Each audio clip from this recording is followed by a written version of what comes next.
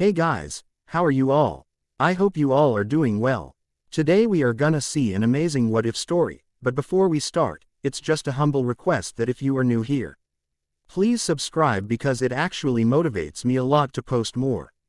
Also, the stories on my channel are fully written by me, so if you have any suggestions for what if stories, please let me know below the comment section.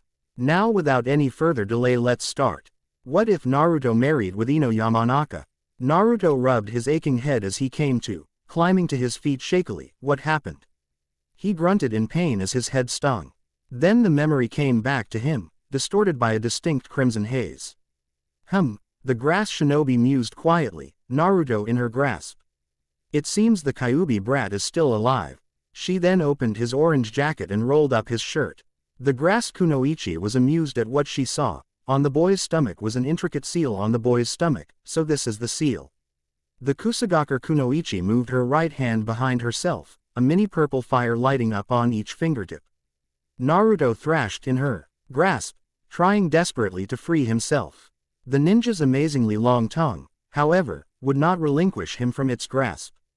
Hey, he shouted, wriggling as much as the foreign appendage would allow.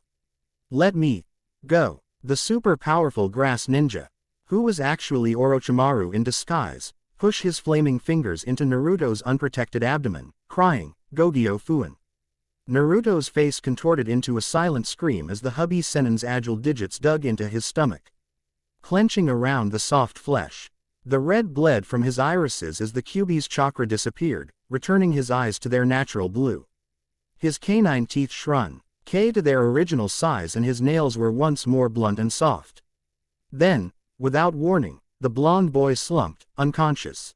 As the grass kunoichi tossed him into the depth of the abyss, all Naruto heard was a scream.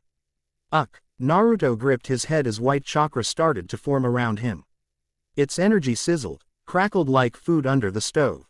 The white energy hissed upon bodily contact, causing Naruto great pain. He screamed when memories suddenly flashed once more. For a brief second he saw a red-haired woman being held by a blonde-haired man. Naruto, a feminine voice echoed his mind. My Naruto, don't be a fussy, eat, read a lot and grow up to be a big boy.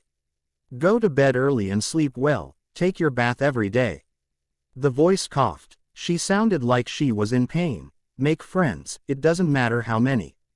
Just make sure they're real friends, people you can trust, even a few is enough. And study your ninjutsu. I was never good at it, maybe you will be. Everyone has things they are good at and things they are not. So don't feel bad if you can't do it all. Make sure you listen to the teachers at the academy. Naruto's head continued to spin as he kept screaming. The white Akra whirled around him and began to sprout tails. 1.23. And remember, avoid the 3 vices of the shinobi. Don't borrow money if you can help it. Save what you earn from missions. No drinking alcohol until you're 20 and don't overdo it or you'll ruin your body. 4. 5.6 Tails. The agony continued. And as for women, well, I'm a woman so I don't know what to say, but there are only men and women in this world. And you'll want a girlfriend someday. Just try not to pick a weird one, try to find someone like your mother. A man spoke now, another warning, watch out for Jiraiya-sensei. The voices grunted, but the female voice again spoke. This time was very sad. Naruto. You are going to experience a lot of pain and suffering. Flashes came. People scowling at him. There was anger, sadness, freak. Monster. Mom said I can't play with you, he's that boy. Demon. Remember who you are. Find a goal, a dream, and don't stop trying until it comes true. The female voice spoke again. Bring forth another memory. I want to be Hokage. The greatest of them all, Naruto yelled, standing in front of the class. Everyone soon laughed at him. Like you can be, Dobi, a boy with a dog in his head insulted, you've failed twice now. Yeah, Naruto baka, a pink-haired girl yelled when everyone now threw insults at him. One word was the most consistent of them all. Dobi, there there's so much more I want to say to teach you about. I want to stay with you. I love you, my baby. Weeping can be heard as Naruto felt great sorrow. The woman was crying.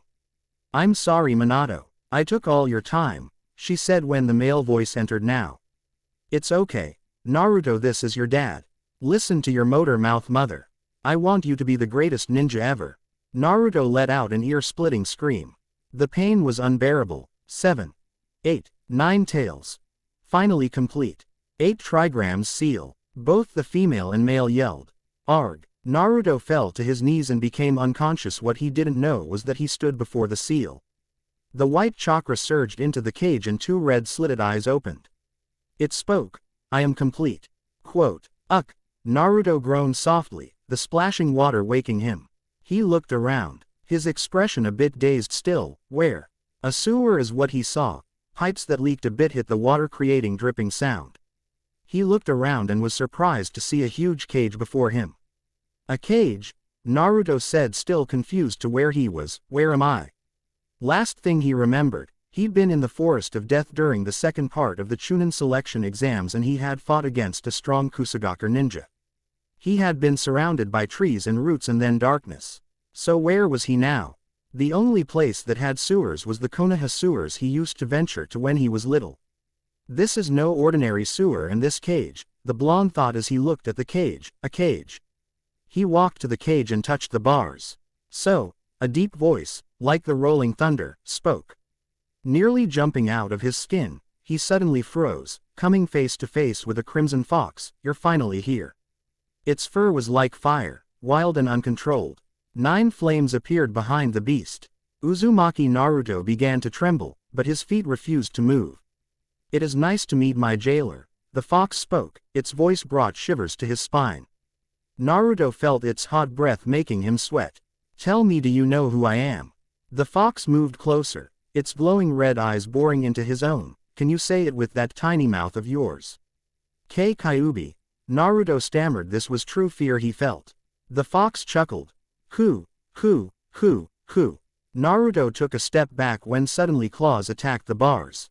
The massive claws stopped Naruto in his tracks as they tore his clothes, like knives tearing through his skin.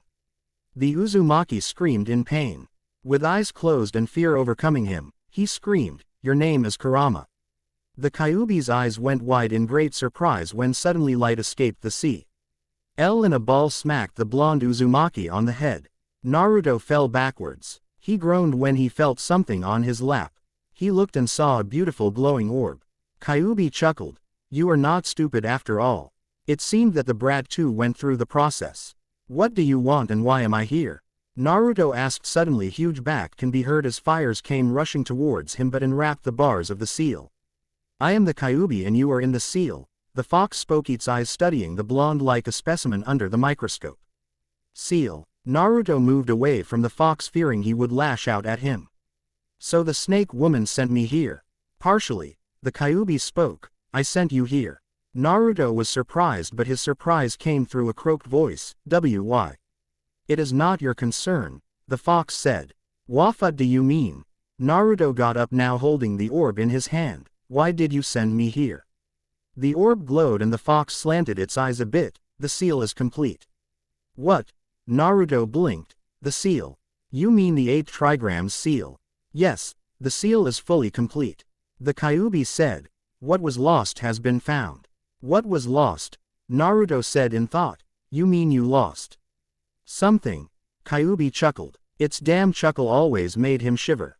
Indeed, it smirked. But it appears I wasn't the only one. What do you mean? Naruto asked, but the fox spoke. Now is not the time. Wake up. Eyes wide open, Naruto woke with a gasp, his head aching and his stomach sore. It felt as though he'd been run through with a katana to the heart. Getting up, he looked around to see Team 10, 7 and another team. You're awake, Naruto, Choji spoke, getting his attention, as did everyone. Naruto baka, Sakura yelled as he saw her with Ino. It seemed she was done getting her hair done. Yuto just ignored everything and held his face. What is this feeling? He thought. He felt more spiritually aware, like an empty void inside him was filled. What was lost has been found. What Kyuubi said rung through his mind. Mendoke's troublesome. That fight was a waste of time.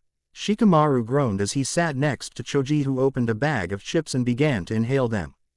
Don't be like that, Shikamaru. We won, Choji offered positively between bites. Yeah, you're right, Choji. It's just too troublesome to think about, Shikamaru replied as he leaned back to look at the clouds. Neji stood off to the side as he watched Tenten wake their teammate Lee up while keeping a discreet watch on Uchiha Sasuke. Sasuke sat under a nearby tree by himself just reflecting on this latest development. That power. I felt that nothing could beat me, it felt great. Sasuke thought as he remembered what happened not too long ago, however he looked at Naruto who also was in deep thought. We got the scroll. Let's go, Sasuke said now getting up. This alerted Sakura who also got up. Naruto remained still. There are still plenty of teams out there who could easily beat us separately, Ino pointed out as she looked at everyone else in the clearing. Yash, we can all make it through with the combined might of our youth. Lee all but shouted as he gave his nice guy pose before. Tenten Klo, CKED him with a fist to the back of the head and pulled him down to sit and be quiet. Need I to remind you we are enemies for the remainder of this part of the exam, so teaming up wouldn't be wise. Let's go Lee. Tenten. Neji ordered. Tenten nodded and got up. Lee did the same. They left now. Troublesome, but we have both our scrolls. Shikamaru got up. Let's go. Choji and Ino nodded as the Ino Shika Cho trio left. HRN. Sasuke grunted and walked off. Naruto, he called out to his teammate. Naruto snapping out of his thoughts. We're going, Sasuke ordered as Sakura followed. Naruto just got up and went with them. The other team followed. Chunin exam, Forest of Death Tower. I suggest we open the scrolls, Naruto said. After 3 hours of non-stop running, Team 7 had finally made it to the tower. They were now deciding what to do. Idiot. Sakura punched Naruto over the head, a vein popping out on her brow. Enko-san said not to open the scrolls. We'd get disqualified. She W. As talking about before we got to the tower. Naruto shouted back, rubbing his head. Besides, we would probably still be looking for a second scroll if it wasn't for me. Remember the decoy scroll. I don't care. Sakura fumed, glaring at him. I'm not about to let you and your stupidity get Sasuke-kun disqualified from the Chunin exams. Stupidity's common sense. Naruto argued, blue eyes burning. We're in the tower now.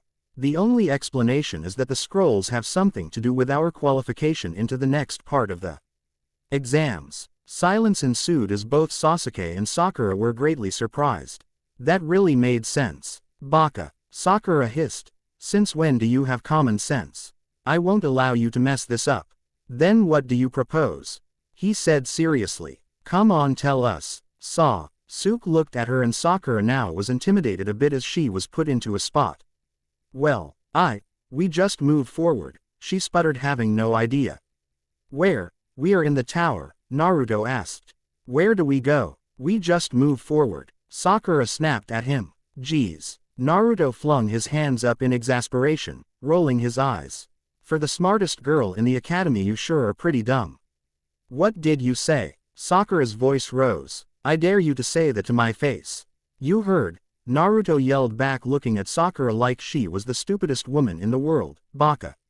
How dare you? Sakura was about to hit Naruto again when Sasuke spoke.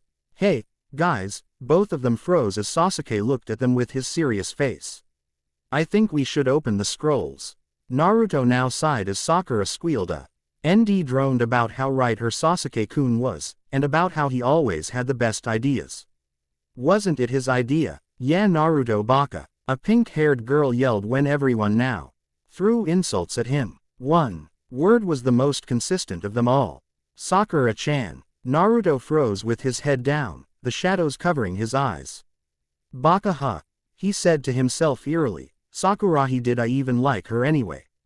It didn't make sense. Come on, Baka. Sakura pulled him by the sleeve of his jacket, shoving the heaven scroll into his stomach forcefully. Help me open the scrolls. Grudgingly peeling open the scroll given to him. He stared at its contents. Several characters were written down, focused around single kanji in the center. The scrolls began to bring out smoke. Sakura let go of the scroll. Sakura Q. Uukli listened oblivious of the way Naruto called her name. The scrolls were hurled at the floor as it rolled away from them. The smoke rose to cover the. As the smoke began to clear, a shape could be seen within the dispersing cloud. Team 7 tensed, but was surprised at who it was. Uruka Sensei. Sakura yelled. The person that came was the academy teacher, Yumino Iruka. He grinned at them, waving in a friendly manner. Hey, guys. It's been a while, huh? Iruka-sensei. Naruto said in a quiet voice. Memories flashed. Get out, Naruto. Iruka was scowling. You have been disrupting the class. But I didn't do anything. Young Naruto groaned. Get out, Iruka yelled. It's been a while, Naruto. Iruka smiled. His hand landed on his hair, softly began to ruffle it. Naruto flinched at the touch and suddenly slapped the hand away. Don't touch me, he hissed, eyes gleaming dangerously, much to the shock of Iruka. Baka. Sakura came and bonked his head. Don't do that to your sensei. Naruto had his head down. He couldn't understand where these memories were coming from or why he was acting the way he was. I am complete, but it appears I wasn't the only one. The Kyuubi knew something. Naruto. Sakura yelled, getting him out of his thoughts. Ah. He smiled, scratching the back of his head exactly the way he used to do. Sorry, Iruka-sensei. Iruka was deep in thought. He was confused. This wasn't the Naruto he knew. Sensei, can you explain our next task? Sasuke spoke. Oh, right. Iruka rubbed the back of his neck. I am here to tell you all you have passed the second exam. Team 7 was surprised. Really? Sakura asked. Yes. Iruka smiled. Now is the third exam. You guys don't overdo it, okay? He looked at Naruto, especially you, Naruto. Don't worry about me, it's not your job. It's mine, he said, suddenly surprising the teacher. He grinned, rubbing his neck sheepishly. Yeah, I guess so, huh? Iruka was beginning to worry. What happened to Naruto? Let's go, Sasuke said, walking off. Yeah, Sakura yelled. Following Naruto went after them until Iruka stopped him with a hand on his shoulder. Naruto, did something happen in the forest? He asked, a bit worried. With his back turned to his sensei. He shrugged the hand off his shoulder. He walked off, completely ignoring a shocked Iruka. All Iruka heard was a dead voice laced with traces of sadness and confusion. I am complete. Dobi no more. The Hokage looked over the assembled genin, resisting the overwhelming compulsion to smile when he saw Naruto among them. 21 had made it, the majority of them from his village. They were all rookies and another 3 were a team that was only about a year old. It warmed his heart to see such strength and courage in one so young. With the Sandyame stood a group of Chunin, Jonin. Protruding from the front wall was a pair of stone hands forming the seal for Ram. Anko smirked at them from where she stood. Congratulations on passing. Hokage-sama will now explain the third test, so listen carefully. Sarutobi looked at the candidates and was impressed with his ninjas. He coughed and then spoke. Well done everyone for passing this portion of the exams. I will explain to you why you are here and what you shall be doing, but before I explain the third and final test for the day. Do you know the reason why the Chunin exams are held? The genins looked confused as they listened. Gaara just watched emotionlessly and Naruto watched with a serious expression. The Chunin exams are not here for a shinobi to go up just in rank. The truth is, it's a replacement for WAR among allied countries. The genins were getting more confused as Sarutobi spoke. A village's strength is determined by the strength of its shinobi. By holding the Chunin exams, you have the opportunity to stand out and show feudal lords what you can do. Also, the strength you show will attract new clients. He was about to continue the third exam when Hayate interrupted as he coughed. Hokage-sama, may I? Sarutobi nodded. You may, after all you are in charge of the third test. The chronic coughing caught the genin's attention. Was he sick? My name is Gecko Hayate and I'm the proctor of the third exams. He coughed again and spoke. The third test is to cut down the number of candidates as too many have passed. So we are going to do preliminary matches. This shocked everyone as they thought it was unfair. The feudal lords will be attending the final exams and we need the strongest ninjas available when they arrive. So this test will bring forth those who are the strongest between you all. Hayate answered their questions before they had to ask. Gaara was about to speak, but Naruto finished for him. Fight. Temari and Kankuro looked at him in shock. He interrupted Gaara. Everyone's eyes fell onto Naruto. But he ignored all of them, choosing instead to meet the Sandyame's gaze. Sarutobi eyed Naruto carefully. Hayate nodded. That's correct. So before I start, does anyone want to quit now? Silence ensued. Naruto noticed Sakura and Sasuke were speaking silently and listened in. I'm fine, Sakura, Sasuke said dangerously, I won't quit. But that mark, she was worried. Mark, Naruto thought, taking note. Just worry about yourself. Sakura had no choice but to obey. Anyone else want to quit? Hayate asked again. Sakura looked at Sasuke and softened. She relented. Sorry, I quit. Someone smiled. Kabuto-san. Sakura spoke in shock. Kabuto looked at Sakura and smiled. I'm injured all over. So you see I'm not fit to fight. He smiled at them but looked at Naruto. When their eyes met, Naruto's eyes narrowed as Kabuto walked off. The Junins and the Hokage noticed at how Naruto looked and pondered what changed in him. Dies, loses consciousness or gives up. If I see that a match is unable to continue, I will also end the match. Alright, now let's begin the first round. Everyone turned around to look at the screen as multiple names popped up before stopping at the first two names. Uchiha Sasuke vs Akato Yoroi. Naruto just looked while Sakura looked scared. Sasuke-kun.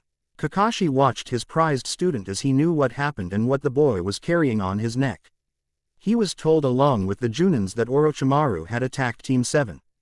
As the Genins moved out of the way, Kakashi touched Sasuke's shoulder. Remember, Sasuke, don't use the Sharingan, he muttered. I know. Sasuke nodded. Once everyone went up the stairs to watch the fight, both opponents stood facing each other. Are both fighters ready? Hayate asked as he received a nod from both Yoroi and Sasuke. Hajime. As soon the fight begun, Yoroi started to go through several hand signs and his hands glowed blue. Sasuke flashed his Sharingan, but then suddenly he started to feel pain coursing through his neck, making him fall to the ground. Shit, it's the seal, Anko muttered as she wanted to stop the fight, but her leader disapproved. She touched her mark, remembering the event and how she met Orochimaru in the forest. Yes, Sasuke-kun, let it control you, Orochimaru thought with a happy expression while he was in his disguise. Once that happened, the fight became one-sided as Sasuke was getting beaten easily as those glowing hands of Yoroi kept draining his chakra. Yoroi had Sasuke's head on the floor and kept draining his chakra. Sakura was worried as she clenched her heart and looked away. Kakashi watched with full concentration as Sasuke got out of the man's hold and gained some space. He then dodged Yoroi's swings, and then at a fast speed Sasuke appeared under him and then did an upward kick on his chin, a technique that belonged to Lee. Both Lee and Guy's eyes widened as they recognized the technique. Neither were happy that Sasuke copied a comrade's technique with his Sharingan. Lion's Barrage. Winner Uchiha Sasuke, Hayate announced. Most of the Leaf contingency was amazed at Sasuke's skill. Wow, Sasuke-kun is great, Ino commended happily, while Sakura sighed in delight. Kakashi was impressed while Asuma nodded. He was the rookie of the year, Kurenai nodded. Kakashi nodded while Guy frowned, both thinking of different things.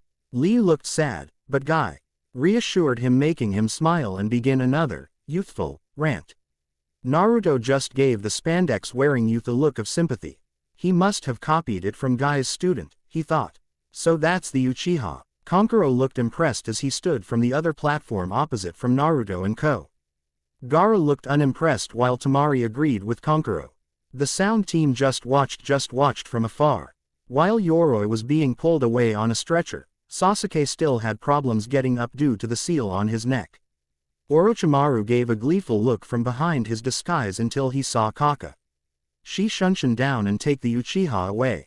Everyone watched while Naruto looked at Sakura. What's with him? Sakura looked shaken as she ignored him. Nothing. Kakashi-sensei told me not to tell you anything, Naruto. Just worry about your match. Sakura frowned.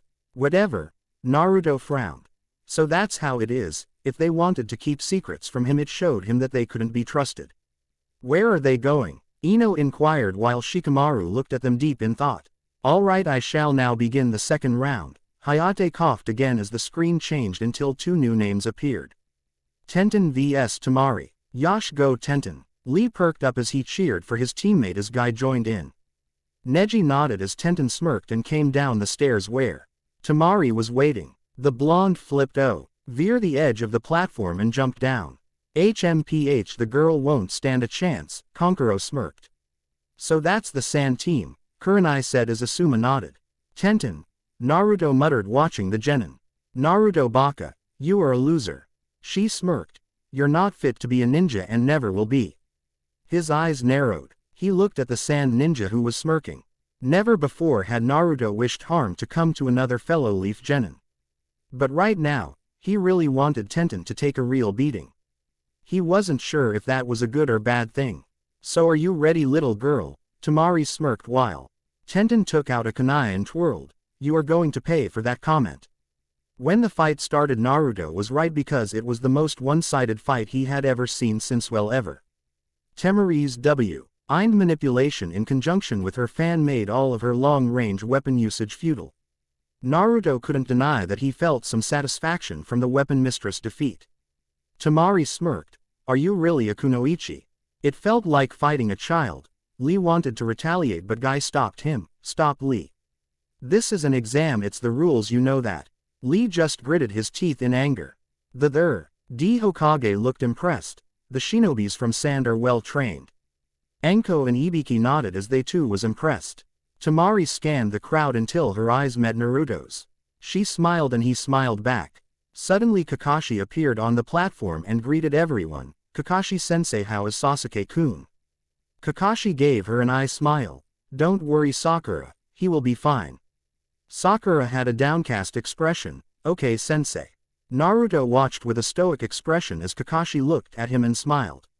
Naruto just ignored him and looked towards the screen. Hayate coughed for a bit as he commenced the next round.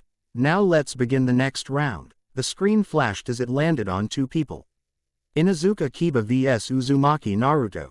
Ha, the Dobi. We got lucky. Akamaru. Kiba gloated, jumping down into the arena. Akamaru, his dog, gave an enthusiastic bark of agreement. Naruto froze. I want to be Hokage. The greatest of them all, Naruto yelled standing in front of the class. Everyone laughed at him. Like why? Oh, you can be Dobi, a boy with a dog in his head insulted. It was Kiba. You've failed twice now. Naruto felt anger rise up when another voice entered his thoughts. Naruto, this is your dad. Listen to your motor mouth mother. I want you to be the greatest ninja ever. Naruto-kun. Hinata looked at him, but his hair covered his expression. Naruto ignored her and walked down the stairs. The greatest ever, he muttered to himself, but no one heard. Naruto now stood before Kiba as Hayate stood between them. Hey, Kiba clenched his fist. I feel bad for you, so I'll end this in one punch. Can you? Naruto muttered. Can that actually be done? Yup. Kiba smirked smugly. Against a Dobi like you anything's possible. Dobi, huh? Naruto smirked. Up in the stands, Yuhi Kurenai, Kiba's teacher, smirked at Hitaki Kakashi. Looks like your student doesn't belong in this exam, Kakashi-san. Kiba will finish him. Ma. Kakashi scratched the back of his head. Let us see, shall we? Naruto is surprising after all. Hayate looked at Naruto and Kiba. Are you both ready? Naruto unzipped his orange jacket, took it off and threw it away to the side. This one will be faster than Tenten's, he said seriously, getting everyone's attentions. Temari raised her eyebrow. That's unyouthful, Lee yelled when Naruto insulted his teammate. Lee, Guy chided looking towards Naruto. The taijutsu specialist saw something in the blonde's eye, but couldn't pinpoint what. Ha, Kiba smirked. I won't even need Akamaru to beat you, Dobi. Naruto didn't respond. Inuzuka Kiba, Genin rank ninja and the heir of the Inuzu Ka clan known for their nin dogs. Naruto thought, his eyes narrowed. Begin. Hayate began, and with that, Kiba charged in for a head-on assault, fist cocking backwards. Meaning without their dogs, as Kiba came closer and closer. Time seemed to move slower and slower for Naruto. They are nothing. At the last second, Naruto caught Kiba's fist his left hand. Silence ensued. Then in one fluid motion, the blonde took a step towards Kiba. Cocked his right elbow back, and slammed it into Kiba's own right elbow joint. A sickening crack was heard as the Inuzuka's arm was literally bent into the wrong way. The collective gasps of the audience were drowned out by Kiba's blood-curdling scream as he dropped to his knees. Naruto finally let go of Kiba's limp arm before giving him a vicious roundhouse kick to the face.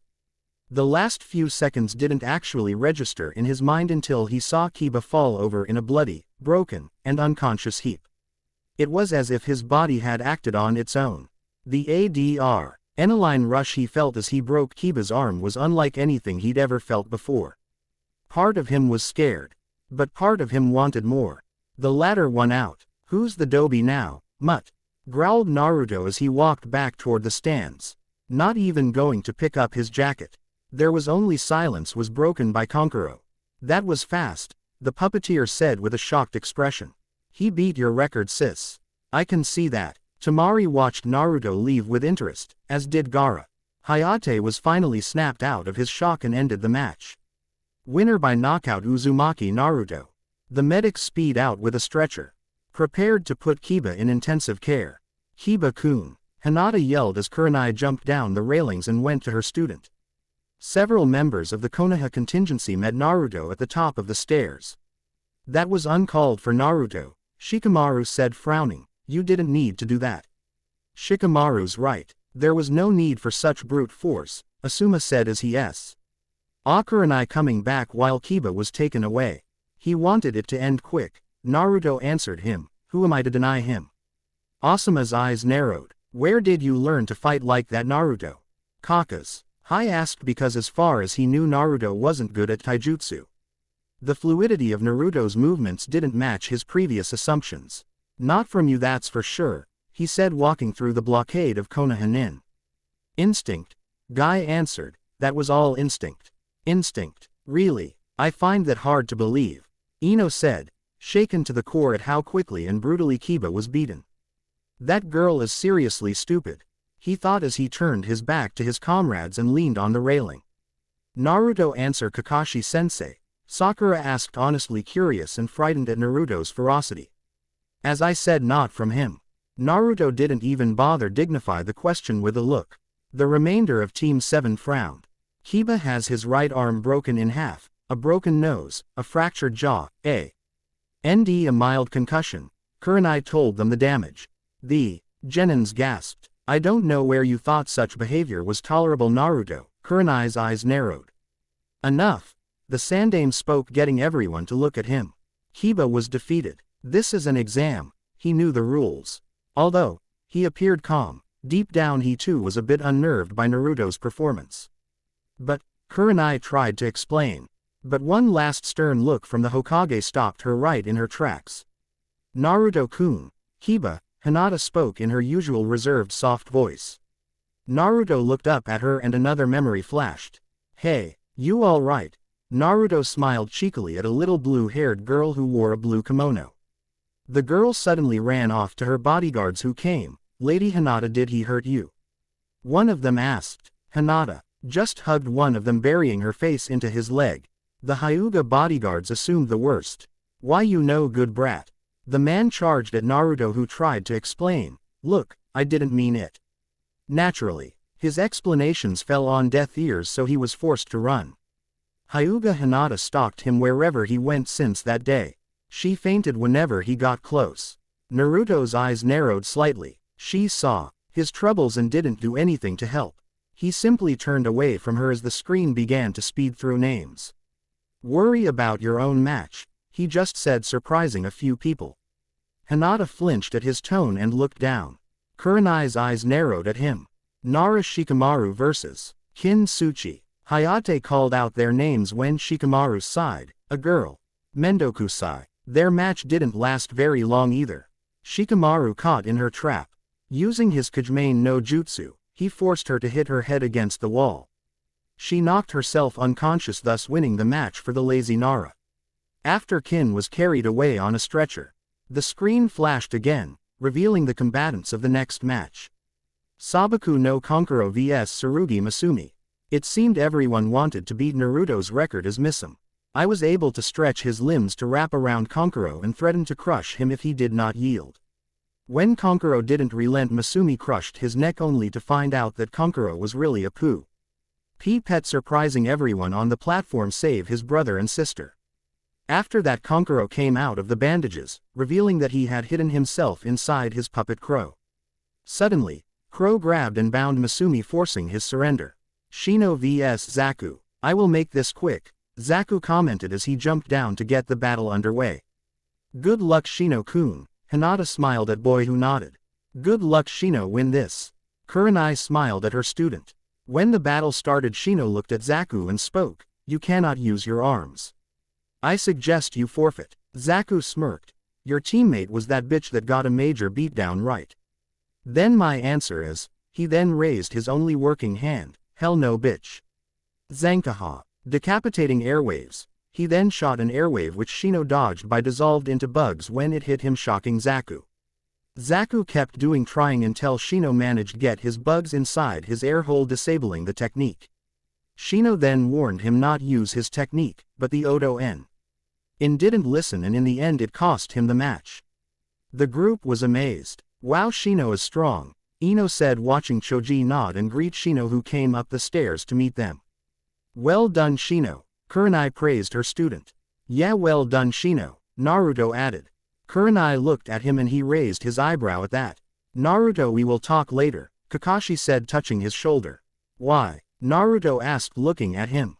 No reason, Kakashi smiled. Oh, but I thought you wanted to see me. If there's no reason then we won't talk later then, Naruto's answer surprised everyone. That wasn't Summit. They'd ever thought they'd hear out of the blonde's mouth. Kakashi knew had no choice but to come clean now. I just want to know what you learned. I learned what you taught us, Naruto said raising his eyebrow. I didn't teach you to fight like that, Kakashi pointed out. Naruto smiled. Exactly, you haven't taught us anything, surprising everyone again. Naruto shrugged off Kakashi's hand that was on his shoulder. Kakashi had no reply. If he pushed for more information, Naruto would make it seem as if he had neglected his students. We will talk later Naruto, Kakashi just said. Just make sure there's a reason this time, Naruto added, finishing the conversation by turning back toward the screen. Shikamaru was surprised. Naruto just out-talked his teacher. Naruto Baka, how dare you saw. Why that about Kakashi-sensei? Sakura was about to put Naruto in his place when the Uzumaki pointed at the screen. The names that came up were Haruno Sakura vs Yamanaka Ino. Sakura sweated a bit when Naruto touched her shoulder. She looked to see him smiling at her. Don't worry Sakura, show Ino what Kakashi-sensei taught you. He did teach Sasuke after all. Sakura flinched. Naruto looked at Kakashi, and gave him a pretty good imitation of the Cyclops' own one-eyed smile, right sensei? The Junins didn't like what the blonde was implying about their comrade. Kakashi closed his book and put on a serious expression. He went to Sakura and touched her shoulder. Good luck Sakura. Kakashi gave an eye smile. Sakura nodded. Good luck Ino, Asuma said. His team nodded at her. Kakashi and Naruto continued their stare down.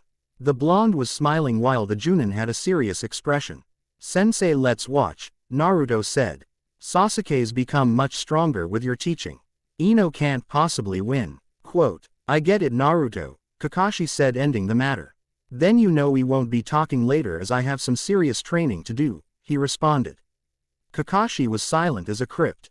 Guy was disappointed. Asum. Shook his head and Kurenai stared curiously at Naruto. He was nothing like she had expected. The fight between the two girls went exactly how Naruto thought it would. It was the most pathetic thing anyone in the stands had ever seen. Words and weak attacks were exchanged between the girls as they battled with Academy-style Bunshin clone until Ino managed to catch Sakura with her clan's Jutsu Shintention no Jutsu mind transfer technique. Ino was going to force Sakura to say that she forfeited. Damn, this is pathetic, Kankuro said as Tamari nodded. Gaara just watched. The fight carried on as Saw. Kura somehow kicked Ino's spirit out of her body and they resumed their fight, which ended in a double knockout from the equal haymakers the girls gave each other.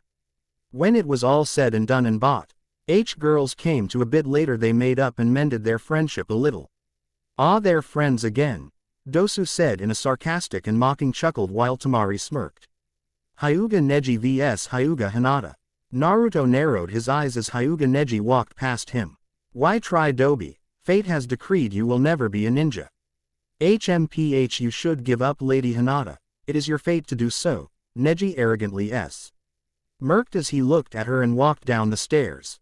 Hinata looked sad as Kurenai put her hand on her shoulder. Hinata, don't let him get you down.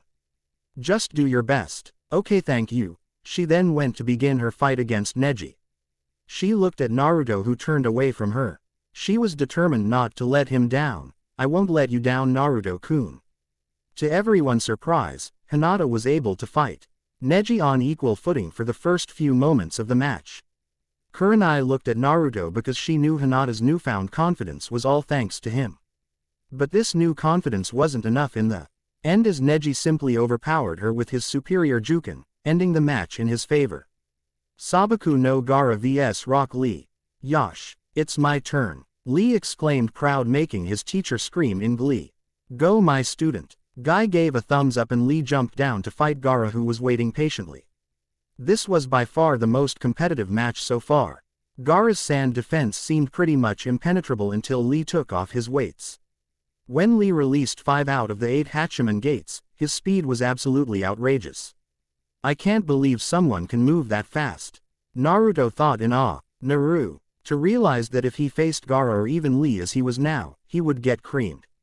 Damn it, what was I doing all this time? He thought. Lee trained until he dropped for years while he was busy playing pranks, chasing after a pink banshee, and foolishly listening to his sensei. However, Lee's body couldn't withstand the pressure of the Hachiman gates for very long. Gaara's second sand armor simply outlasted Lee's body. The reverse lotus was the last straw. When Lee fell over in pain, Gaara used the opportunity to attack Lee with his sand. The sand latched onto his arm and leg. Gaara was about to finish him off, but Guy stopped him before Gaara could complete his sand burial technique. Man, that was amazing. Naruto looked at Neji. You have an amazing teacher. Want to swap? No. Neji just replied, looking stoic. Why not? Naruto pointed at Kakashi. He's the copy ninja. He will not benefit me, Neji just said. Quite frankly, he didn't want to talk with this doby. Oh my god, Kakashi. Naruto looked shocked at his sensei. He just called you useless. You're not useless because you'll help me in my training, right? No one said anything. Naruto smirked. I want to see how he's going to get out of this one. Ma. Kakashi gave an eye smile. Later, okay. Naruto groaned, channeling his kill me orange personality. But, sensei, that's what you always say. Sakura and Sasuke have gotten stronger, why not me? Sakura was confused by the lack of suffix on her name. Kakashi's single eye went wide a bit. They both wondered the same thing. What happened to you, Naruto? You humans are funny. Kyuubi chuckled as he watched everything. Naruto froze. What is the fox planning? You know what, forget it. I'm done with your excuses. Naruto dismissed Kakashi. You were never there for me and you never will. Kakashi's eyes widened at that. He thought of more than just his failures as Team 7's Jonin. He thought of his failures to protect his sensei's legacy. Sensei, I'm sorry. He looked down in shame. Naruto, how dare you speak? Sakura yelled, but stopped when Naruto gave her a dark glare. Shut up. Those 2 words effectively ended the conversation as the next 2 competitors were called. Akamichi Choji vs. Dosu Kinyuda. Choji lost pretty quickly. He simply couldn't win against Dosu's sound techniques. Even with his Baika no Jutsu, he wasn't able to win against the Oto Genin. You will tell me everything, Naruto whispered to himself. The fox heard but didn't respond. With the preliminaries over, the winners were then briefed on the last portion of the exam. Okay, now you will get a tab telling you who you will face in the final exams. Hiruzen gestured Anko to get the box of tabs and give them to everyone to pick. Alright, everyone pick a number. Anko went to everyone who put their hands inside the box and pulled out a tab. Anko winked at Naruto when he got his. The Uzumaki raised his eyebrow at the eccentric woman. What are your numbers? Sarutobi spoke. The Genins answered. 5, Gaara drones. 3, Konkuro says. 7, Tamari calls out. 1, Naruto says. 9, Shikamaru responds. 4, Shino responds. 2, Neji spoke softly. 8, Dosu said. 6, Kakashi responds in Sasuke's place.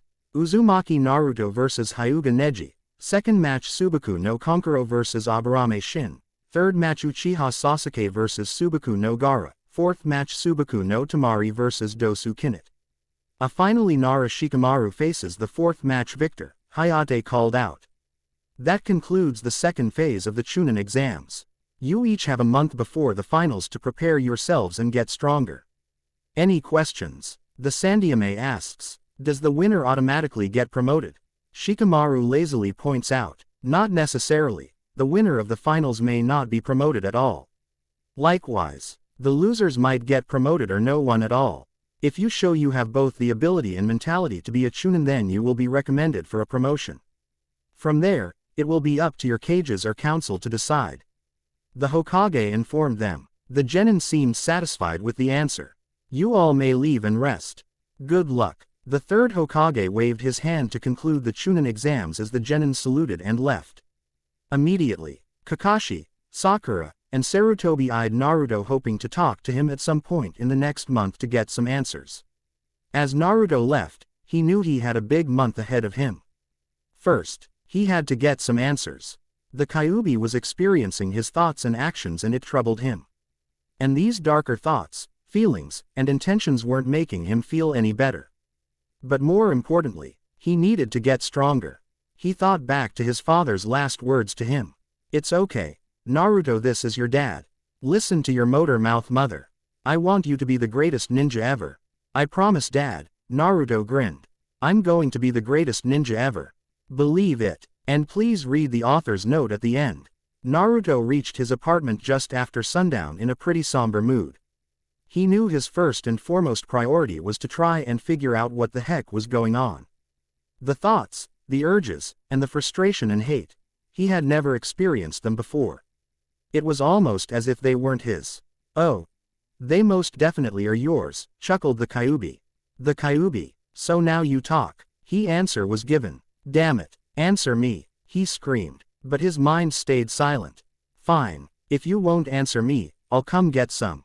After eating a quick dinner of cup ramen, Naruto got on his bed in the lotus position, trying to find his way back to his seal.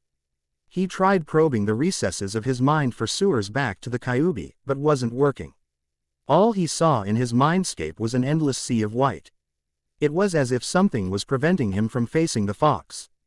Come out, you stupid fox, growled Naruto. Instead of silence, he heard menacing laughter. Who's there? He asked, looking around. All of a sudden, a dark shadow rose up right in front of him and transformed into him. Why? I'm you, of course. He cackled. What do you mean? Asked a shocked Naruto. I'm the real you. The one that's been hidden away all this time, said Dark Naruto. Yes, the seal is fully complete. The Kyuubi said, what was lost has been found. What was lost? Naruto said in thought. You mean you lost something? Kyuubi chuckled. Its damn chuckle always made him shiver. Indeed, it smirked. But it appears I wasn't the only one. What was lost has been found. He mumbled. You're my darker half. You're the reason why I'm having these thoughts. No, I am the real you. You're nothing more than a mask trying to hide your sadness, frustration, and anger, laughed Dark Naruto. And then he charged. Before Naruto could snap out of his shock, he got a mean right hook to the face, knocking him to the floor. Pathetic. You let all those villagers walk all over you. They hate you, he said. Freak. Monster. Mom said I can't play with you. He's that boy. Demon. They want to see you suffer. They want to see you fail. He continued. I want to be Hokage. The greatest of them all. Naruto yelled, standing in front of the class. Everyone soon laughed at him. Like you can be. Dobi, a boy with a dog in his head, insulted. You've failed twice now. Yeah, Naruto baka. A pink-haired girl yelled when everyone now threw insults at him. One word was the most consistent of them all. Dobi. No one cared. No one loved you. But you don't need them. All you need is me. Join me and we'll get our revenge, he said, extending his hand out. Maybe he's right. No one's ever cared for me. No one's ever loved me.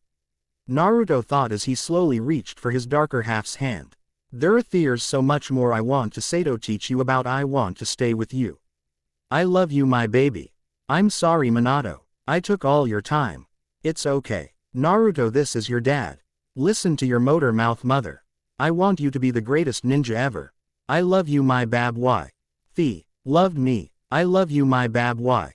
They loved me. I love you. They loved me. No, Instead of grabbing the outstretched hand, Naruto punched his darker half in the face, sending him to the floor. You fool! How can you possibly forgive those who have wronged you? Dark Naruto screamed. I didn't say I've forgiven them. I never will. But that doesn't mean massacring them is the right thing to do. Spoke a calm Naruto. You don't understand. They'll never accept you. They'll continue to walk all over you. They'll continue to hurt you. No, you're the one who doesn't understand. The Kyuubi was right. I am complete now. You make me complete, explained Naruto. What do you mean? Asked the Dark One. You were my inner darkness. You were the anger, the frustration, the hatred I felt for all those who've wronged me. And Amor was the happy-go-lucky Naruto who let everything just roll off his back. But neither of us are complete without the other. Deep down, even when I would grin and bear it, there was a part of me that felt that same anger, frustration, and hatred you felt. And somewhere underneath all that hatred that you've let overwhelm and control you. You don't really want to hurt anyone either, am I right? His darker half didn't respond, only looked away. With the lack of response, Naruto decided to the only thing that seemed to make sense. He walked over to his darker form and offered him a hand up. How do I know you won't just forgive and forget like you used to? Asked Dark Naruto, looking up at the offered hand. Why? You'll be there to make sure I don't, said Naruto in a more exuberant voice than was necessary. You're right, I can't trust you to do this on your own, so I'll have to be there to make sure you don't screw this up. Chuckled the Dark Naruto as he reached for his light side's hand. Besides, I think we would be pretty badass together. Damn straight. And at this, Naruto both yin and yang sealing the handshake. Soon, Naruto's darker form disintegrated and was absorbed by his yang self. When the emerging was over, an odd sense of calm washed over him. He suddenly felt stronger. He suddenly felt faster. He suddenly felt more at ease than he'd ever felt in his entire life. More importantly, for the first time in his life, he felt complete. Before Naruto could gather his bearings, the Endl's white became a lush meadow full of life. A meadow, really? I didn't think the inside of my head would be so weird. He thought. He wasn't the only one. You certainly have some weird things happening in that head of yours, don't ya, Naruto-kun? Asked a feminine voice behind him. Naruto turned around to see a beautiful red-haired woman with blue eyes in a long pale green dress. She walked hand in hand with a tall blonde-haired man wearing a standard Konoha-nin uniform underneath a long white coat decorated with flame-like motifs on the edges. Wait. Long white coat decorated with flame-like motifs. He thought. Only one person was ever known to wear such a coat. Yondaime Ho, he started. I bet he gets that from you, Kushina, the Yellow Flash joked. What was that, Minato-kun? Care to explain what you mean by that? The now dubbed Kushina said in a menacing tone with a visible twitch in her eyes. She even brought her fist up to his face. I'm sorry, Minato. I took all your time, she said when the male voice entered now. It's okay, Naruto, this is your dad. Listen to your motor mouth mother. I want you to be the greatest ninja ever. The Yondaime.my father. He thought. Nothing at all. I didn't mean anything by it. The Yondaime pleaded, holding his arms over his head, trying to shield himself from the beating he was surely going to receive. Red heads and their tempers. Sheesh. Why? Naruto mumbled. This was beginning to become too much for him to handle. He tried desperately to hold back tears. This got the couple's attention. Why'd you do it? Why did you seal the Kyuubi in your own son? He screamed. His parents looked down in shame. All the hate, all the loneliness, all the suffering. How could you do that to me? This time the tears couldn't be stopped. Silence reigned. For what seemed like hours, no one knew what to say.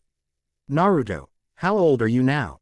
Asked Minato. 12 going on 13, he said, trying to wipe away some of the waterworks. Minato sighed. Not even 13 and already shouldering the burden of the world. He couldn't help but feel that stab of pain watching his son cry in front of him. We know that after all that has happened to you, we don't deserve to be called your parents, Kushina began. Our greatest regret was passing on this burden without being there for you to shoulder it. Again, there was silence. Although, it was a little less awkward and depressing than last time. What made you think I could handle it? He asked, remembering their last words to him. Because you're our son, they answered in unison. It's only natural for the parents to believe that their children will surpass them. Continued his father with a smile. Heyo have some high expectations, Dad, chuckled Naruto. I know, but I know you'll surpass even me one day, his father said with the utmost conviction. How can you be so sure? He asked. Just call it a hunch, Minato smiled. And never doubt a mother's intuition. His mother exclaimed as if that defeated all possible negatives. Somehow, Naruto couldn't help but smile at his mother's enthusiasm. Naruto, there are a few things we need to tell you, his father said in a serious tone. First, your mother was the previous host of the Kyuubi. On the night your birth, your mother and I were attacked seconds after your birth. That man's name was Madara Uchiha, and so, Minato recounted the events of that fateful night.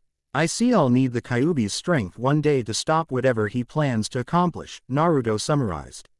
Yes, Kushina and I sealed some of our Chakra in the seal before we passed away in order to help you on that goal. My chakra was to be awakened should you prematurely start losing your mind from the Kyuubi's power. And your mother would be here when you would fight the Kyuubi for control of his chakra, said his father. But with the Kyuubi's yin chakra returned and you now knowing its name, neither of us need to fulfill our roles anymore, his mother finished. So you're going to just leave me? But I have so much to ask you. How did you guys meet? How do you fall in love? Why do you name me Naruto? He asked. This would be his only Ime meeting with his parents. She couldn't just let them leave so soon. At last one's easy. We named you after the hero from Jiraiya Sensei's first book. We hoped that you would one day be a great ninja like the one from the book. Chuckled Minato. Jiraiya Sensei. I thought you told me to stay away from him, mused Naruto. As you should. He's a pervert, Kushina huffed. A pervert, yay. Tried to peek on your mother and me during the process of creating you, his father said, clearly embarrassed at the turn the conversation had taken. The process of creating me? Ew. Naruto eved at the thought of his parents doing the nasty. As for the first two, your father and I went to the academy together. My first day there, the class was going around talking about our goals. Both us said we wanted to be Hokage. Of course, Minato looked like a total flake and was when he was younger, so no one took him seriously, smiled Kushina.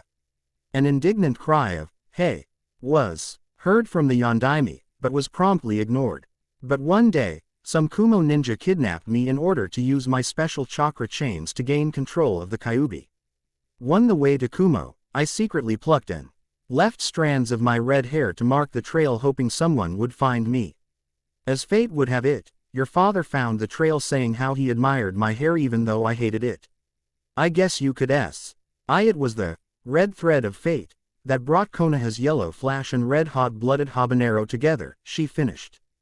I always knew there was a reason why I liked orange. I guess subconsciously I was carrying on the dream you guys passed on to me, mused Naruto to himself. Naruto, you should know that we'll never actually leave you, his father said, coming closer to him. We'll always be right here with you. He finished by touching the spot on Naruto's chest where his heart was.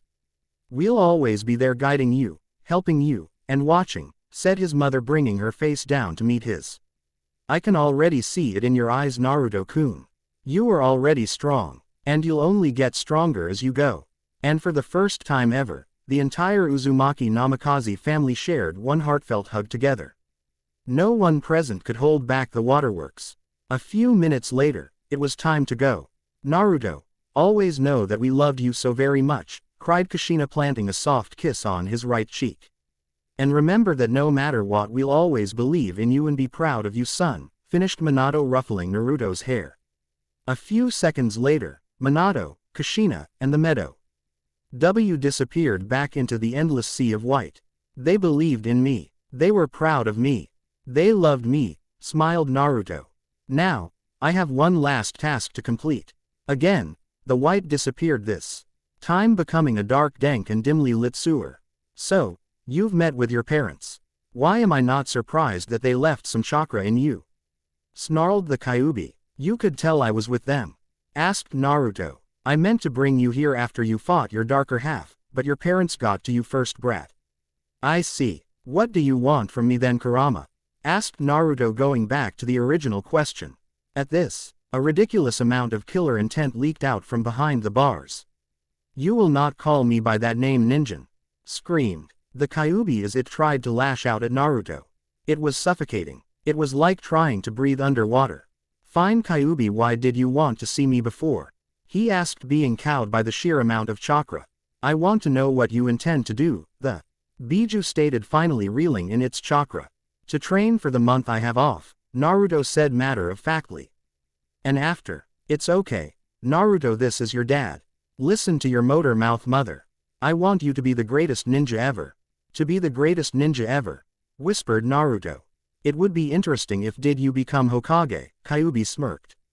You make it sound like I will reject the offer. Will you? You aren't who you were before, probed Kyuubi. We'll see when the time comes, said Naruto, returning the Kyuubi's smirk. But I have one other goal. Oh, and what would this grand ambition be? Joked the Biju. To make you see past your hatred, stated Naruto. Do not patronize me, boy.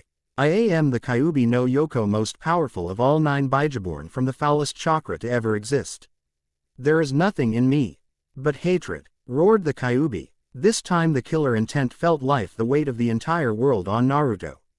But unlike last time, Naruto didn't waver. You're wrong. You said it yourself. We are now complete. You have your yin chakra back, and I now understand my inner darkness. Even when I forgave and forgot the abuse I suffered, deep down inside I still held onto some of that hatred and sadness. As such, even through all the hatred you must feel for us, the suffering from being sealed into Jinchuriki, and the loneliness and sadness of never having a friend, there is still good in you. Naruto declared, looking the Kyuubi right in the eyes. You lie, it thundered. I'm not. I can see it in your eyes, Kurama.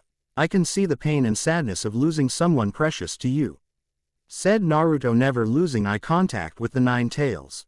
At this, the Kyuubi flinched. Please don't go, a younger Kyuubi pleaded.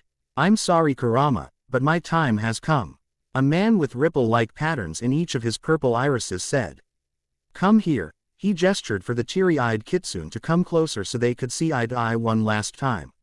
No matter how far apart you'll be, we'll always be connected, the Rinnegan user said. He pointed to his heart, right here. And one day, you'll be guided down the right path. One single tear fell from the Kyuubi's eyes. Father. After several minutes of silence, the Biju looked back at its Jinchuriki. His eyes, they are so much like his, so full of passion, so full of understanding, so full of determination, Kurama thought. No matter how far apart you'll be, we'll always be connected, the Rinnegan user said. He pointed to his heart, right here. And one day, you'll be guided down the right path. After centuries, maybe, just maybe, I can believe in those words one last time. All right, you little brat. I'm going to make you a deal. I'll share my power with you, and in exchange you shall acknowledge me as your master. Grinned Kurama. Of course, Kurama-sama. Naruto beamed. He held his fist out to the Kitsune. It's Kyuubi-sama to you, pathetic ninja. I refuse to allow Shukaku's container to be stronger than mine, so you'd better train until you drop this next month, brat, the Kyuubi smirked. But nonetheless, he returned Naruto's gesture. That fist bump would go down as one of the landmark moments of ninja history. So, I basically combined 3 of the most important conversations in the Naruto series into one conversation. With this, the stage is set for Naruto to finally move on from his past and take the world by storm. Because of how important this chapter is to the whole story, I will use this chapter as a measuring stick to see how favorable or unfavorable people view my story. 1 month. When Naruto woke up, it was already well past noon the next day. As he got out of bed, he noticed something was off. His clothes no longer fit him as well as they used to. He was at least 2 inches taller and had much more muscle mass than when he entered his meditative state less than 24 hours ago. Never had he felt so strong or so alive. I take it you like your makeover. You can say that, Naruto smiled. Is this the effect of our deal? No. This is the result of my yin chakra returning to me. Since I am whole now, my powers have returned to me. Powers? Naruto questioned. Yes. Each Biju has unique ability. My younger brother the Ikibi grants that Tsunaboy control over sand. One of my most prized abilities is chakra replenishment. I can take the natural energy of the LD around me to replenish my chakra indefinitely. So how does this affect me? The seal your parents put on you gradually converted some of my chakra to become yours. Because I am complete, the amount of chakra converted has increased dramatically, thus the extreme change to your appearance and body in such a short amount of time, the Kyuubi explained. You don't seem to be perturbed in the East that I am absorbing your chakra at a faster rate than before, Naruto mumbled. It would take many centuries before your reserves could even begin to compare to my own, laughed the Kyuubi. The return of my chakra replenishment ability. I can replenish my chakra much faster than you can absorb it. Wait a minute, you said that was one of your abilities, what else can you do? Asked Naruto. You'll have to just wait and find out for yourself, brat, said the Kyuubi. Naruto could almost imagine it smirking at him. A few moments of silence occurred as Naruto took in this information. By the way, since when were you smart enough to use big words like perturbed? Joked the kitsune. A rather large tick mark appeared on Naruto's forehead as his left eye twitched uncontrollably. Mutt, rings of, stupid fox, and, thinks the sun shines out of his ass, were heard as Naruto left to get some ramen. Lunch was a rather pleasant experience. Naruto enjoyed well over 24 bowls of ramen, as he told Tsuki and Ayame of his advancement in the Chunin exams. After lunch, he went to the Konoha shopping district to find new clothes. Finding something orange yet tasteful wasn't easy to do. Excuse me, ma'am, do you have this jumpsuit in orange? Asked Naruto. Orange? What are you, crazy? Do you have any fashion sense at all? The shopkeeper asked incredulously. Naruto answered her with a glare. The shopkeeper merely scoffed and went off to attend to another customer. I'll have her know that orange is awesome, said Naruto with a fist pump. Orange, awesome. In what alternate reality is that possible? Said an amused feminine voice behind him. What was that? Naruto asked, turning around to meet the gaze of a smiling Sabaku no Tamari. The civilian clothing and bags of clothing let him know that he wasn't the only one clothes shopping today. Naruto couldn't help but stare at the difference in Tamari's appearance from civilian clothing to ninja gear. She is a rather fine specimen to look at, isn't she, brat? Much better than that other teammate of yours, said a certain devious fox. A rather large blush appeared on Naruto's face. Shut up, Arrow Kitsune, he screamed in his head. In no way, shape or form will orange ever be fashionable, Tamari teased, snapping him out of his stupor. Ha, when I become the greatest shinobi in the world, people will be dying to wear orange, declared Naruto, still trying to hide his blush. That got Tamari to raise an eyebrow. Bold words, can you back them up, Naruto-san? You'll see in a month now, won't you, Tamari-san? Naruto grinned. I guess I will. I'll see in a month then, Naruto, stated Tamari, walking out of the shop. Of course, Tamari-san, Naruto chuckled. Oh, and drop the suffixes. They don't really suit me, she said, turning back around to face him. All right, good luck in the exams, Tamari-chan, Naruto teased. Naruto couldn't help but laugh at the noticeable twitch in her eye before she left the shop. As Naruto left the shop, an Anbu appeared before him. Hokage-sama wishes to speak with you, said the Anbu. I see, was Naruto's response. He had been expecting this. The old man probably wanted to know what changed in Naruto.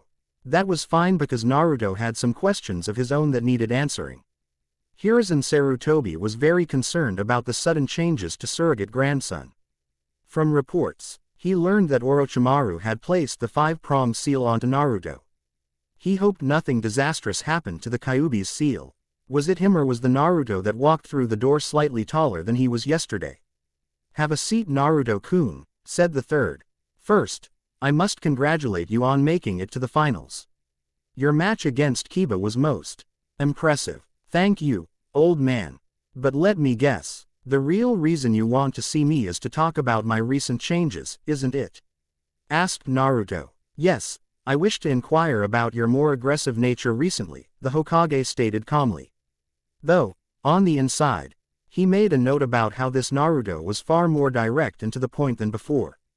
I finally got tired of everyone treating me like I was a demon, Naruto said in an even tone. I'm sorry, Naruto-kun, the aged Hokage said, bowing his head in shame. Why do people hate me, old man, why? Young Naruto cried. I'm sorry, Naruto-kun, it will be better. The third hugged the child who cried in his arms. That's what you always say to me. Naruto roared. Suddenly, he was huffing now. Just stop saying that. His voice was breaking. All right, was the only thing the third could say. After several minutes of awkward silence, Naruto began his most important question. Why didn't tell me my father was the Yondaime? At this, the third's eyes widened to comic proportions. Naruto, how did you? It doesn't matter. Just answer me, please. Just this once, answer my question, Naruto pleaded. Hiruzen Sarutobi let out a rather long sigh. Your father was beloved by the people of this nation as a hero and as the strongest shinobi ever produced within these village gates. But outside of the land of fire, he was feared and hated, especially in Iowa. Your father alone won us the third shinobi war. I can't even begin to imagine how many Iowa ninja he killed with his Hiraishin no Jutsu. That jutsu alone gave him the first and only flee on sight order in the bingo book. Even today, Iowa is still crippled by the damage your father inflicted on them. By giving you your mother's last name, I was trying to protect you from possible Iowa assassins as well as politics. Politics. Yes, politics. Do you know my advisor Danzo? He has always wanted to train you to be one of his emotionless root pawns, for the benefit of the village, or so he says. Being the son of a form our Hokage and the Jinchuriki of the Kyuubi would make you an amazing weapon to have in his back pocket both militarily and politically, answered the third. I see. And what about the villagers? Was there nothing you could do about them? Naruto asked. I know you don't want to hear this, but I'm sorry. There was no way I could stop all the ignorance and abuse of the civilians without revealing your identity. All I could do was make a law forbidding anyone from speaking about it directly. That way at least the children in your age group would grow up not knowing the burden you held, explained the Sandame. It didn't help me make friends, did it? No, I suppose it didn't. Most parents ended up telling their children to stay away from you, sighed Sarutobi. I hope one day you will find it in your heart to forgive me and the village. I don't know if that day will ever come, Gigi-san. There are just too many memories, too much pain, and too much loneliness to ignore. I don't want revenge or just punishment. But I don't think I'll be able to forgive either. I just want to move on, said a somber Naruto. I see. You have indeed become strong, Naruto. Minato and Kushina would have been proud, smiled Hiruzen. I know. They told me. They left some of their chakra inside my seal. I saw them last night, said Naruto, enjoying the genuinely shocked look on the third Hokage's face. The third let out a boisterous laugh. Your parents were stubborn until the end. He reached for something in his desk and pulled out what looked to be a picture frame. This is something that you should have, he said, handing the picture over to Naruto. I meant to give this to you once you became a Jonin and were ready to finally learn the truth. It was a picture of his mother and father on their wedding day. Naruto couldn't stop the tears from coming out once again. I also want you to have this as well.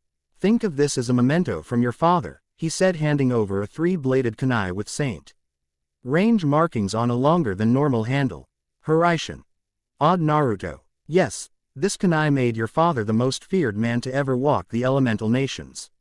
Maybe one day you will be able to recreate it. But first you'll have to study up on Fuinjutsu if you want to do so, said the old man. Do you have any scrolls on Fuinjutsu? Naruto asked. He remembered that both his parents had been experts at the obscure ninja art. I'm afraid I don't, but I have something even better. I have a teacher in mind for you, smiled Sarutobi. You should go meet him by the hot springs today.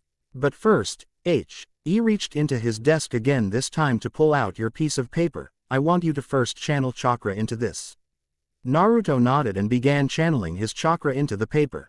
He watched as the paper glowed blue for a brief second before splitting down the middle, while the two halves, one became soaking wet and the other wrinkled to bits. Sarutobi went wide-eyed at seeing Naruto have three affinities.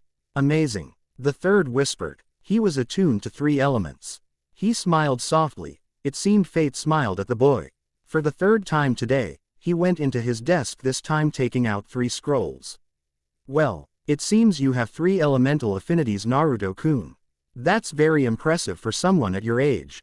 You seem to have high affinities in wind, water and lightning. Now these scrolls here have 3 jutsu for each of your 3 elements. He put them out for him to take. My Naruto, don't be a fussy, eat, read a lot and grow up to be a big boy. Go to bed early and sleep well, take your bath every day.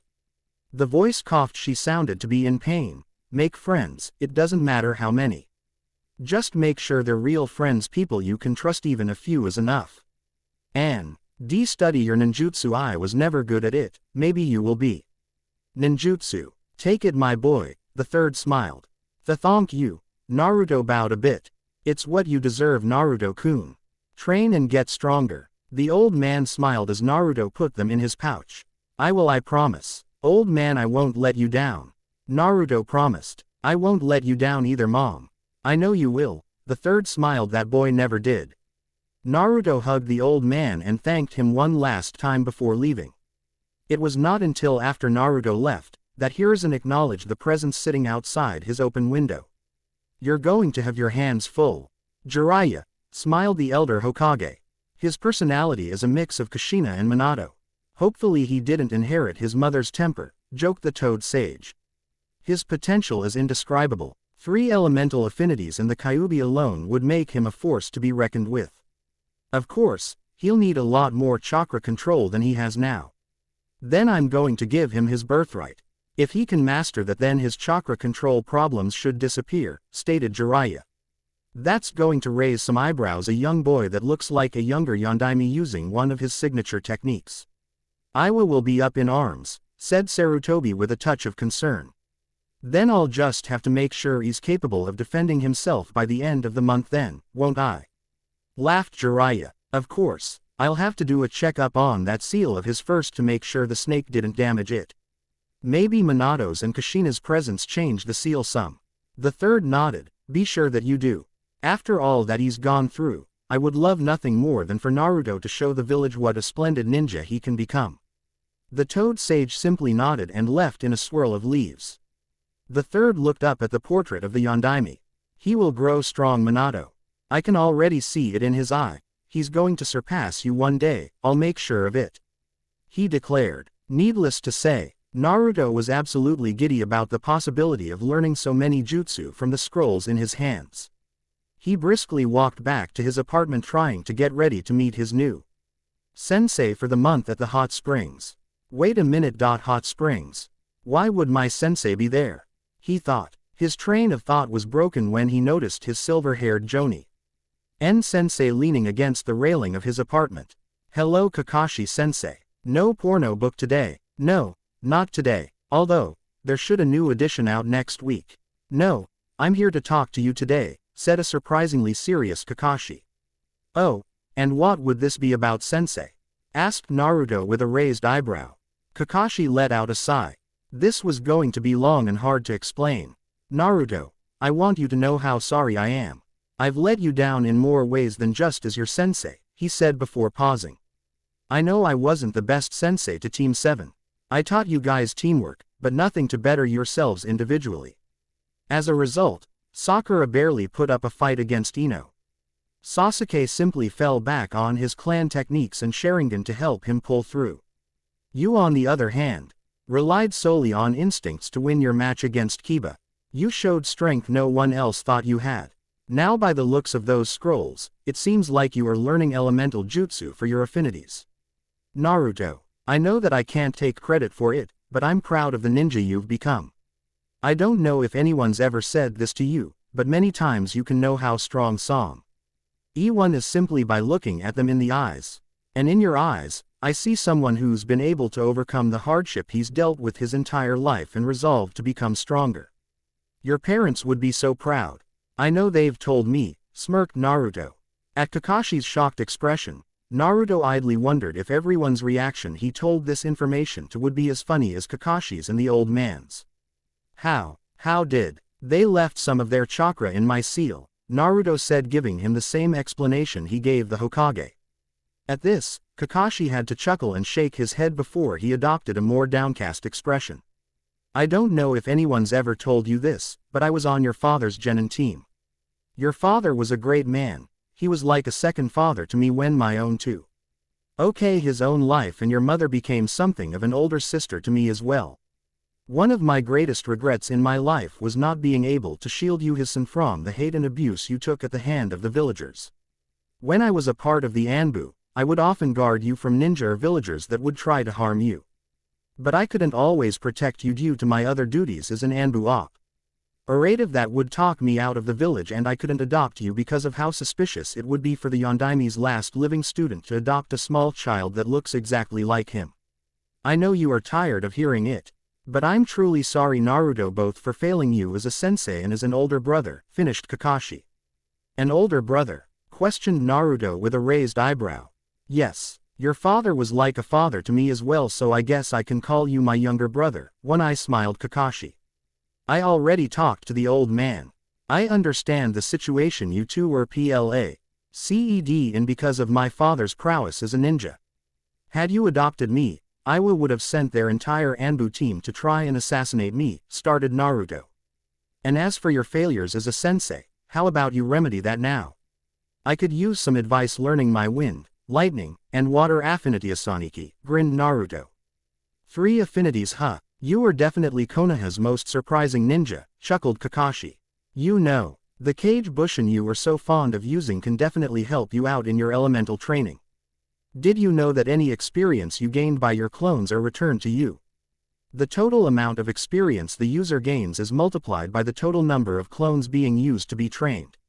At this, Naruto's eyes widened at the implications of this new information. Oh, that will definitely speed things up, said the voice in his head. Now as for your affinities, I don't know any futon jutsu, but I've copied a few Suiten jutsu and Raiden as my main affinity. I'll definitely send over a few scrolls of Suiten jutsu whenever your sensei says you're ready to learn them. As for Raiden, I've decided to teach my Otudo my first original technique. Kakashi's eyes gleamed. I'm going to teach you the Chidori. Later that day, Naruto found himself at the Konoha hot springs. Again, he wondered why he was here. Perhaps, it was to use the hot springs water to learn tea. Water walking exercise Kakashi had told him about. His musing was interrupted when he heard rather perverse giggle, one that he often heard from his new Aniki when he read his trashy porno books. Following the sound, he saw a rather tall man with spiky white hair and large scroll on his back bent down behind the fence of women's hot spring scribbling down notes. Wow. This guy is a total perv, muttered Naruto. Be careful, appearances can be deceiving ninja, said the demon fox. It seemed to be talking a lot more recently. Hey you. Why are you? Naruto shouted, only to be stopped by a hand on his mouth. Shish. Be quiet kid, are you trying to get us in trouble? The pervert asked in a whisper. Who are you and why are peeking on the women's bath? Asked Naruto, finally breaking free of the man's grasp. Why, I'm doing research for my book series. He exclaimed as a familiar book magically appeared in his hand. So you're that pervert that writes those trashy porno books? Accused Naruto. They are not some trashy porno books. They are works of literary art. And I'm not a pervert. I am Jiraiya the super pervert, he declared happily. Naruto's sweat dropped at the last part of his rant. Jiraiya-sensei, I thought you told me to stay away from him, mused Naruto. As you should. He's a pervert, Kushina huffed. A pervert. Yae tried to peek on your mother and me during the process of creating you. His father said, clearly embarrassed at the turn the conversation had taken. So this was my dad's sensei. I hope he didn't corrupt my Dodor me for that matter, Naruto thought. So you're Jiraiya, Naruto said, walking closer to the man. Ah, so you've heard the tales of the gallant Jiraiya. Jiraiya began to brag until Naruto gave him a rather hard kick in the man's zone. Somewhere in the village of Konohagakure, Sarutobi Hiruzen and Hitaki Kakashi shivered in fear and moved to protect their family jewels. That was for peeking on my parents during their alone time, said Naruto, walking away. About 3 minutes later, as Naruto was walking back toward his apartment when Jiraiya finally caught up to him. So you really met your parents yesterday? Jiraiya asked. Yes, I did, Kyofu. My father wanted me to stay away from you so you don't corrupt me, he smirked. Jiraiya narrowed his eyes and muttered something about disrespectful blonde gakis. They shared a moment of silence until Jiraiya spoke again. So you're wondering why I left you alone, right? Naruto simply nodded. I don't know if you know this, but I run Konoha's entire spy network. I'm the one who works to make sure that nothing threatens Konoha. It would draw too much attention if a Sannin suddenly adopted a child that looked like his previous apprentice. And I can't handle espionage missions while taking care of a small child. Is that why you're back? To stop your Sannin teammate from getting the Sharingan? Naruto questioned. Perceptive, aren't you? Yes, part of the reason I'm here is to make sure whatever my snake of a teammate is planning fails. The other part of the reason I'm here is to see what's going on with my godson after all these years, to train him so he can protect himself, and to give him part of his legacy. Jiraiya grinned. That last part caught Naruto's interest. Legacy. Yes, I'm going to give you the Toad summoning contract and teach you one of your father's signature techniques, Jiraiya started. The Rasengan. He finished creating a swirling ball of blue chakra in his hand. I can tell you also want to do some elemental training as well, correct? He asked. Yeah, I'm going to abuse the hell out of the Kage Bushin to speed up the process, Naruto grinned. So, you know the secret of the Kage Bushin. That would definitely speed things along. But can you really handle it? The amount of chakra needed for that sort of training is pretty high, the Toad Sage asked. I think the fur ball in my gut can handle it, Naruto stated. If you're going to use my chakra, you'd better make sure you actually do get stronger. I will not get shown up by the Ikibi, said the Kyuubi. And I'm not just some fur ball, brat. So, you're going to use the Kyuubi's chakra. Is that wise? Asked a concerned Jiraiya. Yeah, we have come to an understanding of sorts. Apparently, as long as I refer to him as Kyuubi-sama, he'll share his chakra with me. We even fist bumped on it. Naruto tried not to laugh as Jiraiya's eyes bugged out. Well, if you are going to be using its chakra, you just might be able to master all three of your affinities by the end of this month. You also want to learn some Fuinjutsu as well, right? Asked Jiraiya. At Naruto's nod, Jiraiya continued, okay. Here's what we'll do. Every day you will create 200 Kage Bushins for elemental TRA. Eining starting with wind since that was the first element that showed up, and an extra 20 to learn and practice Fuinjutsu from one of my own Kage Bushin. By using the Kyuubi's chakra, you won't have the problem where your chakra is evenly distributed among your clones. Afterwards, we will go to lightning because water will be the hardest for you to use during the exams. At Naruto's questioning gaze, Jiraiya continued. Water is much easier to use in the presence of a body of water. The finals will take place in a dry stadium, so learning Suiten Jutsu won't be incredibly useful for the exam. That's why you'll be learning it last. After you've learned the Rasengan, we'll be working on your strength, speed, and taijutsu. Does that sound good to you? Not finding any fault in the plan, Naruto simply nodded. Good, the Toad Sage said, unsealing a water balloon and throwing it to Naruto. Now I want you to pop this balloon using only your chakra. 4 weeks later, Naruto was on his bed reading Jiraiya's first book. The last month had been hellacious. After learning the Rasengan, Naruto's physical training under Jiraiya began. Early on, even with his enhanced physical abilities due to the Kyuubi, he was still no match for Jiraiya. But through the use of weights and gravity seals, Naruto's strength and speed increased dramatically. He had mastered nature manipulation for both his wind and lightning elements. He could now manifest his wind chakra into his taijutsu and use the Chidori. He even found a way around the tunnel vision problem with the Chidori. But he did run into some problems. His progress with Fuinjutsu was slow-moving as well as his water manipulation. As Jiraiya had said, it was extremely hard to manipulate water without a body of water already present. Also, because he lived in the land of fire, there was a distinct lack of wind and lightning jutsus to learn. As a result, he had to resort to trying to create his own jutsu, but that too was also slow-moving.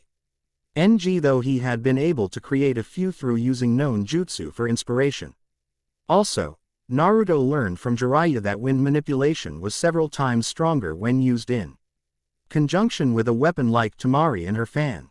But given that he only had 1 month, he couldn't possibly learn how to use any weapon with enough proficiency to use in the finals. Despite all that, Naruto, Jiraiya, and even the Kyuubi were confident that none of the prospective genin would be able to hold a candle to him. Jiraiya had also drawn up some chakra-suppressing seals just in case Gaara's little friend wanted to come out and play. According to Jiraiya's spy network, there were rumors of dealings between Oto and Suna. The fact that Orochimaru had shown up at the second part of the exam and that Sun A's Jinchuriki was a part of the Chunin exam finals made their plan very clear. War was coming. If worst came to worst, Naruto would have to unveil some of his more powerful jutsu to stop the invasion. Since that was the case, Naruto made it his goal to end all of his matches as quickly and efficiently as possible. "Hey, Ero Sennin, can you give me a copy of your first book?" Naruto asked. "Don't call me that Gaki. But I'm so happy that you're finally becoming a man. Here's a first edition autographed copy of Ika Ika Paradise." Jiraiya cried anime tears of joy. "Not your first Ika Ika book, you perv. I meant your first ever book. The one where my parents named me," Naruto finished in a quiet voice. "Oh, I see. All right, I think I still have my original manuscript for that one. I'm going to give you the last 2 days before the finals off so you can rest. You can read it then while I help the old man prepare for Suna and Oto." Jiraiya grinned. Naruto read the title of Jiraiya's first book. The Tale of the Utterly Gutsy Ninja. Soon, Konoha will learn the tale of the ultra-badass ninja, he smirked, turning to the first page.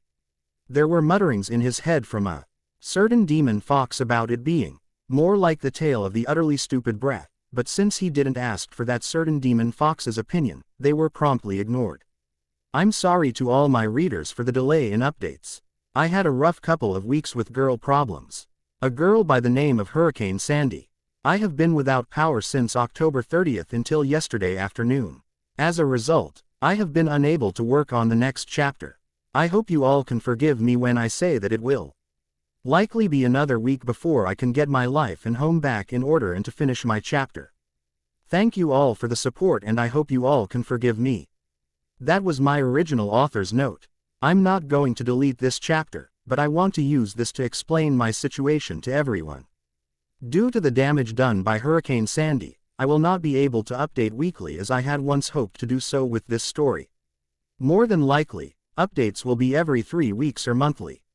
But no matter what, as long as there is still interest in this story and people still like reading it, I will finish this story. I hope you all can understand my situation. Savvy 0R. The legend begins. Hello, everyone, and welcome to Chapter 6 of Complete. I have some news concerning the frequency of my updates for now on.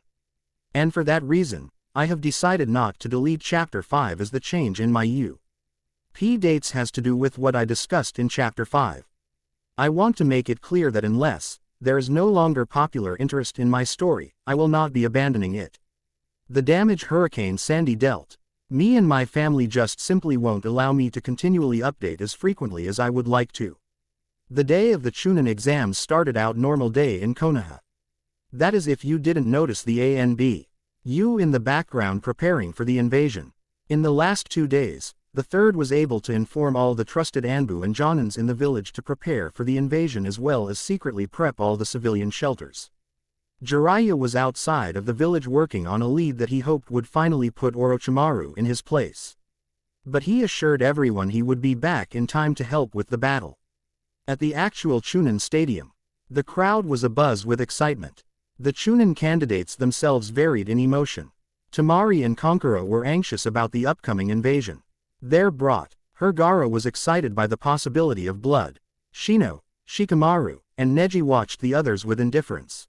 At the moment, the final 3 contestants were missing. Everyone expected Sasuke to be fashionably late. How can you not? Considering who his sensei was. The surprise was Naruto. Everyone thought the loudmouth orange brat would be the first to show up. In the cage box, the Kazekage expressed concern over the Uchiha. Hokage Dono, it seems like the Uchiha is missing, Orochimaru stated. Oh, I'm sure all the candidates will show up in due time. After all, they don't want to be disqualified from these exams now, do they? Sarutobi chuckled. Perhaps we should give the Uchiha extra time should he need it, the Kazekage suggested. You seem rather infatuated with one of my genin Kazekage Dono. The third gave the Orochimaru in disguise a curious look. So many people came here today to see him compete. It would be a shame for him to disqualified, he explained. I see. But it's still my call to make. If he's late, he'll be disqualified. Besides, his match isn't until much later, so I doubt he'll be late, said the Sandame. You were never very subtle, Orochimaru, he thought to himself. 5 minutes before the start of the first match, the two Konoha Sharingan users showed up via Leaf Shunshin.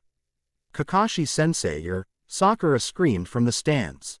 Early, she asked, confused by the odd occurrence. Many of the other Jonins sitting next to her were also confused.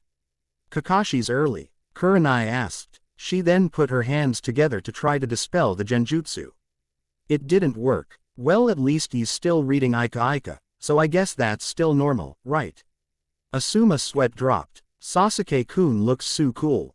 Ino shouted, blushing. Well, it seems like certain people are happy that you've arrived. Huh, Sasuke? Kakashi teased with his face in his book. The Uchiha chose to ignore the joke and instead search out his blonde teammate who strangely wasn't here. Kakashi, looks like you've had quite the effect on the Dobi, Sasuke smirked. Kakashi simply waved off the jibe at his punctuality with a one-eyed smile. Oh, he'll be here. He probably wants to make an entrance. Sounds like the Dobi wants to show. Sasuke began until he heard a crackle of lightning. Off. He smirked. This was going to be interesting. With a second crackle of lightning, Naruto, too, arrived via Lightning Shunshin dressed in black Anbu attire underneath a long orange cloak decorated with black flame motifs reminiscent of another certain blonde Konoha nin.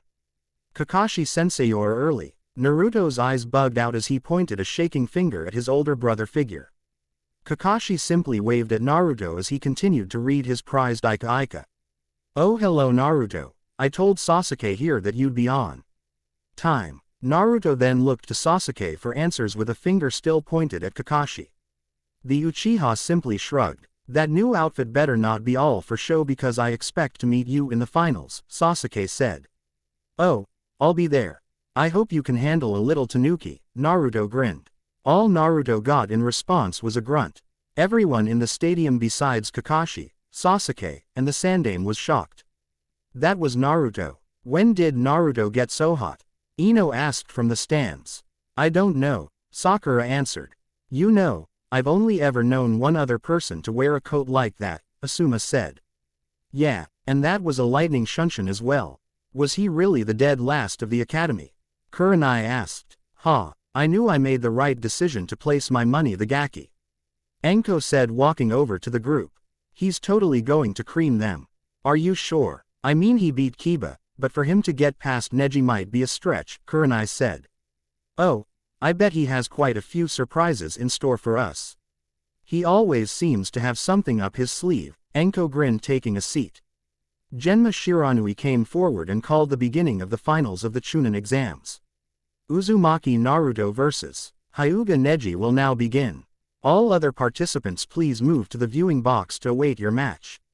Sasuke and Naruto nodded to each other before Sasuke walked away. Kakashi Imply shunshined up to the stands and took a seat near his fellow Jonin. Kakashi-sensei. Sakura screamed, happy to see her sensei after a month absence. Hello Sakura, how have you been? Kakashi asked with a one-eyed smile. I've been good. How was your training with Sasuke-kun and Naruto? She asked. Sasuke is as ready as he can possibly be for his match against Gaara, the Jonin said in a cheerful tone. As for Naruto, I can't tell the true extent of his skills because I didn't train him, he said. But I can say with confidence that he won't have a problem making Chunin in this exam. This surprised everyone except Enko, who was now more confident than ever in her bet. But how can he improve so much in just 1 month? Kurenai asked. Let's just say that Naruto has more potential than anyone in this generation. And he's finally realized it, Kakashi said in a rather calm tone. But he was never any good at the academy. He was a dead last. How could he have more potential than Sasuke-kun? Ino asked. This time Asuma answered. There were certain circumstances that prevented Naruto from succeeding in the academy. All the Jonins immediately knew that he was referring to the hate he received for being the Kyuubi's host. What circumstances? Sakura asked. It's Naruto's secret to tell, Kakashi answered. If you want to know, you'll have to ask him. Do you really think Naruto will beat everyone that easily? Kurenai asked again. Oh, I have no doubt that he will. If Naruto really wanted to go all out, he'd be able to beat me as well, Kakashi said as he took out Ika tactics. What? You can't be serious, Kakashi. You're the strongest Jonin in this village. Naruto can't be that strong. Kurenai said in disbelief. Oh, I'm very serious, he calmly stated with his head in his book. Everyone was now very interested in what Naruto could do. Back at the battlefield, Neji arrogantly stared at Naruto thinking this was the same dead last he had heard about. Naruto, on the other hand stared at Neji impassively. You should give up now. It is your fate to lose to me today, Neji preached. Naruto simply raised his right eyebrow. I know about your dream to be Hokage. You are a fool to believe a dead last like you can become Hokage, Neji sneered. Naruto lowered his right eyebrow, only to raise his left. Hajime, Genma said shouted. The second the match began, Naruto took one step towards Neji and disappeared into thin air. Startled, Neji activated his Byakugan just in time to see Naruto come at him head-on with a roundhouse kick. At the last second, Neji had to block the kick with his left forearm. The second the kick made contact, the bandages on his forearm exploded and blood gushed out. The silence in the stadium allowed Neji's scream to echo. That was wind manipulation, Asuma screamed, dropping the cigarette from his mouth. What? Ino and Sakura asked simultaneously. Wind manipulation works by making your chakra as thin and sharp as possible. By channeling wind chakra into his kick, Naruto was able to turn Neji's arm into a bloody mess. Kakashi, how was Naruto able to learn to manifest his wind chakra in such a way? Most futon users are never able to do such a thing. A disbelieving Asuma asked. That you'll have to ask Naruto's sensei, Kakashi simply answered with his head in his Ika book. What I want to know is how he was able to move so fast. It was like he teleported right in front of Neji, Kurenai mused. That would be one of the jutsu he created. He calls it Shunpo Flash Step. He channels a large of chakra on the soles of his feet. So whenever he takes a step and pushes off on the soles of his feet, he can basically jump to a location, Kakashi explained. That's amazing. How much chakra does the jump require? Anko asked. Naruto estimates every 5 meters traveled costs about as much chakra as a Kage Bushin, Kakashi answered. Wow, that much chakra. That's amazing that he can create such a jutsu, Kurenai said. Wow, Naruto's so strong now, Sakura mumbled, thinking about how weak she was compared to her teammates. Oh, he hasn't even begun to show anything yet, Kakashi mused. But we probably won TC anymore this match because Neji's lost an arm already. For the first time that match, Naruto talked, unless fate can heal your arm, I think you've lost here, Neji. How can you be so strong? You were the worst student in your class. Neji screamed, still holding his bleeding arm. There's no such thing as fate, Neji. We decide our own destinies. I used to be a dead last knucklehead that couldn't even do a simple Bushin. But one thing I always had was a dream to be Hokage. Everyone in my class laughed at me, everyone scorned me, and everyone ridiculed me. But I never gave up. To me it was a dream worth chasing after. A dream worth striving for. A dream worth fighting for. Now, I stand before you the strongest genin in this tournament. He took a step forward. Now, I stand before you no longer the dead last everyone thought I'd be. Another step. Now, I stand before you as someone who's spit in the face of fate. And then he disappeared. Naruto appeared in front Neji and head him into the air with a spinning heel kick. The crowd watched in awed silence as Neji's unmoving body was launched several feet into the air and dropped back down to the ground with dull thud. Naruto walked over to Neji's unmoving body and sat down next to his head. You've been trying to fight fate as well, haven't you, Neji? I know about the caged bird seal. One day, you'll be able to defy fate as well, you just have to keep fighting. Getting that stick out of your ass won't hurt either, he joked.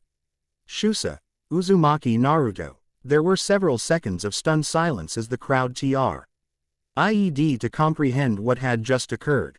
Slowly, the applause came, starting in the general vicinity of Anko, Kakashi, and the other Jonin senseis. What happened to that noisy orange knucklehead a month ago? Konkuro asked. That was what the majority of the prospective Chunin wanted to know. It seems he has gotten much stronger, Shino said. Mani didn't think this guy could get any more troublesome, but it appears I was wrong. Shikamaru groaned. Then he noticed that Sasuke wasn't all that surprised at Naruto's newfound strength. You don't seem surprised by your teammate's performance. We might have sparred in the last month. Sasuke said cryptically. That blonde seems to be very strong, Hokage Dono, muttered Orochimaru. My seal should have weakened him, not strengthened him. What happened? Yes, Naruto was always Konoha's most surprising ninja. I dare say this is his greatest surprise yet. Sarutobi smiled. Even with his new powers, I highly doubt he'll be able to defeat my son Gaara or your Uchiha. The Kazekage stated matter-of-factly. We'll have to see, won't we? Maybe he'll surprise you as well, the third said. Leave it to Orochimaru to underestimate the power of hard work. Naruto realized that the eyes of everyone in the stadium were on him as he walked back towards the other genin. As he reached his fellow competitors, he immediately realized that they were weary of him. Surprising. It was Subaku no Tamari who broke the silence. I see the month of training paid off. Orange isn't as much of fashion disaster anymore, is it? Naruto joked. No, it's still ugly, she smirked. Well, I still have a few more matches to change your mind, don't I? Naruto returned her smirk. If Naruto's new powers confused people, his familiarity with Subaku no Tamari left everyone absolutely dumbfounded. Kankuro's eyes bugged out as he stared stupidly at his older sister and the Leaf Genin. Naruto noticed Sasuke staring at him with a raised eyebrow. What, Uchiha simply head nodded towards the Sand Kunoichi silently asking what was going on between them. I'll tell you later, Naruto said. The raven-haired boy just nodded and looked back at the battle field in anticipation for the next match. The second match between Subaku no Kankuro and Aburame Shino will now, Genma started. I forfeit, Kankuro screamed. He didn't want to show off any of his abilities before the invasion. His forfeit definitely piqued the interest of his fellow genin. Something's not right here, Shino and Shikamaru both thought. Very well, the winner by forfeit is Aburame Shino. The next match will now commence. Well, looks like you're up, Tem. You think you can handle the Tanuki? Naruto asked. I remember the plan, he drawled as he walked toward the battlefield. He thought back to his spar against Naruto a few weeks ago and to his part in this invasion. Flashback. What the hell was that, Dobi? How can you be that fast? Screamed a bloodied and dazed Sasuke. That was a new move I created just a few days ago, the blonde said calmly. Teach me it. No, Sasuke, you don't have enough chakra to use this technique effectively. Enough. Naruto's right. Yo, you don't have the chakra capacity to use that technique for any reasonable amount of time or distance. Kakashi intervening before Sasuke could retort. With frustrated cry, Sasuke walked away from the training ground. Naruto wanted to follow, but Kakashi raised a hand to stop him. Let him cool off a little before talking to him again, he said, to which Naruto could only nod. You've gotten really strong since the last time I saw you, Naruto. I'd have a hard time keeping up with that technique even with the Sharingan. Thanks, but it's not complete yet. I've been experimenting and I think I can go faster if I channeled wind chakra instead of just regular chakra, Naruto stated. Just be careful, wind is known to be a very dangerous element to play around with. This tiniest of mistakes can be disastrous. I know, he said as he walked off to find Sasuke. 10 minutes later, he found Sasuke sitting against a tree tending to his wounds. He sat down near another tree facing him. After several moments of silence between the two, well, how are you going to do it? Do you have a plan? What plan? Sasuke asked. Itachi is an S-rank ninja. You need a plan if you are going to kill him. Ha, you ever looked up his profile in the bingo book? The lack of answer was all that Naruto needed to know. Itachi's biggest weakness is his below-average stamina. His biggest strengths are his ninjutsu and genjutsu from his Sharingan. If you want to take him down, your best bet would be find a way to slow down his two strengths with your own ninjutsu and Sharingan and just outlast him in a war of attrition. Sasuke could only gape at the advice he was getting from his blonde teammate. It sounded like it could work. I would recommend gaining a familiarity with Earth Jutsu to protect yourself against his Fire and Water Jutsu. Training your Sharingan to nullify high-level Genjutsu, and gaining strength, speed, and chakra capacity to outlast him. Why are you helping me? Sasuke asked. I didn't ask you for your help. We're teammates, Naruto said as if that answered everything. I don't need your help. This is something I have to do on my own. Why does it have to be that way? Because this is my clan my responsibility, he exclaimed. And then what? What are you going to do after you kill your brother? Are you going to follow in his footsteps and be a missing nin of Konoha? Are you also going to hunger for power as well? Because that's the path you seem to be walking down towards right now, Naruto asked. I am nothing like him. Really, all you seem to care about in life is killing him. At this rate, you'd willingly give into the power of Orochimaru's cursed seal for more power. At this rate, you'd probably sacrifice your own teammates if it meant a chance at Itachi. And at this rate, you'd just end up replacing Itachi with another power-hungry Itachi. There was no outburst this time on the Uchiha's part. You have a lot more in life to live for than just revenge. You have a chance here to rebuild the Uchiha into a powerful world-renowned clan once again. Let the Uchiha once again be known as the clan of great and powerful ninja, not a clan of traitors who only strive for power. We'll both rebuild our clans. Again silence reigned. What do you know about clan restoration anyway? Sasuke finally asked. Nothing, to be honest, Naruto answered with a sigh. And seeing as we are both orphans, I guess we'll both figure it out along the way together. You have a clan, Dobi. Sasuke smirked. As a matter of fact, I do, you arrogant asshole, Naruto smiled in reply. The Uzumaki clan once ruled Uzushiogakure. We were renowned for our skill in Fuinjutsu, our incredible longevity, life force, and ridiculous chakra reserves. What happened to them then? Quote, they were destroyed sometime during the Second Shinobi World War. I see, Sasuke said in a low voice. So we are both the last of our once proud clans, Naruto. We'll have our first chance at recognition in a few weeks, Naruto started. During the Chunin exam finals, there's going to be an invasion led by Orochimaru, Oto, and Suna. What? Asked Sasuke, clearly surprised. Jiraiya of the Sani. Believes the snake is manipulating the sand into attacking us. That's why they brought their Jinchuriki to these exams. Jinchuriki. It literally means power of human sacrifice. It is the term Ivan to people who have one of the nine-tailed beasts sealed within them. Jinchuriki often possess immense chakra reserves and destructive powers. As a result, all of them are hated, feared, and oftentimes shunned by enemy and ally alike. Quote, tailed beasts. You mean like the Kyuubi? Sasuke asked. At Naruto's nod, he asked another question. Let me guess, Gaara's their Jinchuriki. Another nod. Great. That should be fun. Sasuke sucked his teeth. What, not up to the challenge of subduing him? Naruto joked. Don't worry about me, Dobi. I'll get the job done. What are you going to do? Sasuke retorted. At this, Naruto was silent for a moment. Jinchuriki are often known as army destroyers. We are being invaded by two different villages. And while you may be able to nullify their trump card, we'll still one of our own to hold back the forces of two nations. I see, Sasuke frowned. That's why the villagers hate you and call you demon behind your back. Yes, it's an S-ranked secret pun. Ishable by death that I'm the Jinchuriki of the Kyuubi.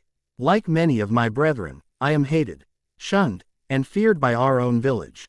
From what I hear, Gaara has had multiple assassination attempts on his life by his own father. The cage. People are stupid, he said simply. For once, we agree, Tem, Naruto grinned. Seeing Kakashi walk over to them, well, looks like it's back to training for us. Your mission for the Chunin exams is to subdue and detain Gaara to prevent him from taking part in the invasion. You think you can handle it? Who think you are talking to? Sasuke smirked, getting up. I'm taking on one genin. You're going to fight an entire army, can you handle it? I guess we'll have to see, won't we? Flashback end. Good, Naruto said. As Sasuke walked past, he slipped him one of the chakra-suppressing seals from Jiraiya, that might come in handy. The Uchiha simply nodded in acknowledgement and continued on as if nothing had happened. The match between Uchiha Sasuke and Sabaku no Gaara will now begin. Shouted Genma. The match began as Naruto thought it would. With the speed training help Sasuke got from Kakashi and himself, Sasuke was able to get past Gaara. sand defense with relative ease as Lee did. 2 swift body blow kicks and 1 punch to the face was all it took to put Gaara on the defensive. Gaara immediately retracted all his sand and formed a protective cocoon around himself. The defense proved too strong even for Sasuke's most powerful Kaden Jutsu. So, he was left with just one option, the Chidori. Backing up all the way up the wall opposite Gaara, he formed the hand signs. Ushi Yu Suru. He held his left hand as the lightning chakra started to form around it. Soon, it became visible and it emitted a high-frequency chirping noise. And then he charged. With his Sharingan active, he could see all the counterattacks Gaara used with his sand. As expected, the Chidori pierced right through Gaara's cocoon. At the sight of his own blood, Gaara went into a panic attack. "Mother, what is this? Is this my blood? It's my blood," he screamed as the sand cocoon around him began to crumble. That was the opening Sasuke needed, as he rushed in and placed the chakra-suppressing seal on Gaara's forehead. "What is this seal? Why can't I hear mother? Mother, where are you?" Gaara screamed. Again, Sasuke took advantage of Gaara's delirium. This time he moved behind Gaara and knocked him out with a chop to the neck. "Gaara!" Temari screamed. And with that, the Kabuto released a genjutsu through the stadium. The invasion had begun. The ND and Odo ninja disguised as Anbu attacked, led by Baki. The Konoha ninja engaged, and Orochimaru revealed himself to be the Kazekage as his sound force set up a barrier in preparation for his fight against his sensei. "Hello, Orochimaru. It's nice of you to reveal yourself," the Sandaime said. "I see. So you were expecting this invasion. No matter. Konohagakure will fall today and you along with it." The snake Sannin laughed. "Not if I have anything to say about it." As Sasuke began to wrap the now unconscious Gaara in ninja wire, Temari and Kankuro tried to intervene. "Get away from him," Kankuro cried. As Temari was about to unseal her fan, she heard a flash and a voice from behind her. "Sorry, Temari-chan. I can't let you free your brother." And with one chop to her neck, she too was now unconscious. Kankuro faced the blonde trying to unseal Crow. But he was too slow as Sasuke was able to subdue him with a punch to the gut. "Shino, grab Shikamaru and come help Sasuke take these 3 to Anbu headquarters," Naruto commanded. "Troublesome, I was hoping to pretend like I was taken out by the genjutsu," said Shikamaru. But he and Shino nonetheless came to help. As the 3 Konoha genin were about to move out, they were surrounded by several sand jonin. "You're not going anywhere," said Baki. "You 3 go. I'll take of things here," Naruto said, releasing all his weights and gravity seal. Shikamaru raised his eyebrow at that. "You sure you can handle this, Naruto?" At this, another presence appeared with one hand on Naruto's shoulder. "He'll be fine. I'm here now," said the perverted toad sage. "It is of the utmost importance that Gaara does not get free. Do you understand me?" The Uchiha, the Nara, and the Aburame nodded and sped off. "I see you're right on time," Naruto joked. "Was your mission successful?" "It was. The snake's in for a nasty surprise," Jiraiya grinned. "Once I'm done here, I'll help get rid of those snakes and—" "No, I'll take care of the snakes in the Odo army. You make sure Gigi ends the slimy snake once for all," Naruto decreed. Jiraiya raised an eyebrow. "Are you sure? You only have 3 minutes at most." "It'll have to be enough," Naruto evenly responded. "All right, I'll cover you while you get ready. Just be careful. I want there to be something left of Uzumaki Naruto to train after this," Jiraiya said, giving Naruto a little shove in the back. "Go." Naruto nodded and took a few steps back away from the other ninja as he began to channel a massive amount of wind chakra. "All right, Kurama, juice me. You sure 3 minutes will be enough?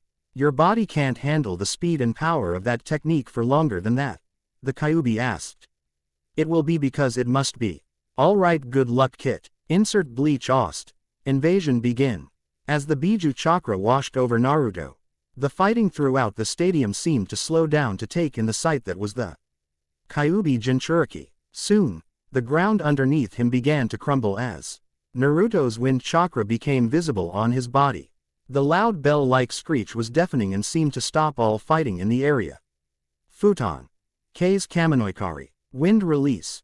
Wrath of the Wind God," screamed a cubified Naruto. Naruto flashed from the stadium to the gates of Konoha, leaving a trail of destruction in his path. Jiraiya smirked as he watched his godson go. Naruto, show the world on. More time why it only takes one Namikaze to destroy an army. Naruto arrived right within the middle of the Oto army by slamming one of its ninjas' face into the ground. He flashed, killing another with a kick through the stomach. Another flash, this time decapitating several ninja with a lariat. The Oto ninja began to panic. Their comrades were being methodically cut down and there was nothing they could do about it. All they could do was watch as the blur of white and orange decimated them. Seconds later, the body count reached several dozen. Then the hundreds. 2 minutes and 12 seconds later, the Oto army was no more. With the Oto army gone, the Konoha forces would be able to hold off the Suna ninja. Now, it was time to deal with the 3 snake summons.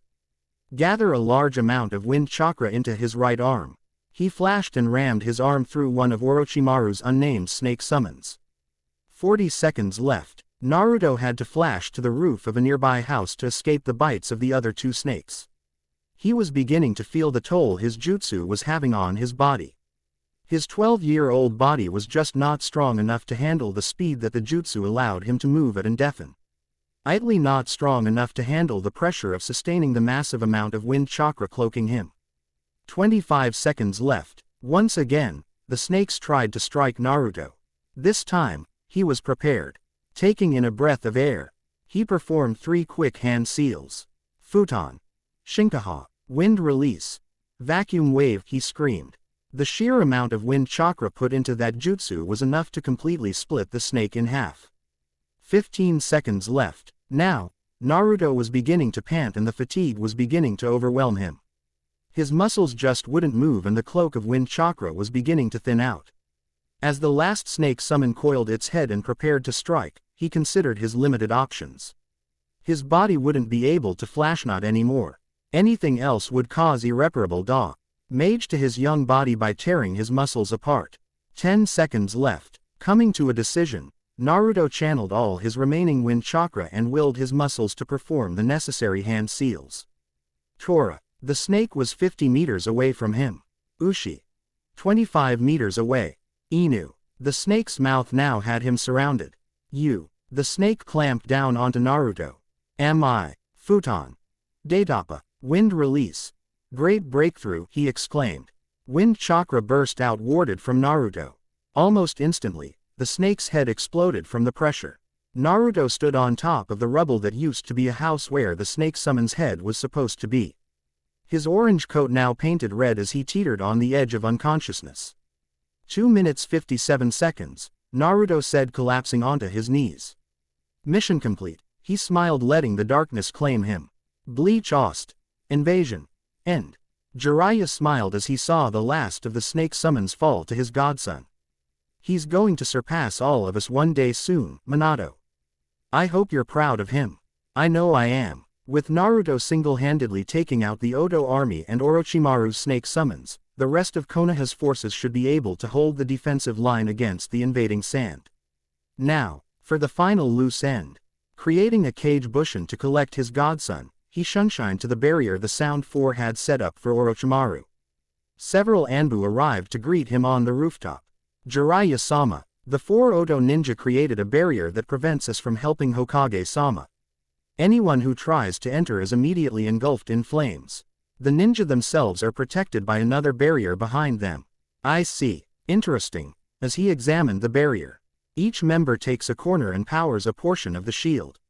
But if we were to incapacitate just one of the 4, the barrier would immediately crumble, he mused. Sensei can take care of himself against the snake.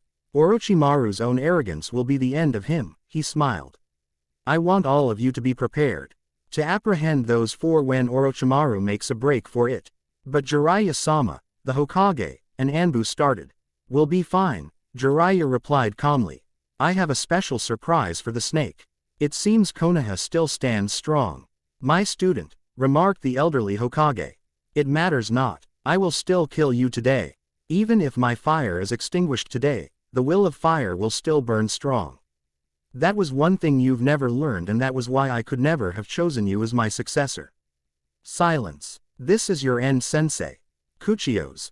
Edo Tensai, screamed the snake Sanin. At the clap of his hands, 3 coffins appeared marked 1, 2, and 4 respectively. Immediately, Hiruzen knew what his student was planning. Orochimaru, you dare desecrate the past cages of this village. Ah, so, you know of this jutsu. Then you already know that you have no chance against me now, grinned the snake as the Shadaime and Nadaime walked out of their coffins. It seemed Minato's sacrifice to Hishinigami made him ineligible for subjugation under Edo Tensai. Hello, Sarutobi, you've gotten quite old, remarked Hashirama. It seems we've been summoned through use of my Edo Tensai. Such insolence, said Tobirama. Never in my years had I ever thought we would be forced to do battle. Please forgive me, Sarutobi frowned. Yes, sensei, with their help, my revenge will be complete, Orochi. Maru laughed as he placed the kunai talismans inside the reanimated Hokages. This is the end for you, Sarutobi-sen. His rant was interrupted by a punch in the face from the Shadaime and a kick in the stomach from the Nadaime. Right outside the barrier, Jiraiya had the biggest shit-eating grin to ever exist on his face. How dare you? With those talismans you should be under my control, cried Orochimaru. It appears someone got to our bodies first and prevented you from controlling us, smirked Tobirama. Now, you shall pay for what you've done. Mokuden Haijutsu, Jukai Koden, Wood Release Secret Technique, Nativity of a World of Trees, cried Hashirama as wood began to grow on top of the roof. This is bad. I could take down Sensei one-on-one, but with both the first and second Hokages reanimated and out of my control, there's no way I could possibly win this one. Tobirama looked back at now brain-dead and utterly confused third. Sarutobi, I know you're old now, but shouldn't you be doing something? That man was your student, was he not? He joked. Right, sensei, snapping out of his stupor. Performing a few quick hand seals, Kaden, Karyu Enden. Fire release. Fire Dragon Flame Bullet. Orochimaru was narrowly able to escape his sensei's jutsu, but failed to notice the wood vine that had now wrapped itself around his left ankle. With one tug, the snake Sanin crashed onto the roof as more and more vines sought to restrain him. Forming only one hand seal, Tobirama sought to drown the snake, Suiryuden. Water release. Water Dragon Bullet, a massive swell of water formed into a dragon and launched itself at the restrained Orochimaru. The attack left a bloodied and severely injured Orochimaru still being held back by the Shadaime's wood vines. As the 3 cages prepared for the final assault, they witnessed a pale arm shoot out of Orochimaru's mouth. Then another, and then a head. Finally, a newly healed Orochimaru crawled out of his previous body. Orochimaru, you have truly become a monstrosity. His sensei yelled. Quickly, lower the barrier now, we have to retreat. Orochimaru ordered his sound 4 ignoring his sensei. The 4 Oto ninja did as told. They dropped the barrier and activated their cursed seals hoping to draw on enough power to cover their master's escape. The combined power of 4 level 2 cursed seals provided power necessary to hold off the wood vines that sought to capture their master again. This gave Orochimaru the milliseconds necessary to meld himself to the ground and disappear to fight another day. He may have lost his elite bodyguards, but that was a far better option than losing his own life at the hands of the first 3 Hokages. After the Sound 4 had been captured, Jiraiya walked over to his sensei who was talking to his own teachers. Hello, sensei, Shadaime, Nadaime. He bowed his head at the 2 reanimated Hokages. Senseis, meet another of my students. This is Jiraiya, Sarutobi introduced. Jiraiya, what is the state of Konoha? Quote, all the civilians have been evacuated behind the Hokage monument. The Sand forces have been pushed back outside our gates. And the Odo forces are no more, the Toad Sage answered. No more, the elderly Hokage asked stunned. Gone, massacred, wiped off the face of the world, he answered. But how? At this, Jiraiya grinned. It only takes one Namikaze to destroy an army. Sarutobi's mouth hung open for one moment, before he let out perhaps the heartiest laugh he's had in years. Minato, your son is going to shatter your legend. I'm sorry, but who is this Namikaze? Asked Tobirama. His name is Namikaze Uzumaki Naruto, a genin who took part in the Chunin exams in this very stadium before the invasion began. He also bears the same burden your wife did, Shadaime-sama, answered Hiruzen. I see. I must meet this boy, replied Hashirama, his interest piqued. I as well. Jinchuriki or not, to take out an entire army at such a young age is astounding. Truly, you have kept the will of fire strong in our absence, Sarutobi, said the Nadaime. Yes, the will of fire burns strong in young Naruto, smiled the professor. The legend of Namikaze Uzumaki Naruto was born today. And one day soon, his legacy will outshine all of ours. And just like that, Naruto's legend begins. I ask all of you to perhaps give me a name you'd think would suit Naruto in his first ever entry into the bingo books. I have a few I'm deciding between, but I'd like to see if any of my readers can come up with something else better. Savvy 0R, Truths. Hello everyone, and welcome to this next installment of Complete. I'm sorry if this is a little late, but I took time away from writing this story for the holidays and to write my side project I have entitled, Tani. That story will be uploaded in between updates of Complete. Regardless of support and/or hate, I will probably continue that story because it highly amuses me. So if you guys are looking for something to make you laugh here and there, check that out. Now, one thing that everyone has been asking me is, are you going to include fillers movies? And the answer is yes. The next chapter update of Complete will accompany a poll for which fillers movies you guys want me to do. But for now, I want all of you to actually tell me in either a review PM which filler movie you want me to do and why. The reason I am doing this is because I've realized that many times polls aren't always the best way to an answer. If some of my readers really and truly feel like a certain filler movie should be done, I want to hear why. So if you've got a favorite and want me to write it, drop me a review or PM telling my why. All the fillers will be done after the Tsunade arc and will mainly be used by Naruto as combat experience to further his own abilities. Now that fillers movies are covered, I hope you all enjoy this chapter. This is when things in the Naruto universe begin to change. I see. The boy has been hated his entire life, hasn't he? Frowned Hashirama. Sarutobi and Jiraiya had just finished recounting the events since the Second Shinobi World War, including Naruto's life in the village hidden in the leaves, the events of the other Shinobi World Wars, the Kyuubi attack, the Uchiha massacre, and Orochimaru's recent invasion to the Senju brothers. Needless to say, they weren't pleased at the behavior of the village they had built together. It is disheartening to see such mistreatment of a young boy for something out of his control. His own father had made him the Jinchuriki hoping to save the village. Yes, soon after I made the decision to grant Minato's final wish, I knew it was a mistake. He believed that one day, his village would be able to see past the Kyuubi and treat his son fairly. Perhaps that day is today. But it didn't come fast enough to leave Naruto unscarred, said a saddened Sandaime. Your successor must have truly loved this village, Hiruzen. The faith he put in them and his son speaks volumes to that, said Tobirama. Minato always said, the fire's shadow illuminates the village. Jiraiya smiled at the memory of his student. His prowess on the battlefield was on a level not seen since your era senseis. Sarutobi commented. Indeed. Becoming Hokage before 30, taking space-time ninjutsu to heights I would never have thought possible, and the ingenuity behind his Fuin Jutsu and Rasengan would certainly make him one of the most powerful shinobi to have ever lived, complimented Tobirama. And it seems his son is well on his way to surpassing his legend. Yes, now that I think about it. What are the skills of this young Naruto? Asked Hashirama. Besides having massive reserves for a genin, probably more than mine, he has 3 elemental affinities and decent shu. Nin level taijutsu without enhancements, answered Jiraiya.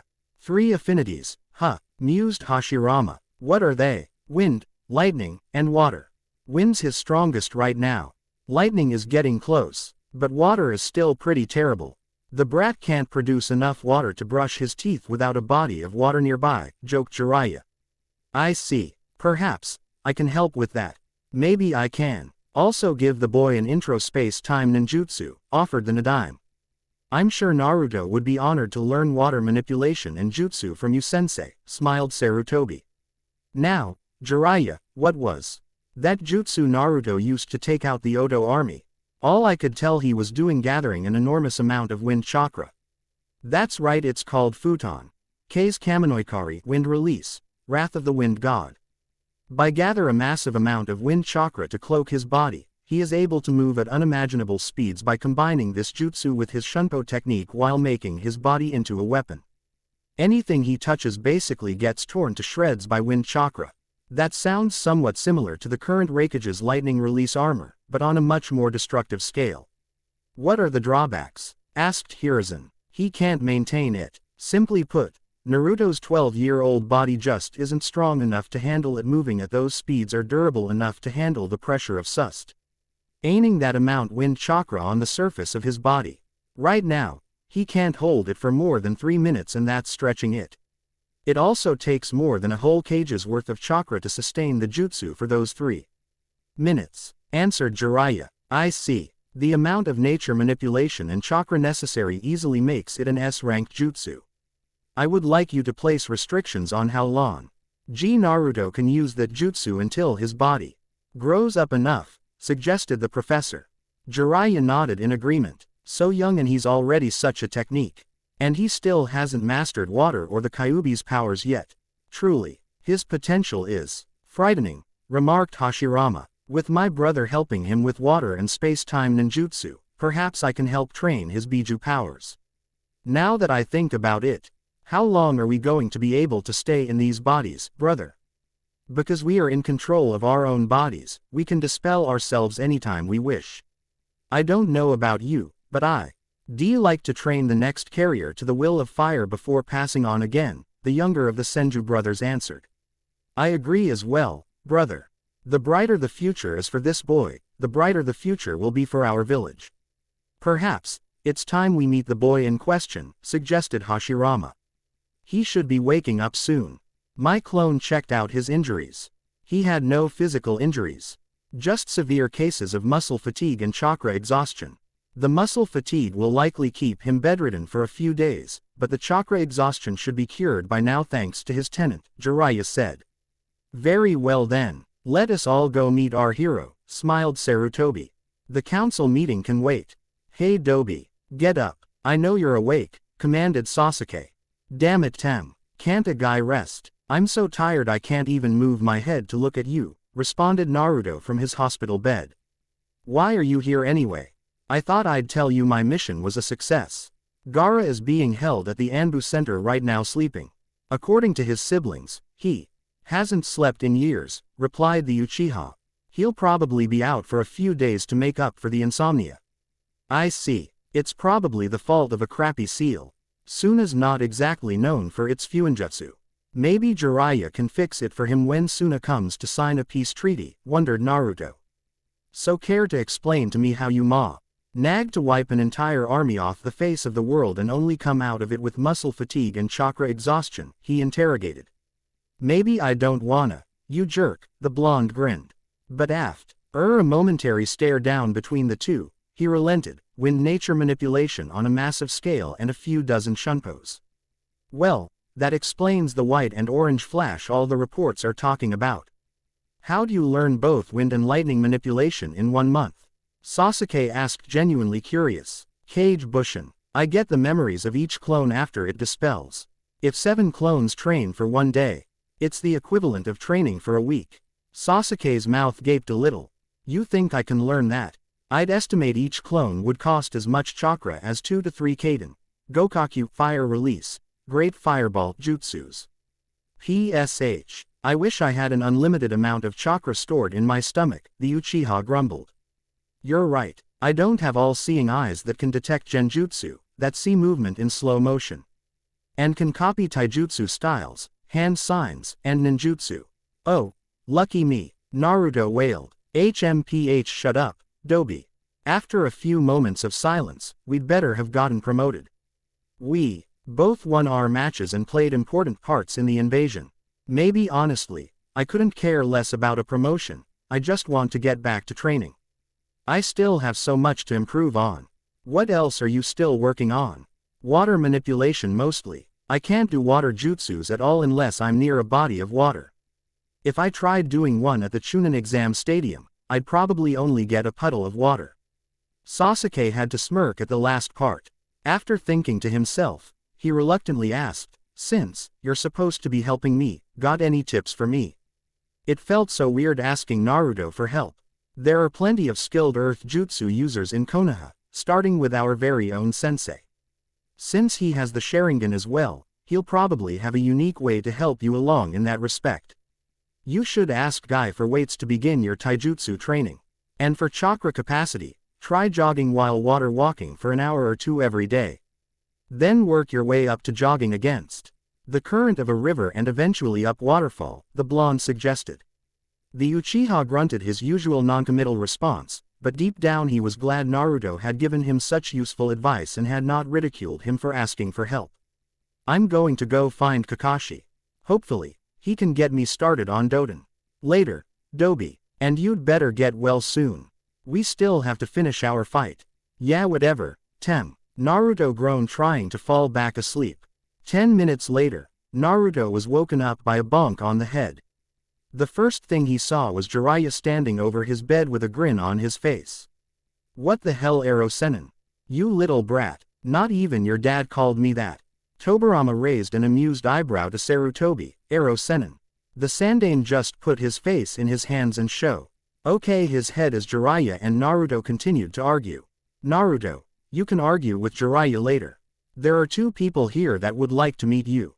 At this, Naruto looked at the other 2 people in the room. "Who are they, idiot? Do you not know the first 2 Hokages of your village?" asked Jiraiya. "Hey, it's not my fault the academy was boring and people hated me. Besides, how can they be the first 2 Hokages? They look younger than Gigi," retorted Naruto. "Yes, my student Orochimaru brought them back to life using a forbidden jutsu. They wished to see the savior of the village. Also, Hashirama here is actually very familiar with your burden," answered the elderly Hokage. "No kidding. I hate his stupid wood jutsus," said Kurama. "You captured Kurama with your Mokuden?" Naruto asked. "Kurama, the Kyuubi has a name?" asked Hashirama. "Yeah, the Kyuubi is a title, not a name," Naruto answered. "I guess you do learn something new every day. My wife was the first ever Jinchuriki of Kurama and she never learned its name," replied the Shadaime. Naruto's eyes widened at that statement. "So, why do you guys want to see me? It can't be just because I helped out during the invasion." "As a matter of fact, there is," Jiraiya answered. "I'm going to be out of the village for a few weeks starting tomorrow. So, I guess you can say I've found some suitable replacements." "That's right. I'll be helping you with water manipulation and if we have time, an intro into space-time ninjutsu so you can eventually succeed your father. My brother will help you practice controlling Kurama's chakra," smiled the Nadaime. Not looking forward to having to deal with Mokuden again after all these years," muttered the Kitsune. Kurama doesn't like the prospect of having to deal with Mokuden again after all these years. Naruto chuckled. "I'd imagine no one likes the prospect of getting smothered by wood vines," Sarutobi mused. "Well then, Naruto, come to my office tomorrow morning. Avenue something to give to you and afterwards, Tobirama-sensei can go ahead and start your training. Let's see. We have about an hour before the council meeting today. How about we survey the damage around the city for the time being? I'm sure you wish to see the state of our village after being away so long, right?"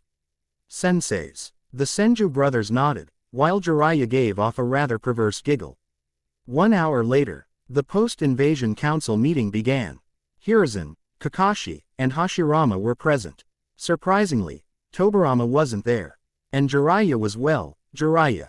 He was likely doing research. "Shikaku, would you please tell us the state of our forces and the damage to our village?"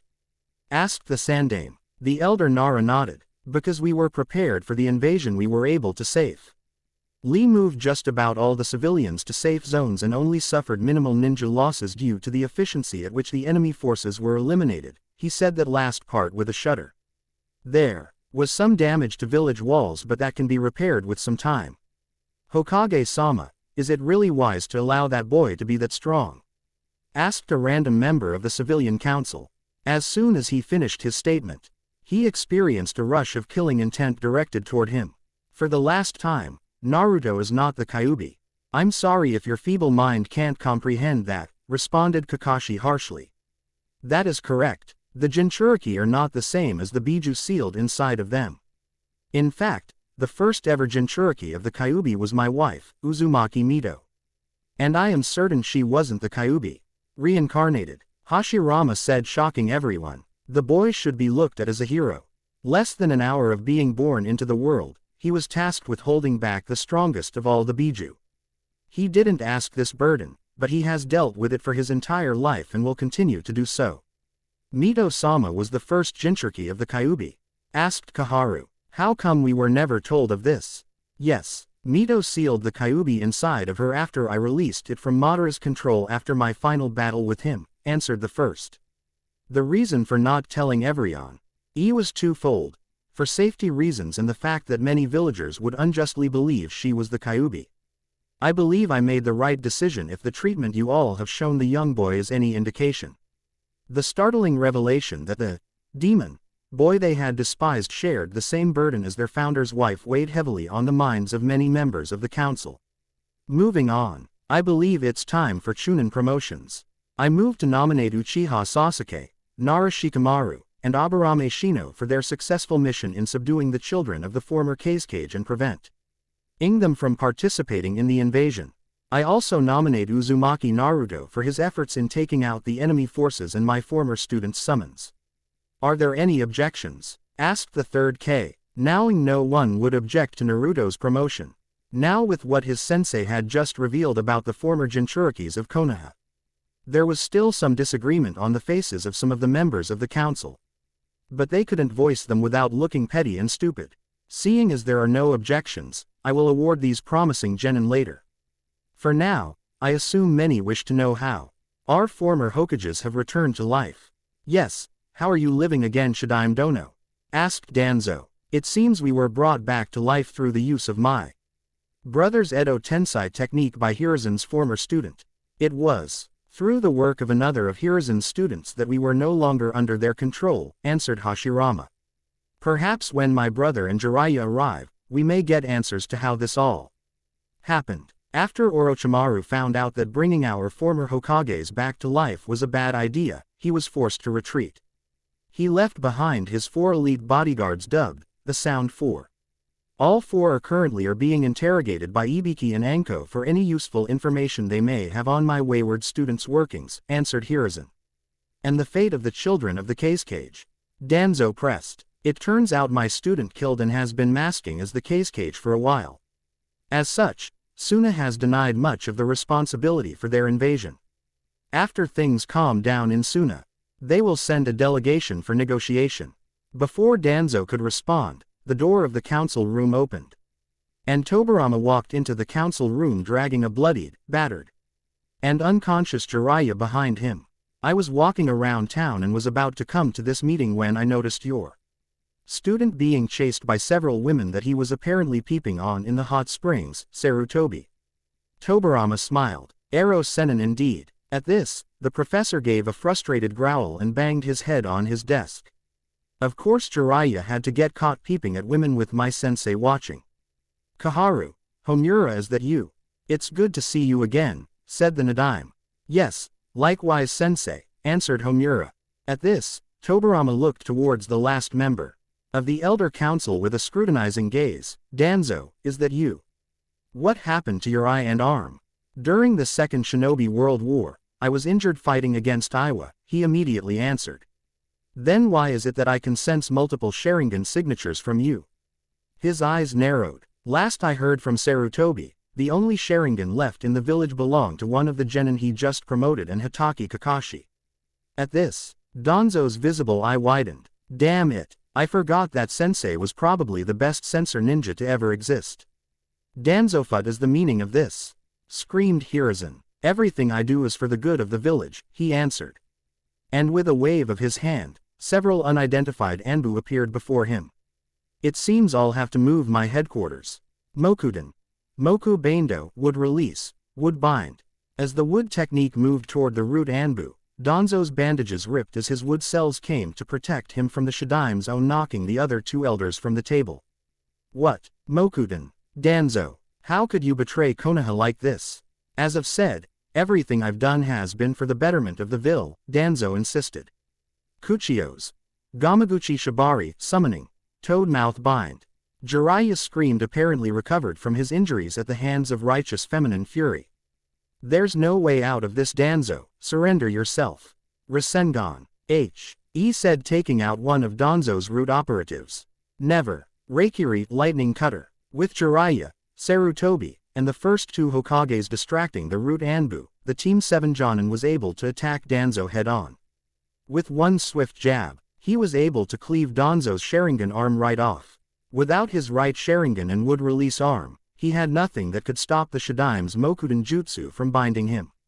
Take Danzo and his root ninja to Ibiki and remove his last Sharingan eye. Ordered the Sandaime. He will be executed for treason. Hiruzen, don't you think this is a little rash?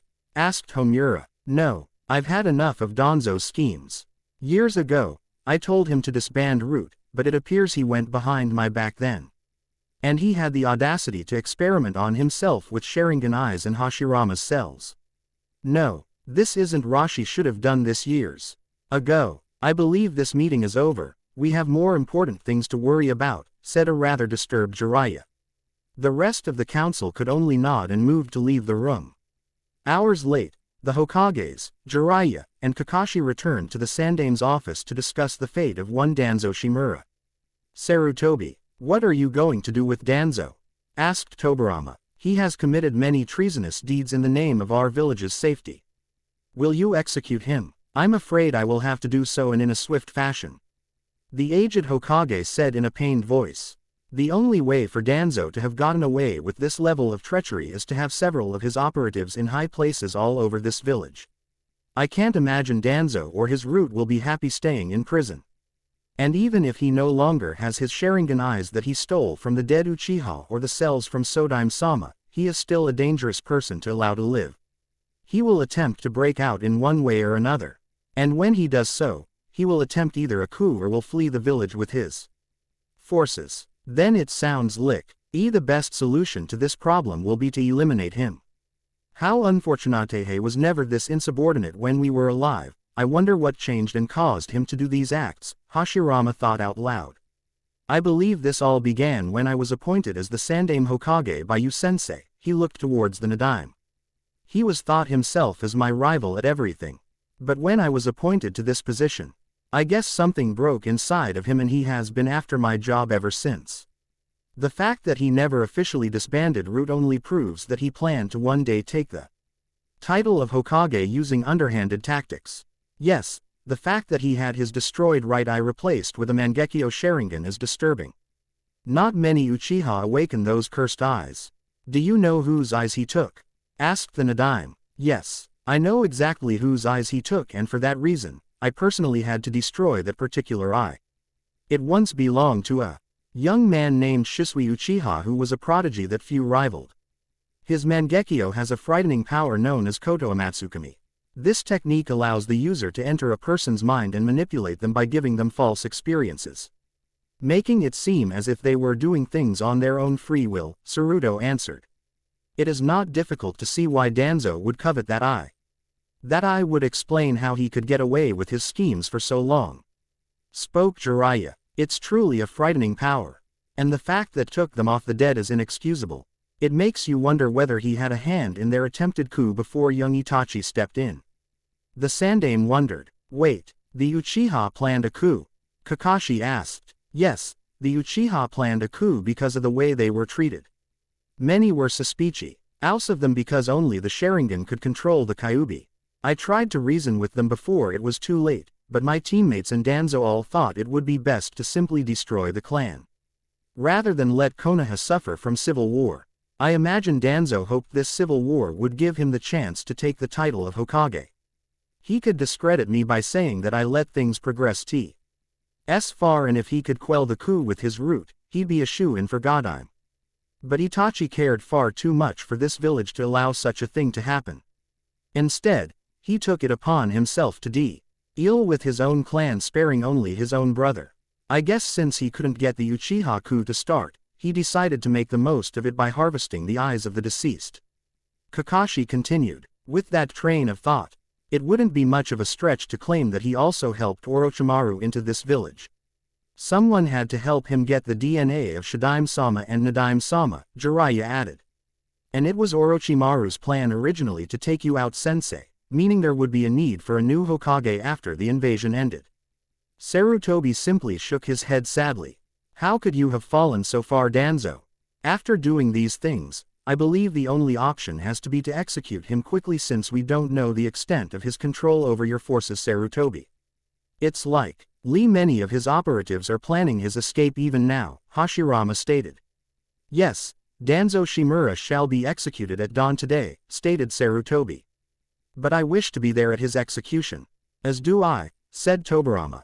The next afternoon, we find our favorite orange-loving hero still asleep in his bed. By his side though was the shy Hyuga Hinata. She was in the hospital because some of her injuries were aggravated during the invasion. She was allowed to leave a few hours ago, but she had come across her crush's hospital room and had decided to stay with him until he woke up in order to express her gratitude for what he had done for Neji. Last night, her older cousin had come to apologize to her for what he had done. Apparently, her father had come clean and told him the true events that had caused his father's death. It was a stunning revelation for Neji, and he realized most of his misgivings about the main family were simply clouded conclusions he made because of the anger he felt for his father's death. Neji said that after his beating at the hands of Naruto, he realized that there was no such thing as fate. People made their own decisions in life as his own father had done. She, in turn, told him of her dream to become strong enough to claim the leadership of the clan and do away with the caged bird seal and reunite both parts of the family. Needless to say, Neji was shocked about her dream and was absolutely dumbfounded when she asked for his help in making this dream come true. But in the end, he had agreed and the two had never been on better terms with each other. Hi, Nada was broken from her train of thought when she saw Sakura enter Naruto's room. The pink-haired girl had been mostly unharmed from the invasion, with Naruto taking care of the Odo army and the snake summons. She and many of the other genin had an easy time evacuating the civilians. Oh, hello Hinata, what are you doing here? Sakura asked, noticing Hinata sitting by Naruto's hospital bed. I'm here to thank Naruto-kun for helping my cousin Neji, she stuttered. Naruto helped Neji? The pink-haired girl asked incredulously. I wouldn't call beating the crap out Neji helping him. No. It was because of his defeat that Neji was able to put his past behind him, Hinata answered, trying to get rid of her stutter. It would not be good for her to stutter in front of her crush when he woke up. Are you also here to see him as well? Yes, I haven't been able to see either of my teammates since the preliminaries. Sasuke-kun has a meeting with the Hokage soon. Hinky's going to be promoted to Chunin. She screamed that last part. Then Naruto-kun should also be promoted for what he did as well, the Hyuga stated. Yae should. Can you believe how strong he's gotten? He's stronger than Sasuke-kun now. Naruto-kun has always been strong. He just needed the chance to show everyone his strength, she said without the stutter. After all, it was Naruto who had inspired her to strive to become stronger. What? But Naruto's always been the class dobe, how could he be so strong? Sakura nearly screamed. Ugh! Can you guys keep it down? I'm trying to sleep here. Groaned the now waking Naruto. What do you guys want? He asked, sitting up. Hey, the least you can do is be a little polite. I came here to see if you were okay, she started. You mean, you came to see me only after finding out Sasuke-kun was busy with something else, right? Naruto finished. Sakura blushed a little, proving Naruto's assumptions correct. So, what brings you here, Hinata? I just wanted to thank you for helping Neji deal with his fate problem, Naruto-kun. She was trying so hard not to stutter this time. And to make sure you were okay. Well, if you want to thank me for beating the crap out of him, then you're welcome. I hope you're feeling better for as well, he chuckled. Now, if you'll excuse me, I want to sleep. Oh my. I hope I'm not interrupting something, said a voice by the door. It was the first time the group noticed Tamari of the Sand in their presence. As a matter of fact, you're interrupting my sleep. They let you out of interrogation already, Tamari-chan. Smirked the Jinchuriki from his bed. She ignored the blatant use of the familiar honorific. We didn't have very much useful information. Apparently, my father has Been dead for several weeks at the hands of Orochimaru, she sneered name of her father's killer. We were manipulated into joining this invasion. Wait, your father was at the Chunin exams yesterday. Sakura said rather loudly. It was Naruto that answered. That was Orochimaru in disguise. He wanted another chance to take out his sensei. Wait though, do you know that? She asked. Ero Sennin knew about the invasion for a while. That's why we were so prepared. Jonins, we ready to fight off the other sand and sound Jonins. Ero Sennin would help Gigi with Orochimaru while Sasuke incapacitates Ga. Ra and I take out the Odo army and Orochimaru's snake summons, he answered. Ero Sennin. Tamari raised an eyebrow in amusement. He's Orochimaru's former teammate and Gigi's student. But you know him better as Jiraiya of the Sannin. Naruto, show some respect. Sakura screamed. He's one of the most powerful ninjas in the world, don't call them that. Naruto ignored her command. You know those porno books Kakashi-sensei always reads. Jiraiya wrote them. He gets inspiration for those books by peeking on women in the hot springs. He's also known as the Toad Sage. Therefore, he is Ero Sennin. Sakura's face went red with rage at the rather perverse actions of one of Konoha's finest. Anyway, was there something you wanted, Tamari-chan? He grinned as Temari's eyebrow started to twitch. There was a brief moment of uncertainty in her eyes until she stowed them away. No, it can wait until you're out of the hospital, she said, walking out of the room. Well, that was fun, but I start training again tomorrow. So I'd appreciate it if you guys can let me get some sleep until then. I'll talk to you guys tomorrow. Good night, he said, completely disregarding the fact that it actually the middle of the afternoon. Hello Sasuke-kun. How are you today? Asked the elder Hokage. I'm doing okay, he said, sitting down in the chair in front of the Hokage. I assume there is something you wanted to talk to me about. A saddened look appeared on the Hokage's face. Yes. There is something I wish to tell you. I have made many mistakes in my life. One of them was keeping secrets from your teammate. Naruto. You mean he didn't know about the Kyuubi? I see he's told you of his burden. Yes, until the day of your academy graduation, Naruto had no idea of his burden. All his life, he's been hated and shunned. But have never known why. Perhaps if I had been more truthful with him, it would have lessened the pain. Sasuke grunted in agreement. But what does this have to do with me? I have called you here today because I do not wish to make the same mistake I made with Naruto-kun with you as well. It seemed like the elder Hokage was growing older and older by the second. Sasuke's eyes widened. What secret have you been keeping from me? Yesterday, trusted member of our council was found to have committed very treasonous acts against our village. Not only did he implant the cells of our Shadaime into himself, he also implanted 11 Sharingan eyes. Those eyes came from the dead bodies of your clansmen after the massacre. What? Where is he? I'll kill him. Sasuke screamed as he got out of her seat. Sasuke, you have to learn that violence and vengeance isn't always the answer, the Hokage sternly said. But he desecrated the bodies of my clan. I bet some of those eyes he took were my own father's. You can't keep giving into the urge for vengeance. And besides, Danzo was executed a few hours ago. Sasuke sat down after hearing that Danzo was already dead. So is this the big secret that you've been trying to tell me? Yes, but that is only part of it. The secret I'm going to tell you today is the truth behind the Uchiha massacre, the Hokage grimaced. So that concludes the next installment of Complete. I hope you all have enjoyed it, and yes, things are going to start changing away from canon starting with this chapter. Things will mostly still follow the same path as the canon. But there will be noticeable changes, like Sasuke knowing why Itachi murdered his clan. Danzo, of course, will be back.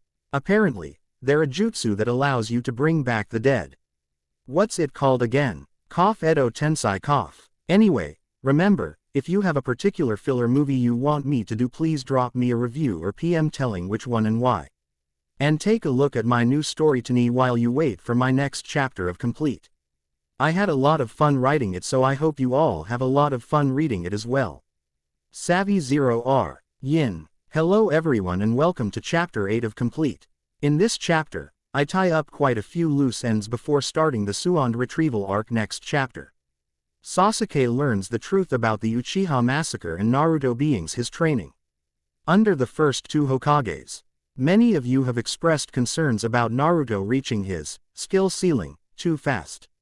I hope this chapter shows that there is quite a bit more that Naruto has left to learn, and that his powers won't stop at just Fuinjutsu, Kage Bushin Rasengan, and his 3 elemental affinities. No, those are just beginning to scratch the surface of what Naruto will be able to do. I hope you all enjoy this chapter, and I hope you all check out my other story, Tani. I rather enjoy writing that story, and it will be the next story I update. Happy reading. The truth behind the massacre. Sasuke was almost afraid to ask. Yes, Danzo has always disagreed with the way the village has been run by all 4 of our great Kages, especially me. He's been trying to get my job for several decades. In fact, the only way Orochimaru could have gotten into this village undetected would be if he had help. Danzo knew that my wayward student wouldn't let an opportunity to kill me go to waste. Therefore, if Orochimaru had succeeded with this invasion, Konoha would be in ruins, and without a Hokage, Danzo would have immediately put his name into contention for the title and have blamed the failure to push back the Oto and Suna forces on the teachings of my senseis and I, the elder Kage spoke. Under such circumstance, it would have been all too easy to gain the title. I get it, he's a power-hungry warmonger.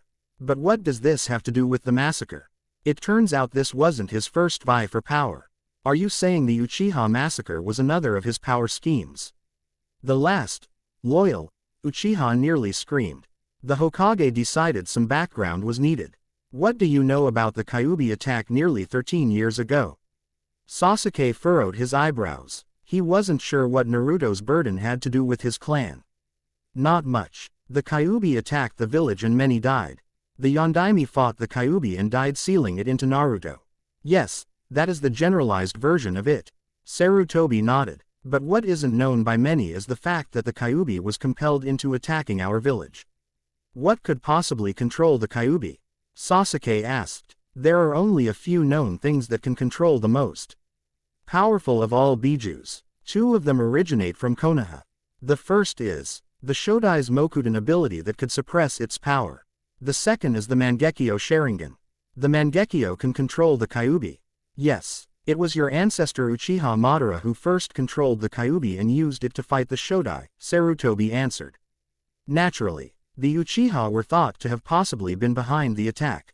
It was the logical conclusion, seeing as there were many powerful Sharingan users in the village, and it was not impossible for one of them to be hiding the Mangekyo. After all, no one knew your brother had it before he did his deed. So my clan was blamed for the Kyuubi. Sasuke clenched his fists. Not necessarily. There was never concrete proof that someone from your clan actually did the deed, but Danzo definitely put it in the thoughts of many of our villagers and ninja. As a result, people were wary of your clan. But of course they never took any direct action against your clan, seeing as they had your teammate to take their anger on, he spoke in a saddened voice. So while there was no concrete proof that your clan was behind the Kyuubi, Danzo was sure your clan was somehow behind it. He saw it as a sign that perhaps the Uchiha were not happy with their position in the village and wanted more power. So he influenced many ninja and civilians on the council to enact certain measure to try to keep an eye on your clan. Among them were creating a clan compound that was far away from the village, and tighter restrictions on the Uchiha police force to keep an eye on all your ninjas. Your father and your clan elders hated being left out of the loop and felt that the village was trying to suffocate them. And in a way, they were right, because Danzo began to whisper in the right ears and push the right buttons to suppress your clan. Eventually, this all came to a head a few days before the massacre occurred. Your entire clan had finally had enough of the treatment Danzo, the ninja, and the civilians had brought on them, so they planned a coup d'etat. That's a lie. My family would never rebel against the village, Sasuke yelled. I'm afraid that it is true. In fact, it was likely Danzo's plan from the very beginning. In the background, he had always kept his root Anbu strong, even though Hi had long ago told him to disband his ninja. Should your clan have rebelled, the village would have been thrown into chaos and civil war. Using fact that I allowed the civil war to occur, he would have sufficient reason to try and impeach me from my seat, and using his root operatives, he would have been able to put down the coup and easily declare himself the 5th Hokage. But Itachi wouldn't let that happen.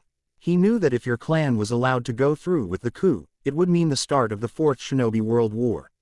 He knew that if Konoha's strongest of the 5 great villages dissolved into civil war, it would be an open invitation for the other 4 great villages to attack us. He wasn't going to let your clan start another world war for the sake of power. And he wasn't going to let your clan ruin their name in the name of a coup, so he did the only thing that could possibly preserve your clan's reputation without sending the world into chaos and death. He took matters into his own hands. Itachi killed our clan members because he didn't want our clan to cause a world war. Sasuke wasn't sure what he thought that and he didn't want the clan to forever be known as the clan that tried a coup and ended up destroying the entire shinobi world with it. He also knew that should the rebellion have gone off, Danzo would have easily been able to take over the Hokage title and lead the village into ruin. So in order to preserve your clan's reputation and to save the village, he sacrificed his own freedom and his own humanity to massacre his own clan. Sarutobi finished. By now, Sasuke was in tears. Then why did he leave me alive? Because he loved you more than anything else. No matter what, he couldn't allow himself to kill his own brother. So he resolved to give you everything so you could rebuild the Uchiha clan and save them from their dark past. He told you to hate him, so you would have a reason to grow stronger. I believe this would have 2 purposes. First, it would allow him to atone for his sins against your clan. Only an Uchiha should have the ability to lay down the punishment upon the Uchiha clan killer. And second, it would provide you with a noble legacy to continue the Uchiha name under. By bringing him down, you would easily become one of the most celebrated heroes of Konoha. Itachi sought to bury the Uchiha clan's misdeeds under his supposed betrayal and your heroism. Right after he subjected you to Tsukuyomi, he came to me and begged me to watch over you, to never tell you the truth, and to protect you from Danzo. He knew that by ending the coup before it even began, he had destroyed Danzo's plans and as a result would draw his fury and ire. The only way to get back at Itachi now that he was a fugitive on the run was through you. But Itachi was mistaken, as Danzo was able to salvage the situation by collecting all the Sharingan eyes from your dead clansmen, including the Mangekyo Sharingan eye of Itachi's best friend Shisui. It was a long time before anyone spoke again. Why did you decide to tell me? Itachi didn't want me to know, so why tell me? The last Uchiha finally asked with tears in his eyes. I made the mistake of not telling Naruto his burden until it was too late. Doing this caused him to suffer far more than he needed to. I won't make that mistake again. I tell you this now because I hope to save both you and your brother pain. Your brother most likely wishes to die by your hand to atone for his sins. And I can't let you dream of killing your brother without knowing why he did what he did. You both have suffered far too much at the hands of Danzo for me to in good conscience let you continue to suffer. Is it true that you stopped an entire army on your own, Naruto-kun? Ayame asked. Naruto had just been released from the hospital, so naturally, he went to get some ramen in order to rid his taste buds of the taste of the evil hospital food. Yup, I'm awesome like that, Naruto grinned, finishing his 6th bowl of the food of the gods. And later today, I start training with the Nadaime. Ayame had to giggle at that. Her little brother, who had been hated throughout the village, had finally begun to gain some recognition around town. I knew you had it in you. Indeed, you are something of an enigma, Uzumaki Naruto, a voice said, entering the ramen stand sitting down next to Naruto. 1 bowl of miso ramen please. You know, Tamari-chan, you seem to be following me around quite a bit. Are you perhaps stalking me? The Jinchuriki teased, picking up his 7th bowl. Don't flatter yourself. I simply have some questions I need you to answer, the Suna princess answered without missing a beat. Neither said anything as they waited for Temari's order to arrive. Why? She finally asked. Naruto simply raised an eyebrow at her and waited for her to continue. I know what you did during the invasion. And I have a pretty good idea of how you attained such power. My question is, why aren't you like my brother? Was it because you weren't hated? Was it because people liked you? Was it because people respected you? Why? She sounded almost desperate to know the answer. As I understood it, I lucked out quite a bit. Your brother's seal was rather faulty. It allowed his biju to influence him, making him think that it was your mother. My seal was done by the Yondaime Hokage. Perhaps the greatest seal master to ever exist. He spoke the last part with pride. He decided not to mention how his seal excluded Kurama's yin chakra at first. So, it was just the nature of the seals used. She asked. No. Part of the reason why I didn't lose myself to the hate the villagers put on me was because I found people who truly cared for me, he said. He thought of his sacrifice to save his own life, Gigi. And even Iruka-sensei. People who cared. Yeah, the one time I almost gave into my anger and hate, I remembered those who cared for me. You brother needs to know he still has you and your brother there for him. Temari's eyes widened at that. I know that you still care for him even if you are afraid of him. You can't give up on him. You need to talk to him and show him that you care. I know you think you've failed him and that's why you are compelled to ask me why I didn't turn out like him. Temari's silence was all Naruto needed to know that he had figured out her entire agenda. Once he wakes up from his nap, be there to explain everything to him, and if that should fail, send him to me. I'll set him straight, he grinned. I'm not going to say Hank you, especially not after you knocked me out during the invasion. In fact, you owe me a match, Mr. Kamikaze. Divine Wind, huh? Naruto smiled. Is that what my nickname is in the bingo books? Apparently, Oto has you down as Konoha's Kamikaze. They figured only through divine intervention could Oto have failed in that invasion. What about your Suna's bingo book? Well, seeing as we were deceived for a long time, we are probably going to renegotiate a treaty with your village. So, there's no need to put your name in ours. As for the other major villages, they probably won't even glance your way until you run into them. Why's that? Quite frankly, no one expects anything at all from a brand new village like Oto. They'll think it was rather foolish and ambitious of them to think they could topple Konoha, especially if a genin took out the majority of the army. Kiri, Tsuchi, and Kuma will probably just scoff at the fact that you took out an army.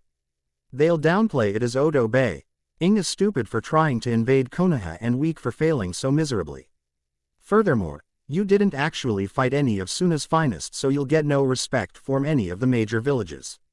Ouch. No love because I didn't take out any good ninja. Oh well, it's not like I need any more attention drawn to me. By the way, I'm a chunin now. You got promoted. Temari raised an eyebrow. I don't see a flak jacket. I better have. None of the genin would have stood a chance against me. I should get it the next time I go to Gigi's office. A little arrogant, aren't you? It's not arrogant if it's true, he said, finishing his last bowl of ramen. Well, I've got to get back to training. See you, Temari-chan. Don't call me that, she cried, watching her fellow blonde get off his seat and walk away without even glancing back at her. As she watched him walk away, she couldn't help but think about how much the last few days had changed her life. Her village and another had tried to invade another. Her father had been manipulated, killed, and used, and her younger brother was sleeping for the first time in his life. She also thought about how one blonde knucklehead had. Here you go, young lady. The bill. The cheerful old ramen chef snapped her out of her thoughts. Thanks, she said, taking out her money until she noticed something peculiar about the offending piece of paper. Wait, how could one bowl of ramen cost this much? Oh, you were eating with Naruto-kun. Since he left first, I assumed he left you the bill to pay for, he simply said. He ate 23 bowls. Temari's eyes bugged out at that. How could he have eaten that many bowls?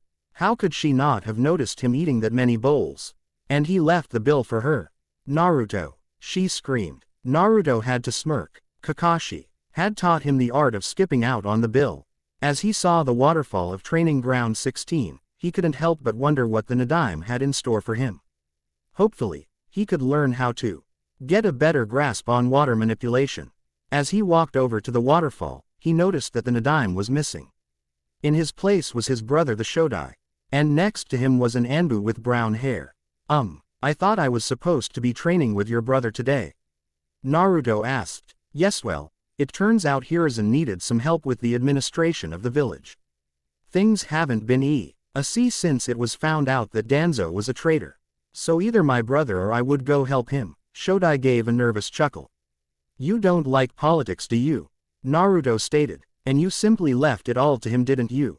The man who was thought to have been the greatest ninja to ever live simply bowed his head and sighed. My brother was always the no-nonsense type, serious type. Politics, ND administration was always right up his alley. So who is this guy? Oh, right, I haven't introduced you guys yet. This is Tenzo. He is going to help in your training with the Kyuubi, the Senju founder explained. He's going to help me. How? One of the reasons why Orochimaru ran from this village was because of some of the experiments he did on children. One of those experiments was implanting some of my cells into these kidnapped children, trying to get one or more of them to gain my power of Mokuden. Only one child survived, and this is him, Tenzo. But for this mission and his hand in training you, he'll be known as Yamato. It's nice to finally meet you, Uzumaki-san, the masked Anbu introduced himself, taking his mask off. He offered his hand to Naruto. Accepting the offered hand, it's nice to meet you too. How is this going to work then? Well, according to you, the Kyuubi is able to freely give you as much power as you need. So, we are going to let you try to draw on as much power from the Kyuubi as possible. The object of this exercise is to see how much of its chakra you can take on before losing control of yourself. When you lose control, Yamato and I will be there to suppress you, the Shodai stated. And you think this will eventually allow me to completely master Kurama's chakra? Naruto questioned. In theory it should. From Jiraiya's information on the current Jinchuriki, the number of tails your Biju have, the harder it'll be to control. Each tail basically represents a new level of control you'll have to attain. Usually, your Biju would fight you for control, but since that is not the case, that should make things slightly easier. Okay, sounds good. Let's get started, Naruto said, getting into the lotus position. Kurama, are you ready? I'm always ready, kid. Myself, I'm interested to see how well you can control my power, Kurama stated. There won't be any surprises, right? Maybe. Naruto could practically feel the nine tails grinning. Naruto decided to ignore his partner's vague answer in favor of meditation.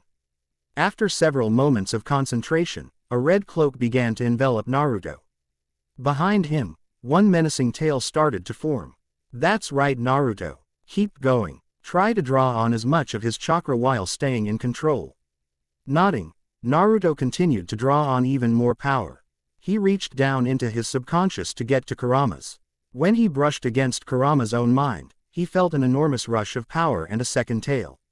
Well, that wasn't so hard. That's it, Naruto. Keep going. Don't be afraid to go as far as you possibly can, the Shodai encouraged. Naruto simply nodded, telling his sensei's present that he was going to proceed. But actually making progress was very difficult. He wasn't sure why it was suddenly so much harder to get another tail. The first two tails had been relatively easy. He knew that each tail of control would be progressively more difficult, but that didn't explain why the third tail's difficulty level far exceeded that of the first two. Was there something special about the third tail? There probably was, and Kurama was being all snotty and secretive about it. Naruto mentally avenue a sigh as he continued to probe Kurama's chakra to gain access to the next level of control. Outside of his mind, both the Shodai and Yamato were beginning to worry. The first two tails had come Naruto rather quickly, which wasn't surprising since he and the Kyuubi were on pretty decent terms with each other to say the least, but this third tail was taking quite a while, which meant one thing. If Naruto were to attain this third tail of control, it would likely provide a rather large boost in power. So, both of them began make preparations, each summoning Mokuden vines around Naruto at the ready. It wasn't until minutes later that Naruto had finally been able to breach Kurama's consciousness, and what he felt was indescribable. The rush of power was absolutely intoxicating.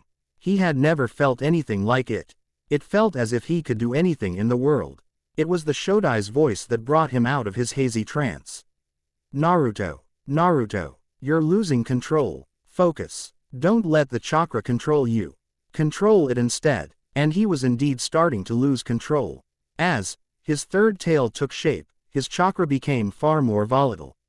The ground underneath him began to melt when it came in contact with Kurama's chakra.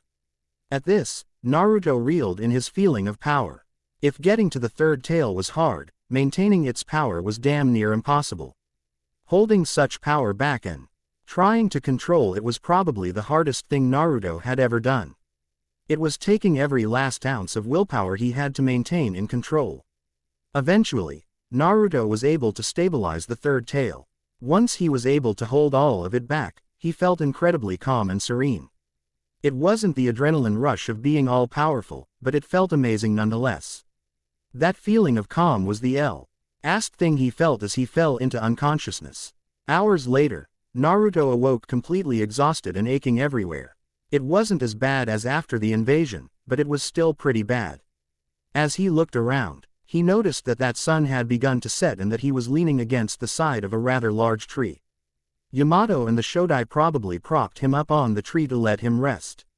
"Ah, it seems you've awoken. How are you feeling?" Yamato asked. "I'm okay for the most part. I'm pretty sore. Do you have any idea what happened when I went into three-tail form? It seems that three-tail form possess far greater power than the first two-tail forms. Your chakra was rather tame during those two forms, but your third form was basically uncontrollable." "Why though? We have no idea," the Senju answered. "Well then, I'd better ask my tenant. You got anything to say?" Kurama, the last part of it directed toward his partner in crime. "Use my chakra to do that jutsu your father copied from my Bijudama-tailed beast bomb," was all he got as a reply. Jutsu copied from the Bijudama. The Rasengan. Why that one? It seemed Kurama was enjoying keeping secrets from him, so the only way to get answers would be to follow his instructions no matter how sure he was that it'd likely end up badly. Calling upon Kurama's chakra, he prepared one of his father's signature jutsu. He felt rather proud to be able to use such an infamous jutsu. As far as he knew, this jutsu still struck fear into the hearts of Iwa shinobi. Good thing Iwa was a little too arrogant to care that Oto had put him in their bingo book as an A-rank genin. As the shining orb the Rasengan was known for started to form, he noticed something shocking. A normal Rasengan was a bright, crystal clear blue. Using Kurama's chakra, it came out an angry blood red. When he first began learning the jutsu, he had to use a shadow clone to help him control its amazing destructive power. But over time, his chakra control had gotten far better, allowing him to use the shining ball of destruction with only one hand. But in his hand at the current moment wasn't an ordinary ball of destruction, this one was several times more destructive and several times harder to control. Before Naruto could even react, his Kyuubi-empowered Rasengan blew up in his face. The resulting explosion sent him flying backwards several feet, making quite a dent in a tree he had hit. Hashirama and Yamato had barely been able to use Mokujoheki woodlock wall to protect themselves from the blast. "Kurama, what the fuck was that?" Naruto groaned. In his head, he could hear the fearsome Kyuubi laughing beyond compare. Of course, Kurama would derive pleasure from his pain. After the laughing had died down, Kurama began to explain. "Do you remember when I said each Biju offered its Jinchuriki different powers? Yeah, you hinted that you might have had a few more powers besides chakra regeneration. I'm guessing that weird red Rasengan was another one of them." He guessed. "Yes, as the strongest of the 9 Biju, I have inherited some of my father's most prized powers. And as a result, you have inherited my father's ability to use yin release and yang release. At the three-tailed state, you unlock the power to use yin release. As you learn to control more of my tails, your control over that power will increase greatly. At 6 tails, you will unlock yang release. And at 9 tails, I can learn yin-yang release." Naruto finished for him. When he had heard from Kurama that his father, the Rakudo Sennin, had created physical bodies for him and his Biju siblings out of thin air using yin-yang release, it sounded unbelievable. Naruto couldn't believe it, but the possibility of having the same power as the god of shinobi was making him absolutely giddy. Unfortunately, Kurama's rather boisterous laughter broke him out of his thoughts. "As if you could have yin-yang release. No, neither you nor I can use the power of God. I am not the Jubi and you do not possess the Rinnegan. No, at 9 tails, I will be able to physically manifest myself through your body." Naruto really didn't like getting his hopes shot down like that. Tisk. Whatever. What does yin release do anyway? Yin release is the spiritual energy that governs imagination. It can be used to create form out of nothing. You mean I can create stuff out of thin air? Once again Naruto was getting pretty giddy. Yes, with yin release you can create inanimate objects out of nowhere. But yin release covers a broad range of abilities. Among them is the illusion creating ability you humans call genjutsu and Iryo ninjutsu, medical ninjutsu. You mean I can learn genjutsu and medical ninjutsu? That giddy feeling was growing. No, you will probably never be able to use yin release for anything outside of creating objects and jutsu like the Rasengan and your clones. Why not? Naruto whined. He was rather looking forward to learning those branches of jutsu. It's the same reason why you never could do a simple Bushin jutsu. You mean I have too much chakra? Naruto asked. No, I mean I have too much chakra. Because my chakra reserves are higher than anything you could possibly imagine, there's no way you could possibly ever have enough chakra control to do genjutsu or medical ninjutsu using my chakra.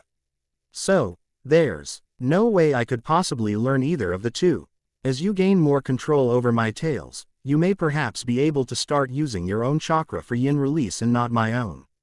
But by then, your chakra reserves would have also increased greatly and then you would be in this exact situation again, too much chakra and not enough control. Ironically, because I and eventually you have so much chakra, eating inanimate objects will actually come very easily to you.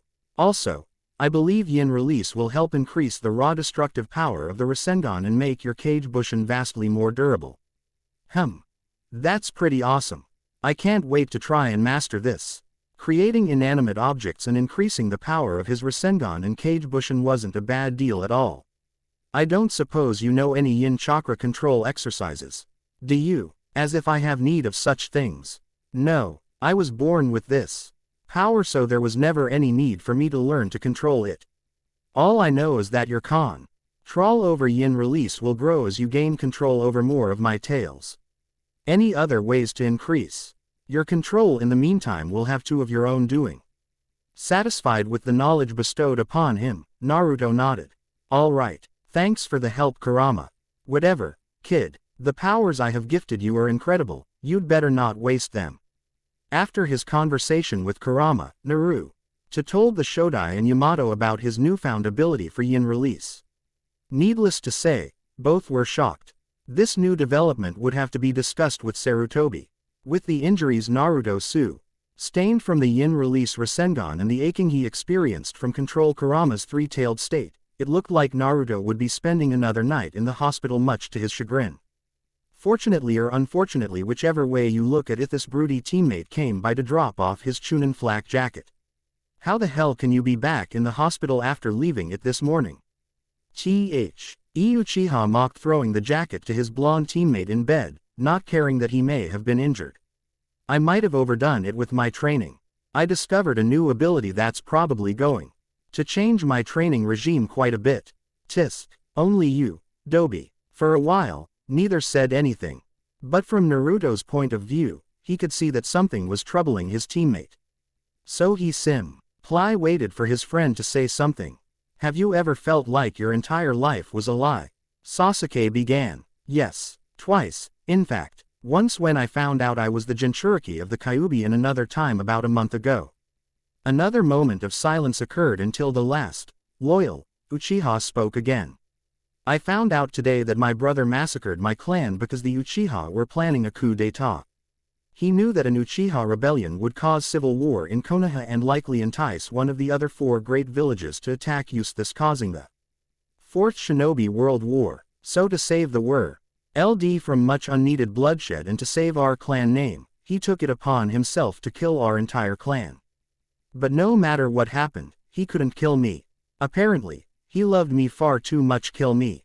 My brother now wants me to kill him so I can bring justice down upon the Uchiha killer. At this point, Naruto could see that Sasuke was very confused. Sasuke had trusted him with one of his greatest secrets. Perhaps it was time to return the favor. My father is the Yondaime Hokage, Namikaze Minato, the same man that sealed the Kyuubi inside of me. Sasuke's eyes widened at that. That was not something he was expecting. When he thought about it though, it made sense why Naruto was chosen as the Jinchuriki and not someone else. Kami must really hate us. Perhaps. It was probably true. They both had terrible luck. So what are you going to do now? I don't honestly know. My life had purpose before. It was meant to kill Itachi so I could finally avenge my clan. Now, I don't know what it is that I want to do. Naruto could tell that he truly was lost. Perhaps, that was why Sasuke sought him out for suggestions. You won't know until you face your brother again, Naruto said with finality. Get stronger. Get strong enough so you can finally look in your brother's face as his equal. When you do face him, keep your mind open and listen to what he says and just do whatever your heart says for you to do. Nothing needed to be said as the two newly minted Chunin looked back on how their lives had changed so much in the last month. They were interrupted by two rather loud feminine squeals. Sasuke-kun. Sakura and Ino both screamed, rushing into the room, nearly breaking the door down. Naruto had to smirk at Sasuke's situation. He could literally see a tick mark appearing on the Uchiha's forehead. The joys of fangirls. Sasuke-kun, I heard you got promoted to Chunin. I knew you could do it. You're totally the strongest Chunin in the world. Ino giggled. 1 month ago, Naruto would have taken exception with that comment. But now, he found himself rather amused by Ino's declaration. It was rather funny to see her delude herself. He chuckled to himself as he simply locked eyes with Sasuke and raised an eyebrow. Seeing Mount Sasuke erupt from irritation and anger was also amusing. Surprisingly, it was Sakura who was the voice of reason and diffused the situation. Actually, Ino, I think Naruto was the strongest genin at the exams. What? No way. Yeah, Naruto's definitely up there now. I saw how fast and strong he was when he beat Neji. But Sasuke-kun learned Kakashi's most prized technique. The Chidori. That totally means, Ino rambled. Tisk. The Dobi also knows the technique, the Uchiha grunted. What? You know it too, Naruto? Ino asked incredulously. Finger pointing abounded. How come you didn't use it then? Better yet, how did you learn it as well? The Dobi knows it because Kakashi taught it to the both of us. And as for why he didn't use it, that's pretty obvious. He didn't need it, answered Sasuke. That was probably the most words he had ever spoken to Ino so far in his entire life. Also, only one of us in this room is in the bingo books as an A- rank threat. This news positively shocked Ino. She couldn't believe it. Naruto the class Dobi was actually in the bingo books. She looked to Sakura for confirmation. The Pinkett gave her a tight nod. Naruto defeated the entire Oto army on his own. Ino. In Oto's bingo book, they are calling him Konoha's Kamikaze or Divine Wind. She then looked at Naruto in hospital gown and Alan awe. He even had a cool nickname as well. Naruto chuckled, put his hands behind his head, and leaned back on his bed. The story is that it is only through my divine intervention that the invasion failed. Although, it was rather arrogant for them to believe that their invasion was going to work anyway. Naruto simply gave Ino an amused smile as she squirmed under his gaze. For a while, no one said anything. Once again, it was Sakura who broke the silence. Naruto, if you don't mind me asking, how did you get so strong? Sakura asked in a timid voice. Naruto wasn't sure if he should answer that question. Just look at her and how she asked that question. It was quite clear that Sakura was feeling very self-conscious about her skills as a ninja. Both her teammates had far surpassed even her wildest imaginations. They had shown great performances at the Chunin exam finals and had done a great service to the village for their part in the invasion. All the while, she hadn't even made it out of the prelimina. Rise and had served no purpose in the defense of Konoha other than helping move straggling civilians. Inadequate indeed, Naruto sighed. This wasn't going to be an easy conversation to have. The NTER with Orochimaru in the Forest of Death really changed my mindset of why I became a ninja. Tell me, Sakura, why do you want to be a ninja? If it's to impress your precious Sasuke-kun, then you should probably quit now. The three of us nearly died in the Forest of Death, Sakura. If that doesn't teach you about the horrors and rigors of being a ninja, then I don't know what will. People die in this profession, Sakura. And if you ever hope to progress your career, you'll be expected to kill people as well. Quote, hey, that's not fair. You can't just trample on Sakura's. Ino tried to stand up for her friend. No, Naruto is right. If you don't have a good reason to be a ninja, Then there's no way you can withstand the challenges that come with our lifestyle, the Uchiha interrupted. Oh yeah, what are your reasons for being a ninja? She demanded. It was rather surprising that she would yell at her precious Sasuke-kun like that, but the two new Chunin suspected it was because her reasons for being a ninja were at least in some part similar to Sakura's. She probably didn't appreciate her reasons for being a ninja to be seen as foolish either. I'm a ninja because of what happened to my family. I strive to get stronger in order to finally find closure with what happened to my family, the Uchiha stated.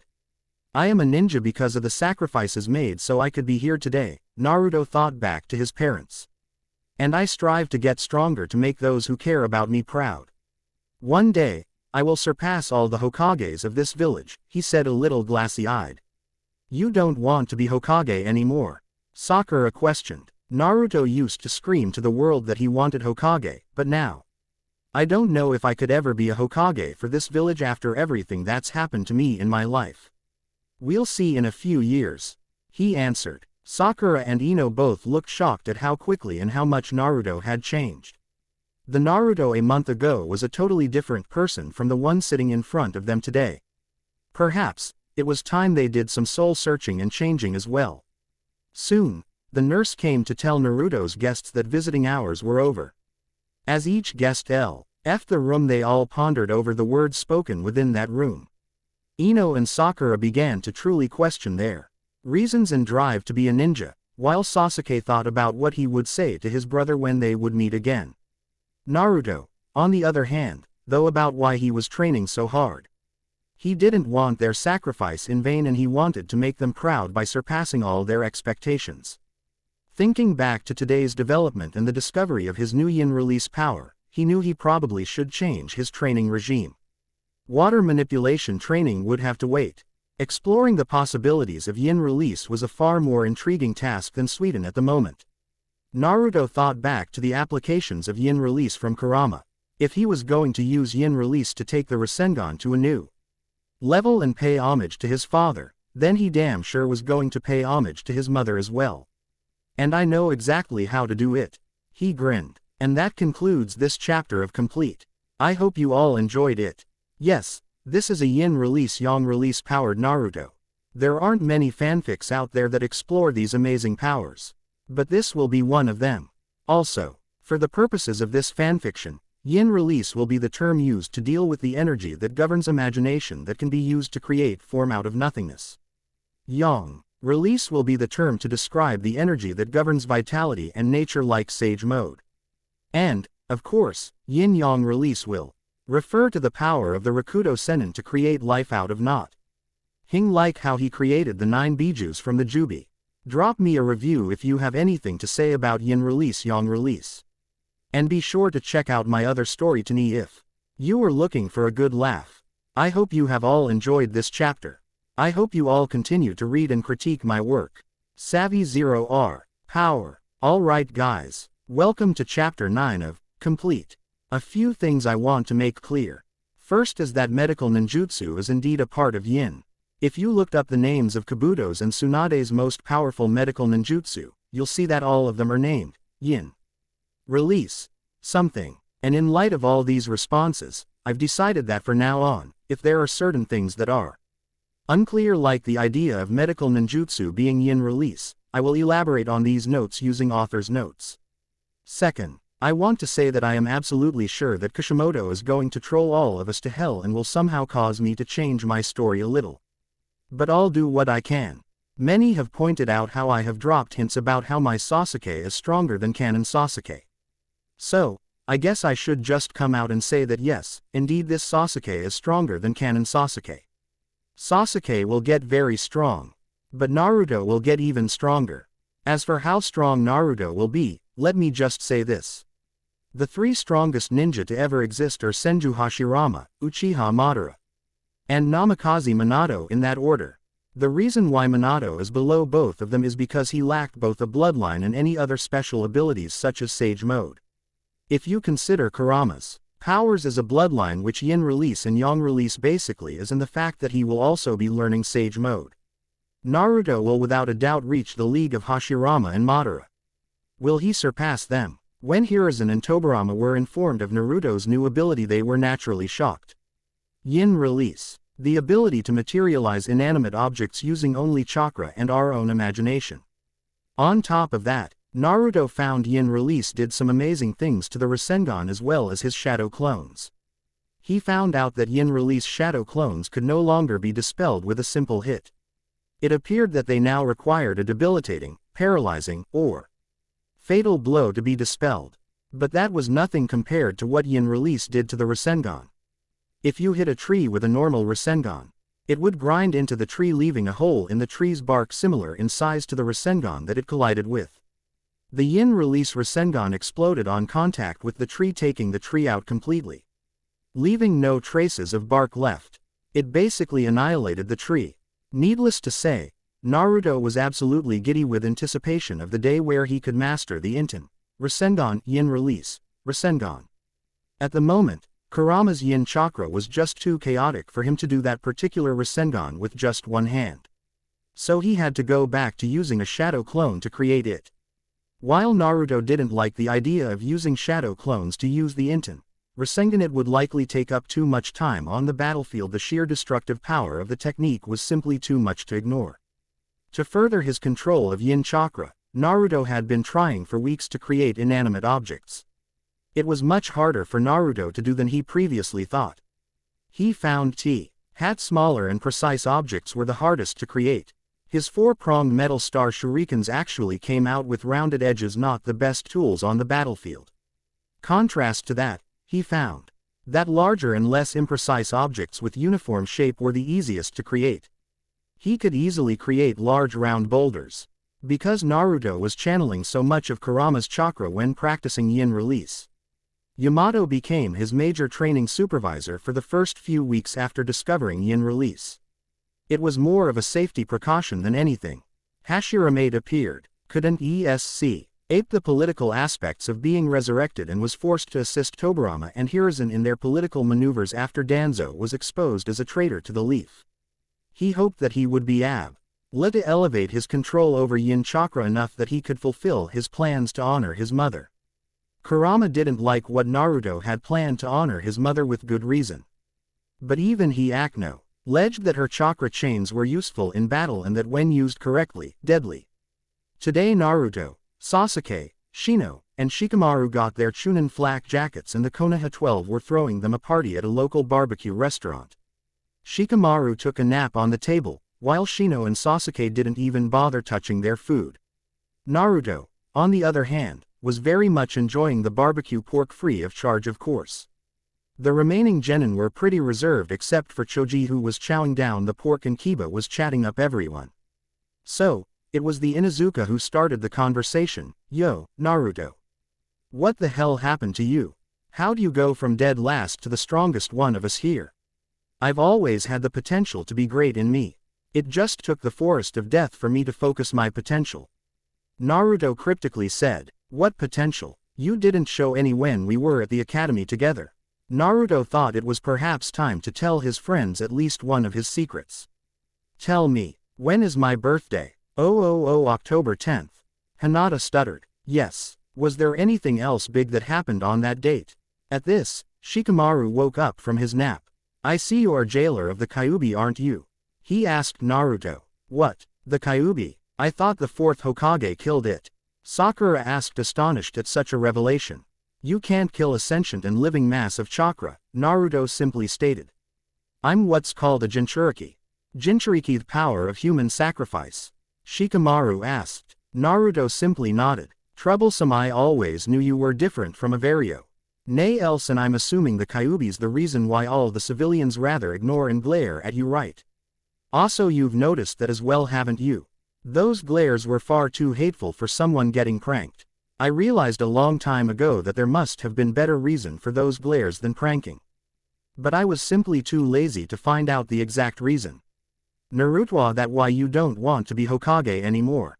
Sakura asked. "You don't want to be the Hokage?" Kiba asked. "You used to scream to everyone that you'd be Hokage." Most of the genin there looked at Naruto curiously. Hinata was saddened when she found out Naruto had given up on his dream because of the villagers of Konoha. She thought the scorn and indifference her father and clan elders were hurtful, but it w. as nothing compared to what Naruto had experienced. Neji's thoughts were along the same lines. It seems Uzumaki was right on more than just my own hate. My status as a branch member doesn't even being to compare to his problems. Lee and Tenten were saddened by how they had ignored Naruto's suffering.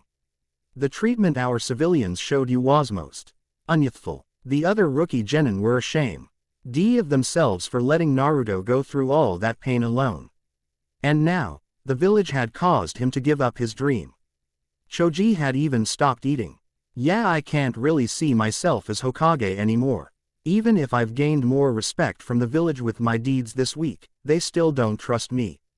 And even if the day where I gain their respect and admiration comes to pass, I don't know if I'll ever be able to forgive the village enough to lead them. Everyone could understand his decision. If it were them, they didn't know how they would turn out. So, if you don't want to be Hokage anymore, why are you training so hard? I heard that you're being trained by Jiraiya of the Sannin, Choji asked, resuming eating. I want to make all those who care for me proud. I want them to know that their sacrifices for me weren't in vain.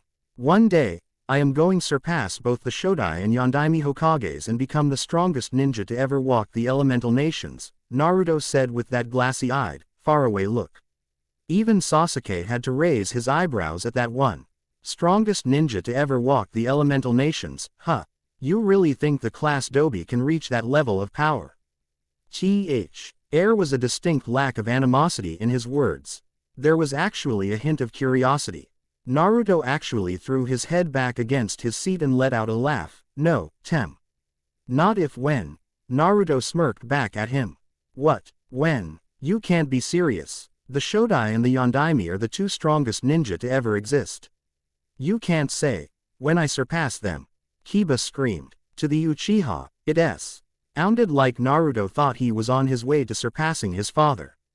And it sounded like there was definitely something Naruto was hiding from him. There was only one way to find out what he was hiding. Fight me, Naruto. This immediately put everyone on edge. Sakura remembered how angry Sasuke used to be when he saw how powerful someone else was. Shikamaru and Shino were very unsure of how far the two Team 7 Chunin would go. These were two changed shinobi. There was no telling what they were capable of. Everyone else was rather excited for the possibility of seeing the two strongest of their generation clash. Naruto simply raised an eyebrow at Sasuke. The look was returned in kind by the Uchiha. So, I assume you've picked up a thing or two from our one-eyed sensei and you want to test them out, don't you? At Sasuke's nod, he continued, and in the process, learn what I've been doing under the Shodai Hokage, right? Wait, what? How come you get to learn from the Shodai Hokage? Kiba screamed. I'm not really learning anything. The Shodai is simply helping me learn to control the Kyuubi's power. I don't really gain any special powers from the Kyuubi. All I'm really doing is augmenting my current powers. And besides, I've only had 2 days with the guy. Sasuke's probably spent weeks on end training and learning under Kakashi Sensei, Naruto responded. So how far are we going to go? 15 minutes. No maiming. No killing. The blonde nodded. Shikamaru will be the referee. Let's go to training ground 7, he said, getting up. There was an unspoken agreement between the two that there would be no playing around. This was a serious match that was to showcase what they had learned, or in Naruto's case what he had improved over the last few weeks. Naruto knew that Sasuke had taken his advice and started more advanced chakra control and taken steps to increase his speed, stamina, chakra capacity and endurance. He probably wanted to test his new physical abilities against his Shunpo. Shikamaru stood between them as the rest of the Konoha 12 looked on from the sideline. You have 15 minutes. No maiming. No killing. If I think the match is getting out of hand, I'll stop it. Now, go. Naruto disappeared in a flash. Sasuke immediately turned his Sharingan on. With the Sharingan, Sasuke could see the remnants of Naruto's chakra. While he couldn't see exactly where the blonde would end up or do next, he could at the very least tell in what direction he would be attacking from. With that, he was able to block an incoming kick with his forearm. Although, blocking the kick hurt quite a bit since Naruto definitely hit harder than he did. Immediately, Naruto disappeared again and Sasuke went on the offensive. Seeing Naruto's chakra trail lead away from him and towards a pack of trees, he gathered lightning chakra into his hands. Chidori Senbon. 1000 birds Senbon, he said, aiming at where he thought Naruto would return to view. Naruto had apparently noticed Sasuke's counter because when he returned to view, he already had a jutsu ready. Futon. Shinkaha, wind release, vacuum wave. The Futon jutsu easily discarded the lightning-charged Senbon, racing its way toward the Uchiha. Using his training to the max, Sasuke was able to dodge the blast of wind. He was now definitely faster than Lee ever was. HMMA variation of the Chidori, huh? Not bad. I like it. And you're definitely faster than you were before, Tem, Naruto commented from on top a tree branch. You haven't seen anything yet, Dobi, Sasuke grunted. I should hope not, the blonde replied. 5 hand seals later, Futon. Daitapa, wind release, great breakthrough. Sasuke smirked. Let's see if I've got this down, he thought to himself. Tiger, hare, boar, dog. The Uchiha slammed his hands onto the ground. Doden. Doryuheki, earth release, mud wall. A large stone wall rose from the ground in order to block the incoming jutsu. Daitapa heavily scratched the wall, but it stood. That is until Naruto decided to punch it with a large amount of concentrated wind chakra. Chunks of earth flew everywhere as Sasuke moved to avoid the debris. Earth release as well, huh? And advanced manipulation at that. Doryuheki is supposed to be high B rank to low A rank, Naruto said, impressed. And he really was. It had only been a few weeks and Sasuke already had enough control over earth manipulation to perform a rather powerful jutsu. Without the training modifier he had with Kage Bushin, Sasuke's rate of growth was indeed pretty impressive. It seemed he really had wanted to ally be able to see eye to eye and face to face against his brother to talk about the massacre. But on the other hand, Sasuke's control over earth was taxing. Naruto could already see that the Chidori variation in the mud wall had taken quite a bit out of him. He was breathing pretty hard and sweating quite a bit. Got anything else you want to try? Naruto asked. Sasuke gave his trademark smirk. As a matter of fact, there is one more thing I want to show you. You said you've improved on some of the techniques and skills you've already got. Well, let's just say I did the same. Naruto watched as Sasuke performed 3 hand signs and Chidori came to life. Seconds later, Sasuke continued to press more chakra into the technique, turning it from white to blue. Ah, that explains it. If you have the required nature control to do the Reikiri lightning cutter, then you certainly have enough nature control to create Chidori variations. How many can you do a day? Only once a day so far, the Uchiha grunted. This was definitely going to be his last move of the night. Well then, let's see what yours can do, shall we? Naruto moved aside, giving Sasuke a free path at the trees behind him. Sasuke screamed and charged forward. The ground underneath the Reikiri started to tear apart. Aiming for the middle of a tree, Sasuke was able to slice through the bark with ease. There was no resistance as the Reikiri cleaved the tree in two. Without a middle, the tree toppled over with a thud. And with that, Sasuke also keeled over, nearly out of chakra. The spectators ran over to help the Uchiha up. By the time Naruto made it over to him, Kiba and Choji were already helping him up off the ground. You know, at this rate, you could easily be Jonin level in strength in a few months, Naruto commented. Ski still have to catch up to you, the Uchiha muttered. If I'm right, you've managed to take that technique you showed me to the next level, haven't you? Show me what you've done to it. I wa NT to see how it compares to the Reikiri. Naruto immediately knew he was talking about the Rasengan. Guess it couldn't hurt to show him the new Rasengan. Very well, was all that he said as he walked over toward the stump of the tree Sasuke had used the Reikiri on. Watch closely, he said as he used his right hand to summon a large blue orb of destruction around 8 inches in diameter. Rasengan, he screamed as he slammed it into the stump. The Rasengan easily grinded into the stump. The screech as chakra met. Tree was painful. After several seconds, Naruto released the jutsu. That should be enough of an example of a regular Rasengan. The other genin and chunin besides Sasuke were absolutely bewildered. What the hell was that? They thought It was Sakura who knew the answer. Naruto isn't the Rasengan. That's the Yondaime's prized technique. Naruto smirked. Yes, the Rasengan and the Hiroshin are the Yondaime's prized techniques. Ero Sennin taught me that one. Ero Sennin? Choji asked. Jiraiya of the Sannin, also known as the world's largest pervert. He writes the smut books Kakashi-sensei always reads.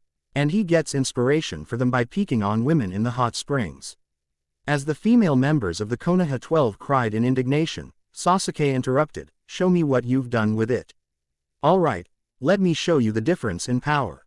Naruto walked up to a different tree and summoned a Kage Bushin. With his clone, he was able to channel Kurama's chakra into an angry blood-red Rasengan. While it was slightly smaller than the Rasengan he had just shown, everyone could tell that this one was far more powerful just by the ominous power it exuded. Naruto rushed to the tree and slammed the Yin-release Rasengan into it. Immediately, it exploded on contact. The force of the explosion caused a huge aftershock, actually knocking all his teammates off their feet. When the dust cleared, the Konoha 12 saw Naruto standing next to what was left of the tree. All that was left were a few branches without the leaves on them. The explosion must have blown the leaves off. There was no trunk of the tree. Apparently, this new Rasengan had destroyed the tree trunk. Or to put it more accurately, this Rasengan literally disintegrated the tree. There's nothing left. Tenten cried. What the hell was that? Everyone thought. They couldn't actually believe their eyes. That level of destruction was incredible. That is a Rasengan powered by the Kyuubi's chakra, Naruto answered the unspoken question. Alright, that's the end of our show, folks. Let's get Sasuke to the hospital to be treated for chakra exhaustion. I don't need to go, Dobi. The Uchiha growled. Maybe not, but I want to put you in the hospital so I can annoy as much as possible while you're stuck in bed. He grinned. The next day, Sasuke and Naruto went back on to their own training. And the rest of the Konoha 12 called an official meeting. The exhibition match, Betway. Sasuke and Naruto had really opened their eyes. The two male members of Team 7 were absolutely leaving the rest of them in the dust, and they couldn't accept that. The 10 of them swore to get stronger to catch up to the Uchiha and the Uzumaki. They weren't going to let them continue to carry the weight of their generation alone. 2 weeks later, Naruto had finally managed to summon his mother's chakra chains. But he didn't have much control after the initial summoning and command. For example, if he summoned the chains to attack or bind a tree A, that would be all the chains could do. He chains would not be able to disengage from tree A and attack tree B if he wanted them to. Kurama told him that in his mother's prime she could use her own chakra to manipulate her chains to her every command at will. It would take many more months or years before he could replicate that feat, but for now the actual summoning was an accomplishment on its own. He had also begun his Suiten training under the Nadaime. Unlike his older brother, Tobirama was rather strict. There were strict checkpoints that Naruto had to learn in his quest to master water nature manipulation. Some of them were simple and some of them were absolutely ridiculous. It took Naruto days to reverse the flow of a river, and this was even with the liberal use of Kage Bushin. Seriously, trying to change the flow of a river. This was nearly impossible if anyone not named Senju Tobirama. When Naruto asked him if reversing the flow of a river really necessary to learning Suiten, Tobirama answered no. But then, he continued on saying that reversing the flow of a river was the first step to doing Suiten jutsu with just water molecules in the air, or as he called it, perfect water manipulation. And as his student, Tobirama was not going to accept any less than perfection. Naruto was a little bit put out at how ridiculously difficult the Suiten training was at first, but eventually he got the hang of it. And his training bared fruit. He could now do some very powerful Suiten jutsus in the presences of a water source and some minor ones in areas without a water source. Tobirama said that the final exercise to Gai Ning, perfect Suiten manipulation, was to be able to make a large waterfall flow upwards for several minutes. How in the holy hell was he supposed to learn how to do that? At the same time Naruto was learning Suiten, Tobirama and Naruto both created shadow clones so Tobirama could Naruto the basics of Jikuken ninjutsu, space-time ninjutsu. Tobirama explained that Jikuken ninjutsu basically affected the space-time continuum. The most common example was the use of summoning jutsus. For example, using hand signs and chakra, Naruto could summon toads from practically out of nowhere. Such a summoning could only be described as a type of space manipulation. From how Hiruzen and Jiraiya had described the Hiraishin, flying thunder god, Tobirama theorized that Hiraishin was actually a rather advanced form of space manipulation and fuinjutsu, sealing arts, on his Hiraishin kunai. The Nadaime could not however describe how he combined the two. Naruto chalked figuring out the Hiraishin as an it. Her of things on his to-do list, along with complete control over his mother's chakra chains, doing the yin release Rasengan one-handed, learning fuinjutsu, perhaps learning kenjutsu, and trying out that sage mode thing Jiraiya and Hashirama were talking about. Whatever that last one was. Author's note 1. But all those things would have to wait a bit. Ero Sennin had just come back to the village. After scouting out what Orochimaru was doing in Oto, the snake Sannin was apparently rather distressed about losing over 80 of his entire ninja force in the invasion of Konoha. As a result, Orochimaru had to replenish his forces with quite a few mercenaries to avoid Oto being a rather easy target for other villages. The Toad Sage also found some information regarding Orochimaru's immortality jutsu, as he called it. It was how Orochimaru was able to shed his skin in their last encounter. For the jutsu to work, Orochimaru would need an actual sacrifice, which disgusted all of those who heard that particular piece of information. His original plan was obviously to make Sasuke his new body in order to gain the Sharingan. With Sasuke's cursed seal sealed up twice over by Kakashi and Jiraiya, that would be rather unlikely. Information gathered from spies suggests that his next possible body would be a Kagaya. The problem was that this Kagaya had contracted a fatal blood disease. As a result, Orochimaru was searching for someone or something to cure the Kagaya of the disease. As far as Hiruzen and Jiraiya were concerned, there was only one person alive that was capable of curing that disease, and that was Senju Tsunade.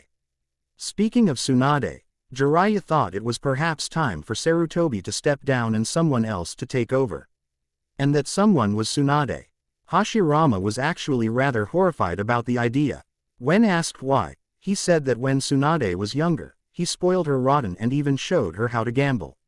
Sarutobi and Jiraiya weren't sure how to react to that particular revelation. Nonetheless, whether or not Tsunade became the Godime, they all agreed that at the very least Tsunade should be brought out of her funk and back to the village. And that's where. Naruto was at this moment and time on the road with Jiraiya of the Sannin on a mission to bring back Suant. Between Jiraiya's escapades to do research at hot springs and actually searching for Tsunade, Naruto could tell they were going to be away from Konoha for a while. So he decided to work on his Suiton manipulation, chakra chain summoning, and the yin release Rasengan in the meantime. It had been nearly 2 weeks since Jiraiya and Naruto had been on the road, and they were no closer to finding Tsunade. Whether it was because of the Toad Sage's constant trip to brothels and hot springs or whether because finding a Sannin wasn't easy, Naruto couldn't tell. And that was where we find Naruto today, lying in a hotel room bed with no trace of his godfather. He was broken from his thoughts by a knock on the door. He quickly put on a pair of pants and a shirt on. Opening the door, he saw 2 people standing in front of him wearing long dark coats adorned with red clouds. The taller of the 2 had light blue skin, strange gill-like markings on his face, and a long broad sword on his back wrapped in white cloth. The shorter of the 2 had black hair and red eyes that displayed to the world his identity, Uchiha Itachi. A rather protracted silence occurred between the 3 shinobi. It was the Uchiha who spoke first. "Hello, Naruto. Sorry, I don't talk to strangers, you know, the whole stranger danger thing. Have a nice day, bye." He smiled, slamming the door shut in their face. The 2 Akatsuki members stared at the door in shock. Itachi did that? Brad just shut the door on us." Sasuke's older brother blinked once, twice, and a third time before turning his head to his partner. "I think he did, Kisame." Even the always stoic and expressionless Itachi was shocked at Naruto's audacity. The Kiri missing nin's face contorted into anger. "I'm gonna kill that Gaki," he screamed, taking Samahata off his back to break down the door. A loud crash reverberated as the door that had originally been there crumbled into shambles. Both Akatsuki members peered inside the room to see a now fully dressed Naruto jumping out the window. A shout of, "Kage Bushin no Jutsu," was heard as say, "Veral 100 Narutos poofed into existence." "Well then, looks like we'll have to split up to find the real one," Kisame suggested the stoic Itachi. About 10 minutes later, Itachi found a Naruto sitting on the roof of a local brothel. The blonde gave no indication he was going to leave. In fact, he seemed like he was waiting for him. "You do not seem at all concerned that I have found you," Itachi commented. "Ero Sennin is downstairs. If I need to, I think I'm at the very least fast enough to call for his help before you catch up to me," the blonde responded. "Ah, that is probably correct. So why are you here?" the Uchiha questioned. Naruto responded with another, "Have you talked to your brother yet?" "Yes, I have." Flashback start. Uchiha Itachi was a hard person to get to show surprise. But when had captured Hitaki Kakashi in his Tsukuyomi, he would definitely say he was surprised. Kakashi went on to tell him that he, Sasuke, Jiraiya, and both of the revived Hokages knew the truth about the Uchiha massacre. Apparently, Hiruzen Sarutobi thought it was about time that secret was to be revealed. The son of the White Fang then went on to tell him that Sasuke was training himself into the ground for the day that he could look him in the eye, fight on level with, and talk to him one-on-one. Itachi couldn't hold back a smile when Kakashi talked about the progress Sasuke had made. And most importantly when Kakashi talked about how he had made a friend in the Kyuubi Jinchuriki. After being advised to meet up with Sasuke at their clan home, Itachi let Kakashi out of his Tsukuyomi. Kakashi would be unconscious for a few hours, but there would be no mental damage done. Itachi told Kisame to hold off the Jonin in front of him, so he could find information on the Kyuubi. Knowing Kisame could not turn down a fight, he knew the swordsman would not resist the order. A few minutes later, Itachi found himself back at his old home. Walking inside the walls, he saw his brother lying on the ground unconscious. It was very evident that he was training hard. Kakashi had not been lying. Itachi simply sat down in the lotus position in front of his sleeping younger brother. No long after, his younger brother awoke to see his older brother sitting in front of him. Kakashi was right, I should slow down on the training a little bit. I'm seeing things, he groaned, thinking his older brother was an illusion. "No Otudo, I am very real," Itachi said with a slight hint of amusement. Immediately, Sasuke was on his feet in a defensive posture. The two Uchiha brothers stared at each other for a few seconds unmoving. Until Sasuke's shoulders drooped a little. "Did you really kill everyone because we were going to have a coup d'etat?" he asked. "So, the Sandaime did tell you the truth. Why did he tell you?" "I asked him to never do so. He said that he had already made the mistake of keeping Naruto's secret from him, causing him more pain and suffering. He said he didn't want to make the same mistake with me. He didn't want to see me actually complete the quest to kill you and then regret it later. He also felt that you had suffered enough and didn't want you to continue to sacrifice yourself for Konoha in this manner. And with Danzo now dead, there was no need to keep me out of the loop." At that, Itachi had gone quiet. Itachi knew how much he had sacrificed for his brother and for Konoha. But none of it bothered him at all. He actually felt as if his brother and Konoha gave him the courage and strength to go through with the sacrifice. It was his best friend Shisui, who taught him that the true mark of a shinobi was to protect his village from the shadows, as he was doing so now. "My friend Naruto told me that I should get stronger. He told me that I should get strong enough to look you in the eye, to talk to you as an equal. It is only then that I would be able to decide what to do with my life," Sasuke said, breaking Itachi out of his thoughts. "Your friend is very wise." Sasuke nodded. "I may not be strong enough to face you one-on-one, but I still want to know. I still want to hear your side of the story." "Very well. After our parents and the council decided to rebel, my friend Shisui and I needed to do something. We were planning to talk our clan out of it using Shisui's Mangekyo, but Danzo somehow got his hands on Shisui's eye. Apparently, Danzo wanted us to rebel. He was most likely going to use our rebellion to usurp Sandaime-sama for the Hokage seat. And if our rebellion were to happen, it would have dire consequences for our clan, our village, and most likely the entire shinobi world. Without a way to stop our clan from destroying the lives of so many innocent around the world, Shisui entrusted me with his last Mangekyo I and the task of saving both the Uchiha clan name and Konoha. And I did the only thing possible. I took it upon myself to quell the rebellion before it began, thus becoming the greatest Uchiha traitor to the village after Madara himself. My plan was for you to one day become strong enough to defeat me so that you could revive our clan and become of Konoha's greatest heroes, in the process thus letting the story of our rebellion die with me. Neither brother said anything for the longest time. They watched as the wind around them pick up and move leaves around. Ever since the night of the massacre, my Leaf's ambition was to avenge the deaths of our clansmen. Do you still wish to do so? Itachi asked. I don't know, to be honest. About a month ago, Naruto beat me to the ground and then asked me what I planned on doing after I killed you. And I had no answer for him. Now, after learning the truth of why you killed our clan, I don't even know if I want to kill you anymore. I feel like my life has been a lie for so long now. My life used to have purpose, but now it doesn't anymore. Your friend is very wise. He above all would know how it felt to be lied to your entire life. Chisky used to be the class doby. But our run-in with Orochimaru really changed him. He told me up until that moment, he never really acknowledged the fact that he was the Jinchuriki of the Kyuubi. He didn't want to be known as a human sacrifice. But once he got over that, he's been able to harness the Kyuubi to become stronger, much stronger. Yes, I have heard about him being the A-rank genin in Odo's bingo books.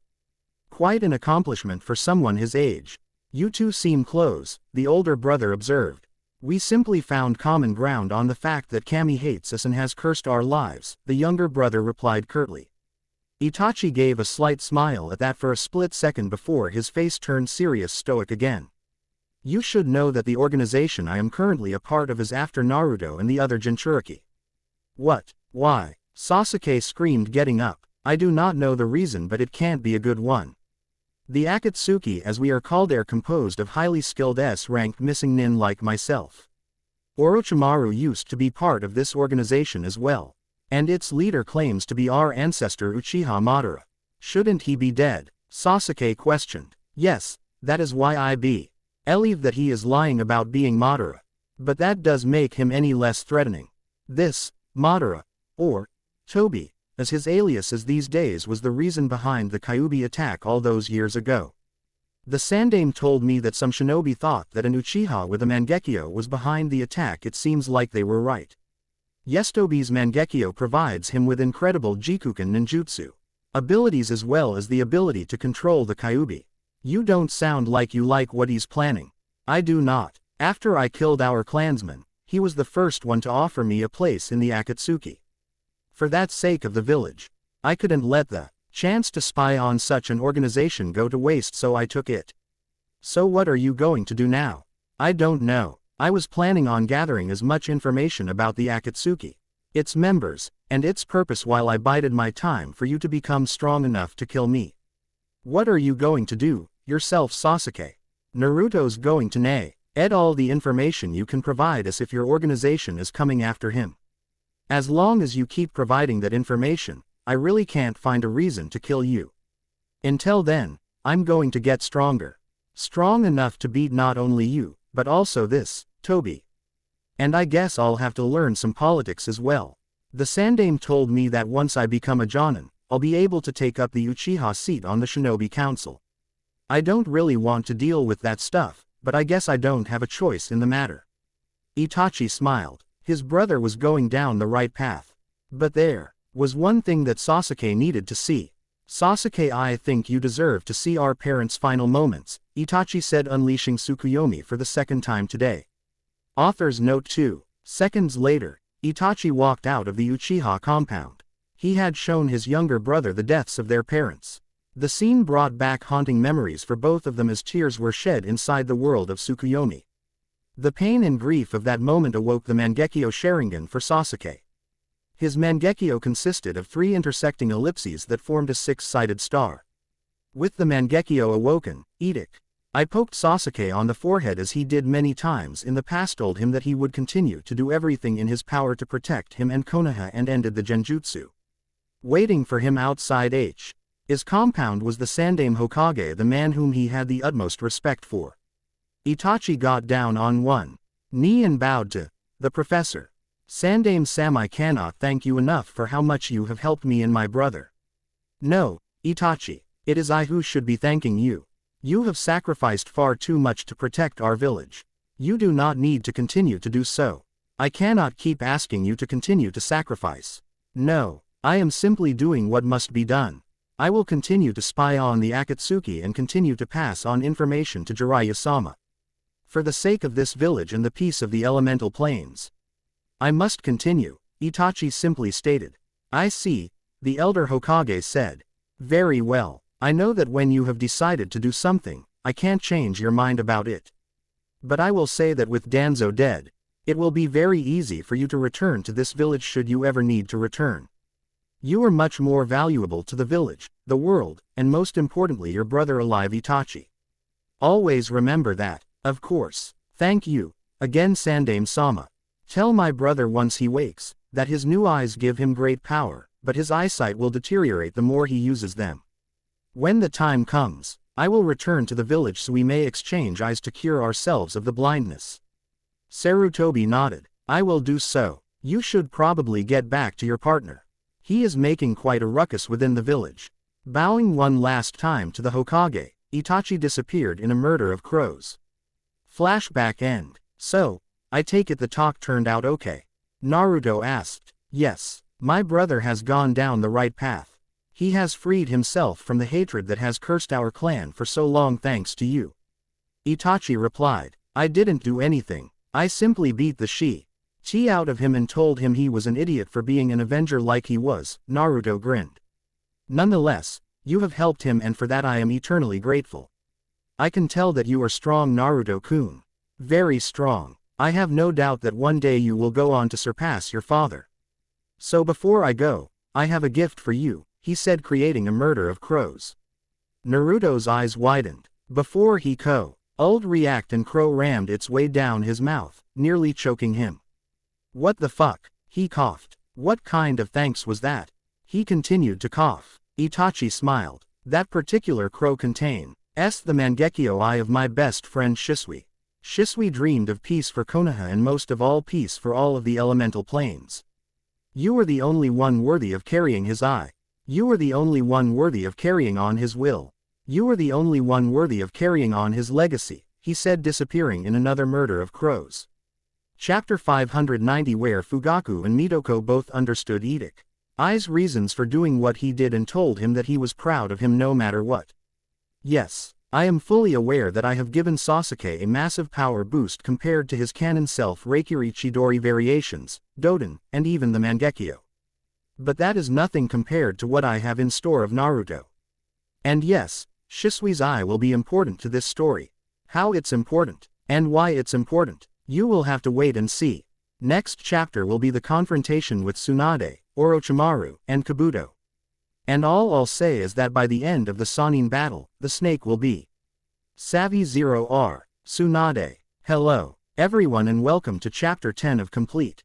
I'm sorry for the long wait, but real life got in the way a bit. Also, recent Naruto chapters have thrown a major monkey wrench into my plans for Naruto going forward, which partially delayed this chapter.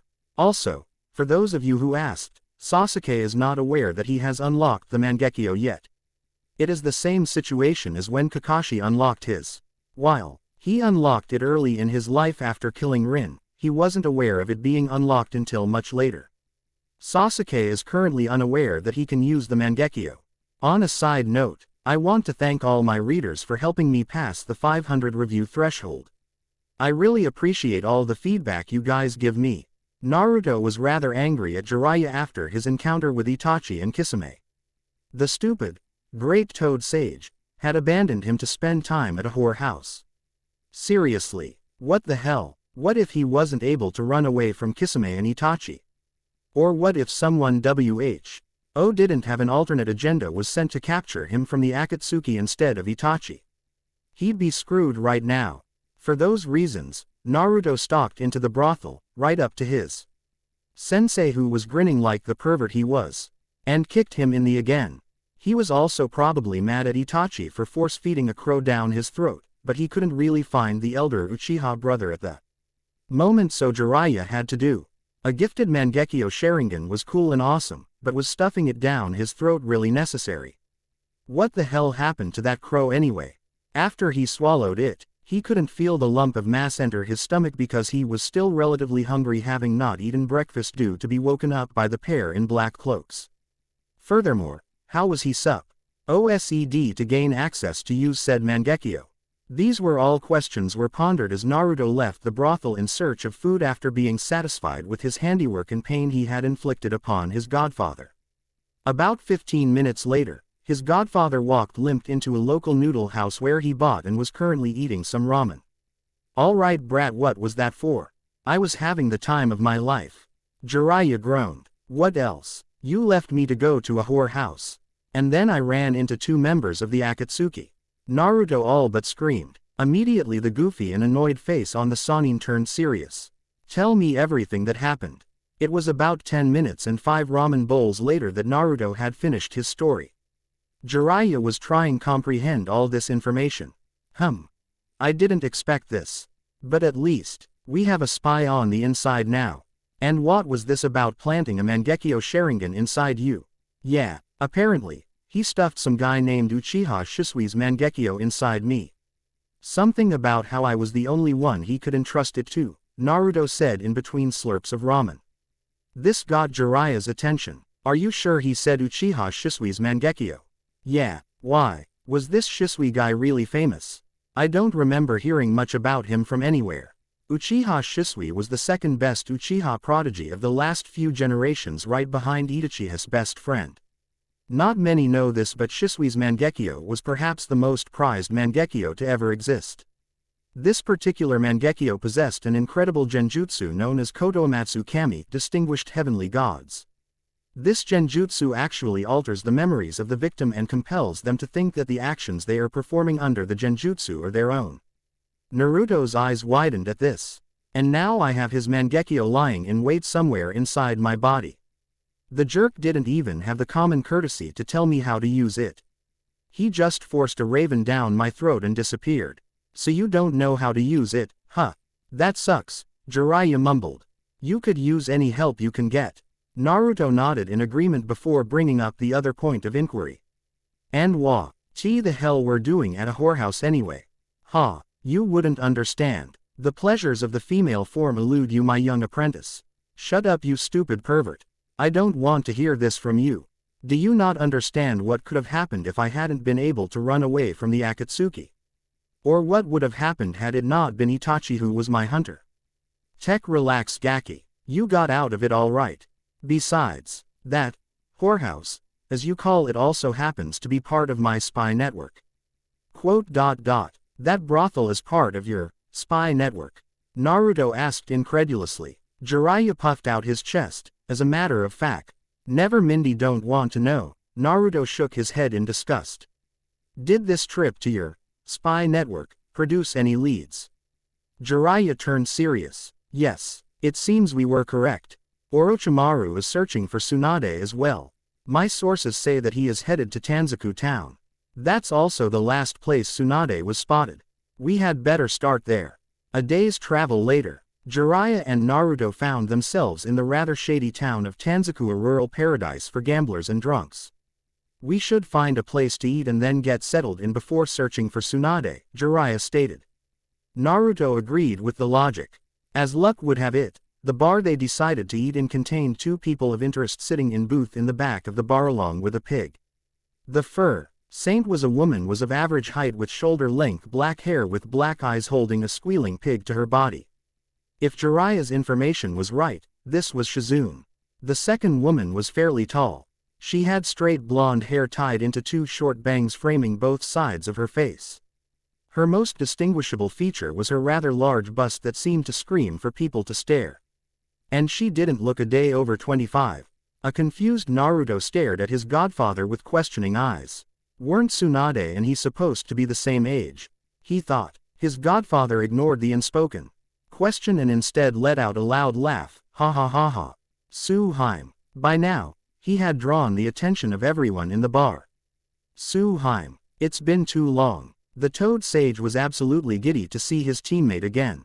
The Senju did not share his excitement. Jiraiya, what do you want? This can't be good. I've had enough reunions for one day. So, you've seen our wayward teammate, have you?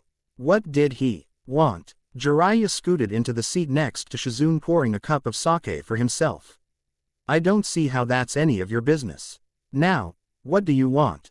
It can't be a coincidence that I see both of you in one day. So, spill, she demanded. Always right to the point, huh? Well, our sensei is getting up there in years and he needs someone to replace him. It's been decided that you would be best for the Hokage position. Jiraiya stated. By this time Naruto had made his way over to their booth. Absolutely not. Who the hell would want that job? Only idiots take up that job. Protecting the village. Everyone who takes it dies a premature and futile death. The last part caught Naruto's attention. What did you just say? He growled. Who's the squirt anyway, Jiraiya? Tsunade completely ignored him. This is Uzumaki Naruto. He's my newest apprentice, Jiraiya grinned. He's going to be my greatest apprentice yet. Ha, that's what you said about your last one. And look what happened to him.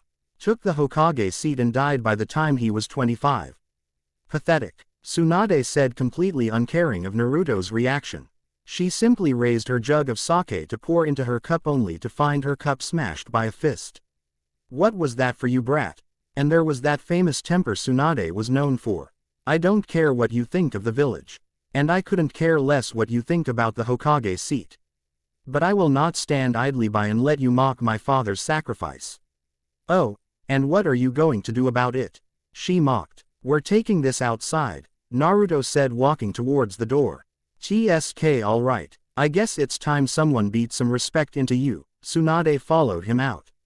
Shizune, who had been quiet for the entire time, spoke up. Jiraiya-sama, aren't going to stop this. You apprentice is going to get seriously hurt. She asked, pleading for help. Jiraiya shook his head. Let's see where this goes, he said, getting up. You are way out of your league, kid. You have no idea who you are fighting. Tsunade stated. I know exactly what I'm doing, you old hag. A tick mark appeared on the Senju princess's head. She looked about ready to burst until she took a few deep breaths. Calming down, she simply raised one finger. One finger. That's all I'll need to beat some respect into you, Tsunade stated. And if I win, I get all your money. Whatever. Your loss, Nar. Yuto didn't particularly care for her overconfidence. He was going to show her that underestimating him would bring dire consequences. And with that, he used Shunpo, Flash Step, to get behind the female Sannin. Caught off guard, she was barely able to stop a kick aimed at her right flank with her forearm. She then brought forth the one finger she had pointed out to him in an attempt to flick him as if he were an annoying bug. With that one finger, she was able to send him flying several feet backwards. It seemed like Naruto wasn't ready to fight a Sannin. Nonetheless, Tsunade was impressed with his skills. You're pretty fast, kid. What are you, a Jonin? No, I'm a recently promoted Chunin, Naruto said from his place on the ground. You are pretty strong for someone your age, but your arrogance is going to kill you one day. You aren't ready to fight someone on my level, so give up.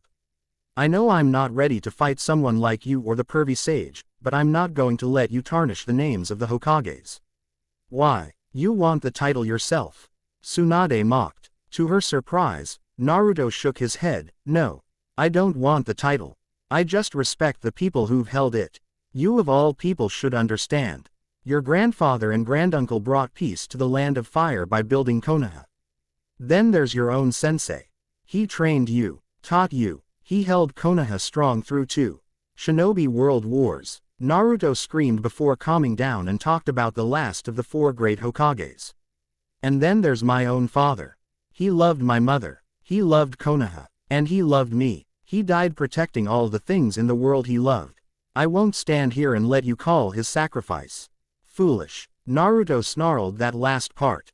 You know nothing of what I have dealt with, boy. Tsunade retorted. I have lost everything I have ever cared about for that village. I am the last of my clan. I lost my brother. I lost my lover. There's nothing left for me there. There's nothing left for you there. So you decide it's okay to drink and gamble your life and sorrows away. It doesn't that way, Tsunade. Instead of scoffing at their accomplishments and drowning your sorrows, you should be doing something to honor your family and loved ones. I know more about sacrifices made for the good of Konoha than anyone else. After all, my name literally means the power of human sacrifice, Naruto stated.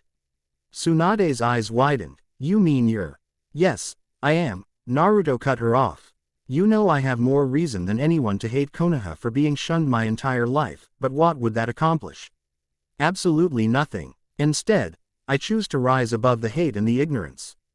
I choose to continue living with the hopes of my parents alive within me. And I choose to strengthen my self so that one day I can protect those precious to me as my parents did in their final moments. For several moments, no one spoke. It wasn't every day someone spoke so passionately about their goals in life.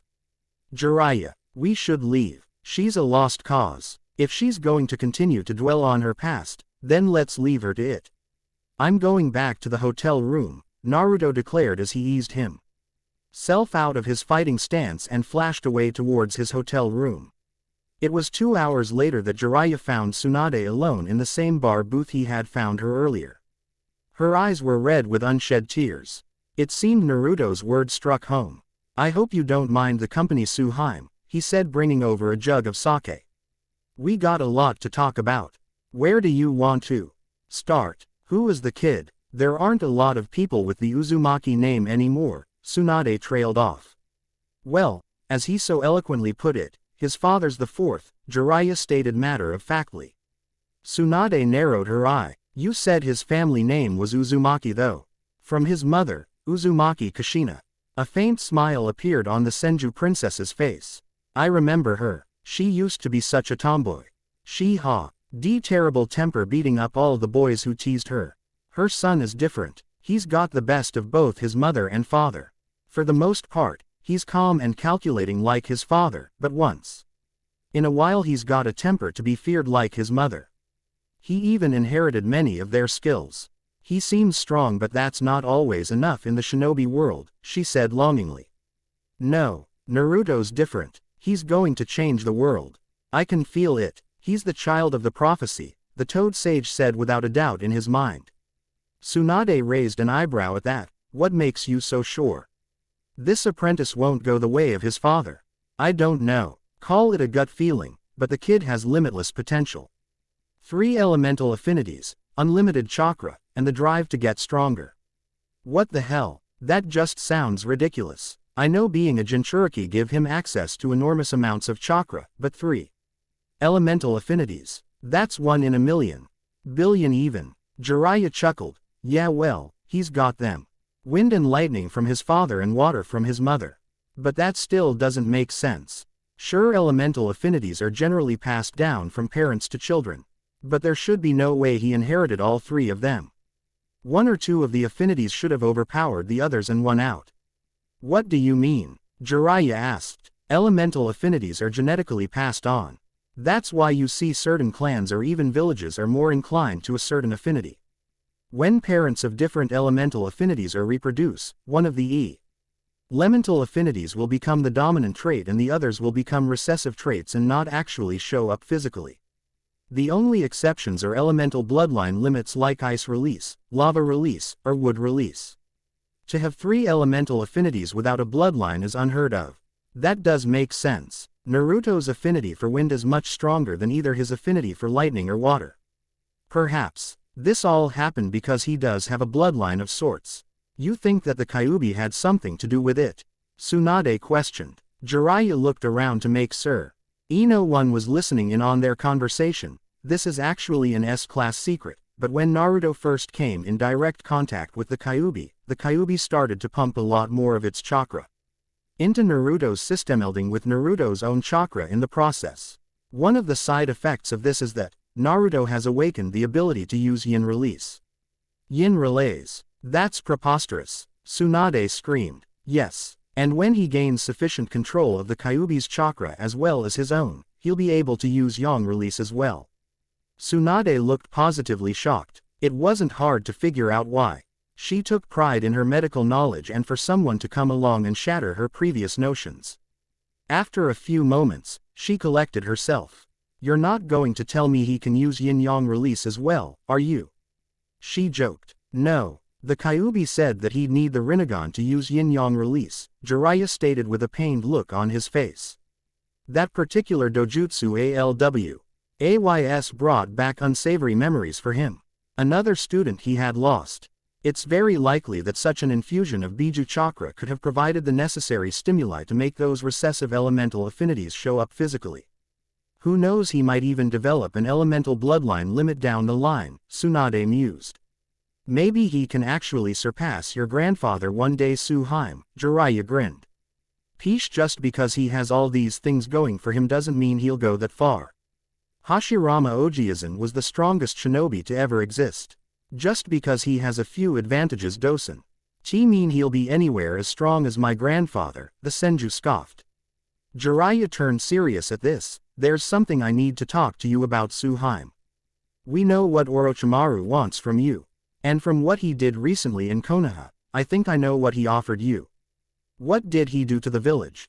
I don't know if you know this, but the wayward teammate is the leader of a new shinobi village, Odo. He was also able to manipulate Suna into launching a dual invasion onto the village. Thanks to my student and timely information, we were able to escape the invasion with very little losses. But there were consequences. What happened? Being the snake he is, Orochimaru could pass up the chance to take out Sensei for good. To achieve that goal, he used your granduncle's Jutsu Thedo Tensai to try and revive both your granduncle and grandfather to finish the job. What? That bastard! Tsunade screamed, jumping out of her seat. Relax, Haim. I took care of it. I looked into your granduncle's jutsu. For the user to gain full control of the revived corpses, he needs a special sealing tag to tie the bodies to the user. I was able to get to the sacrifices without the snake realized too late. As a result, Orochimaru ended up reviving your family with them out of his control. Jiraiya smirked, very happy to have gotten one over his former teammate. I see. The fact that some her family was alive again brought many long dormant feelings in Tsunade up to the surface. I know you've lost a lot, Tsunade. But that doesn't mean you can keep running from your past forever. That doesn't mean that you can keep thinking the worst of everyone you meet. And that doesn't mean you can keep drinking and gambling away all the pain. Jiraiya gave a heartfelt chuckle. Would you look at me? I'm starting to sound like that brat. But the fact of the matter is that you need to find closure, Haim, and it starts with what Orochimaru offered you to heal his next vessel. Naruto was really starting to regret coming on this retrieval mission. First he gets visited by Uchiha Itachi and Hoshigaki Kisame of the Akatsuki at his hotel room. And then this morning, he gets woken up by Tsunade's assistant, Shizune, carrying a totally smashed Jiraiya. For a spy master, he really did let himself go sometimes. Naruto also noticed there was a rather large trail of dried blood coming from said Toad Sage's nose. Whether it was because someone decided to break his nose or because he knocked himself out with another perverted fantasy, he didn't want to know, probably both, knowing the man. So you don't look so well, Naruto remarked to his godfather. Shut up, you brat. Can't you see I'm not in the mood for your smart talk at the moment? The Sannin groaned as he found it hard to then speak without having to deal with his bad hangover. What happened? And where's Tsunade? And here Naruto was 20 minutes later standing in front of all three of the Sannin. Orochimaru was standing next to Kabuto from the Chunin exams and an older teenager with pale skin and 2 dots on his forehead, the Kagaya who was going to the snake Sannin's next body. Next to Naruto was the hungover and drugged Jiraiya. He was still feeling the effects of the alcohol and whatever drug Tsunade had slipped him. But he was feeling a little bit better since Shizune had given him an antidote that was slowly doing its work. And speaking of Shizune, she was kneeling next to her master who seemed to be going into shock. Apparently, after drugging and indisposing Jiraiya, Tsunade attempted to finish Busin SS with her wayward teammate alone by knocking out her student as well. That plan obviously backfired, seeing as she was on the ground going into a panic attack because there was some blood on her hands. It appeared that the world's greatest medic had a really bad case of hemophobia. Well, The whole team is back together again after all this time, how delightful, Orochimaru mocked. And you brought a guest, he said, gesturing wildly to me. You know, Naruto-kun, I have very interested in how you were able to become so strong in such a short time. I mean, you were nothing but eak genin without a shred of talent, and now you're the hero of the village. He drawled. The seal I placed on you should have weakened you greatly, but instead the opposite happened, and I have yet to understand why. I think I will enjoy experimenting on you. Naruto shivered. If this pedophile was going to try and get him angry, then too could play that game. Sorry dude, I'd rather not becoming one of your experiments. You have an unnatural interest in younger boys and their bodies. I mean seriously, you gave my 12-year-old teammate a hickey. A fucking hickey. And one. I mean, I know that, yo. You do some pretty terrible things in your life. You experimented on people, you abandoned your village, and you tried to destroy your village. But going after little boys, that's a totally new low. Naruto cried. The young blonde was rather happy to see the snake Sonin's face turn sour. It looked like he was about to explode from anger for a second.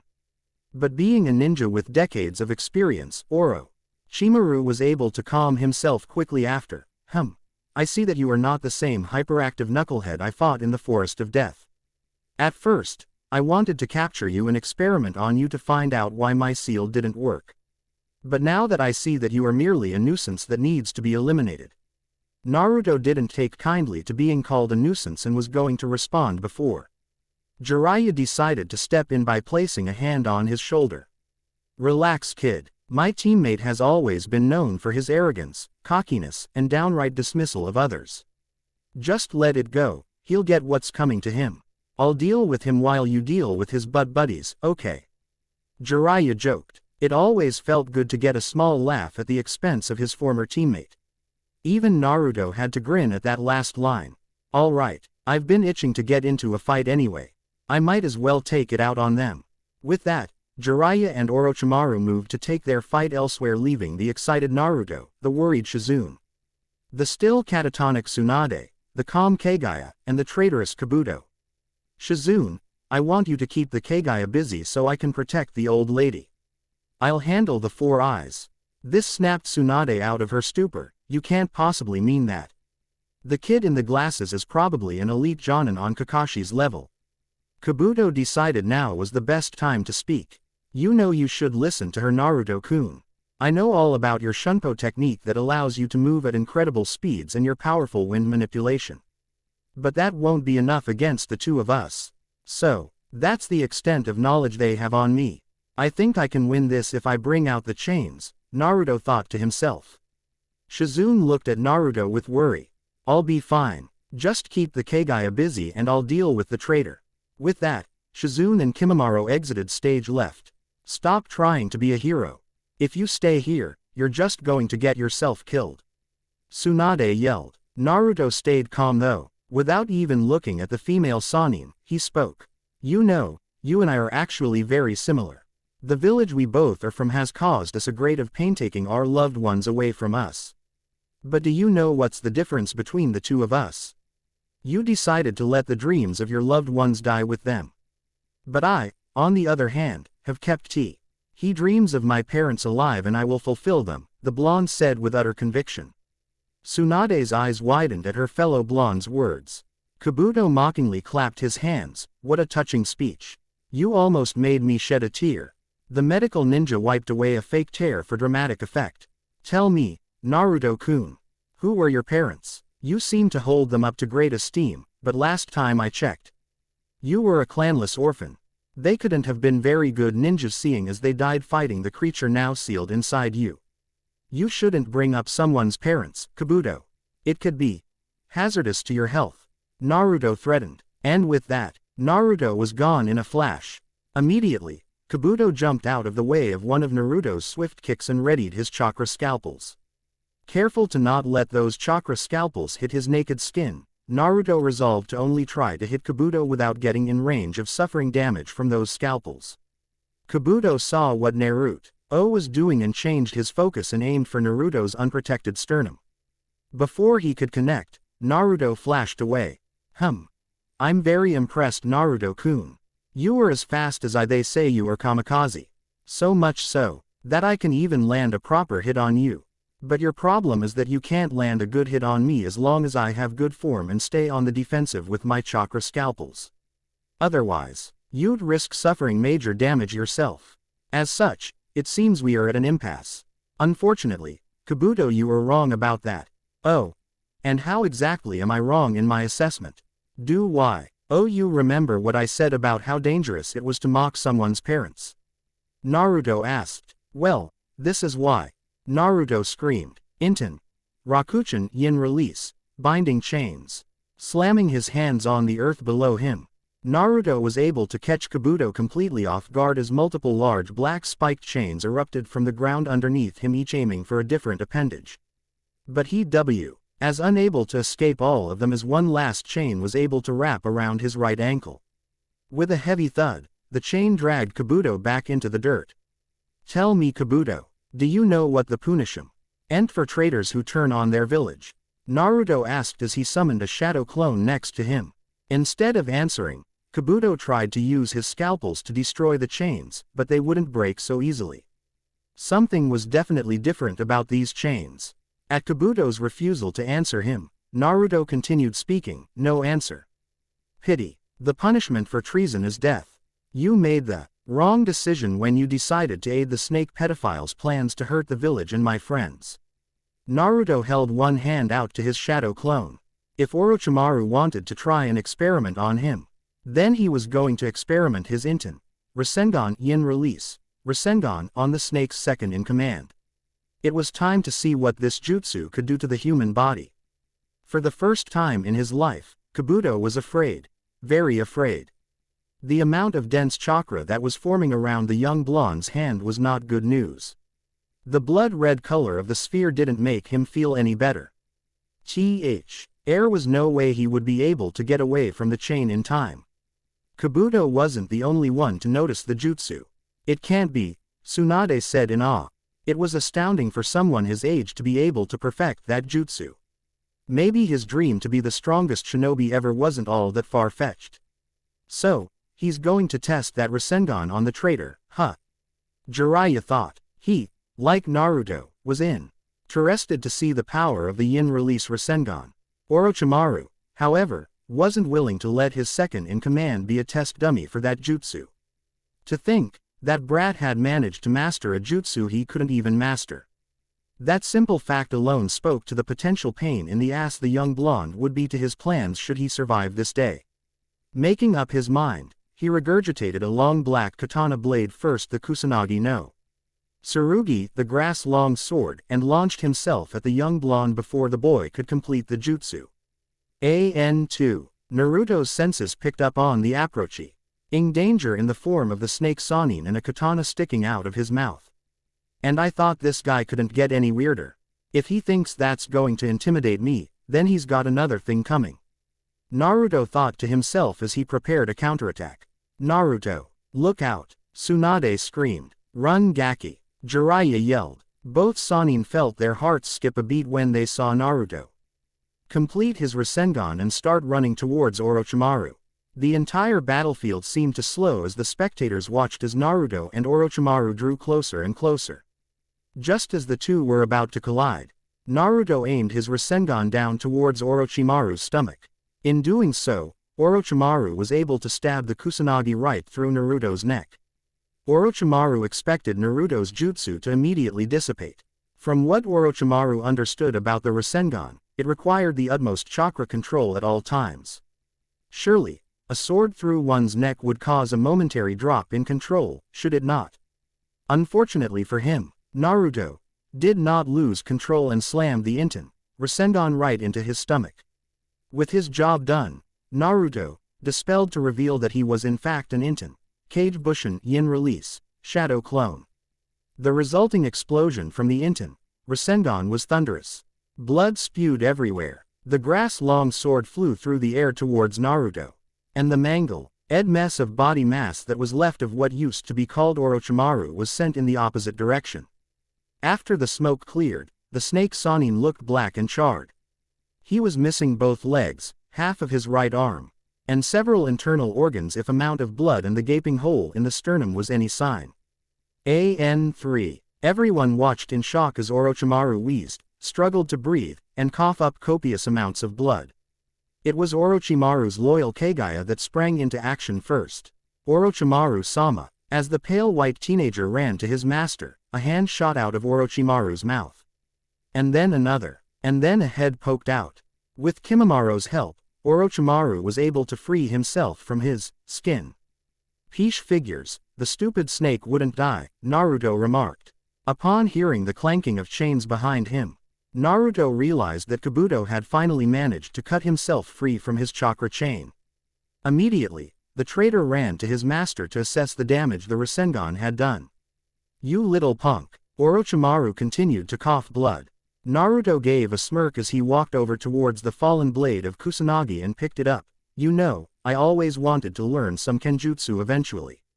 It's rather generous of you to gift me a good reason to start learning." The traitorous Sannin wanted nothing more than to rip the cocky young blonde to pieces, but in his current condition, it just simply wasn't possible. He had made the mistake of underestimating the child and now he was paying the price. He was going to have to abandon his plans with Tsunade and his prized sword. "This isn't over. I'll get you for this." Orochimaru hissed as he, Kimimaro, and Kabuto sunk into the ground and disappeared. As Naruto continued to study his new sword, Jiraiya shunshined over to his student and smacked him upside the head. "What the hell was that, Gaki? You nearly gave me a heart attack." "Hey, I knew exactly what I was doing. I knew that he would continue to time at me, so if I used the Kawarimi body replacement with an Inten Cage Bushin, he wouldn't know the wiser." Naruto's logic didn't prevent Jiraiya from smacking him on the back of his head again. "That was a gutsy move, kid. But next time, don't scare me like that. It's not good for my heart to see Orochimaru stab you through your throat with his sword." Shizune and Tsunade then approached the pair.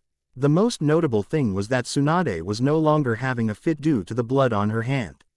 "Tsunade-sama, your hand, are you okay?" Shizune asked in concern for her mentor. Tsunade studied her hand and didn't flinch. And for the first time in a long time, the Senju princess smiled. "Yeah, Shizune, I'm fine." "Hey, brat." Naruto and Jiraiya turned to Tsunade. "Yes, I wanted you to know that was pretty dumb move going at a Sannin like that. You just lucked out because the snake was too overconfident and arrogant for his own good. If you had gone up against either Jiraiya or me, you would have gotten destroyed." Naruto's eyebrow twitched a little bit. "And also you were right. I shouldn't have scoffed at Dan's and Naoki's dreams after their deaths. I should have kept those dreams strong. So, thank you." Naruto's face immediately softened. "You're welcome, Ba-chan." Suddenly a more demonic killing intent than the Kyuubi flooded their surroundings. "What did you just call me?"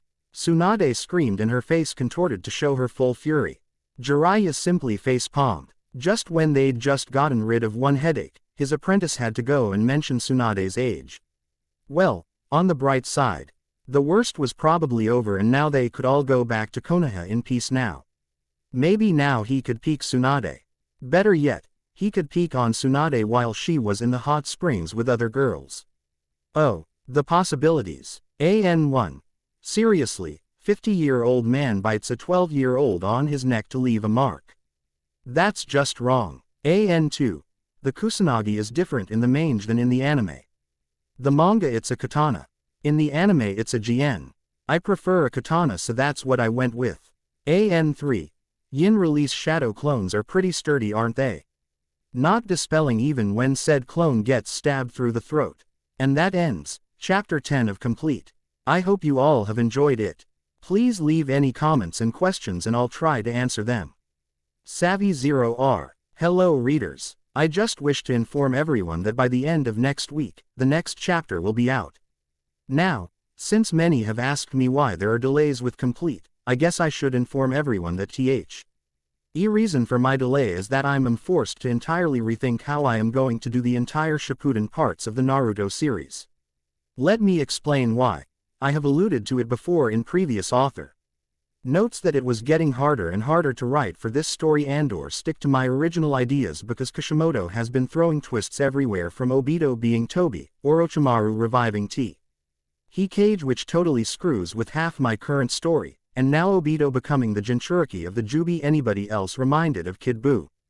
Before I even published my first chapter of this story, I had already planned out the final confrontation between Naruto and Madara. Now that things have changed drastically, I'm forced to rethink my next few chapters because the next few chapters are the biggest chunk of my story. These next few chapters are going to be about Naruto's trip with Jiraiya, where he learns the skills necessary to fight against the Akatsuki and eventually Madara, Obito, and the Jubi.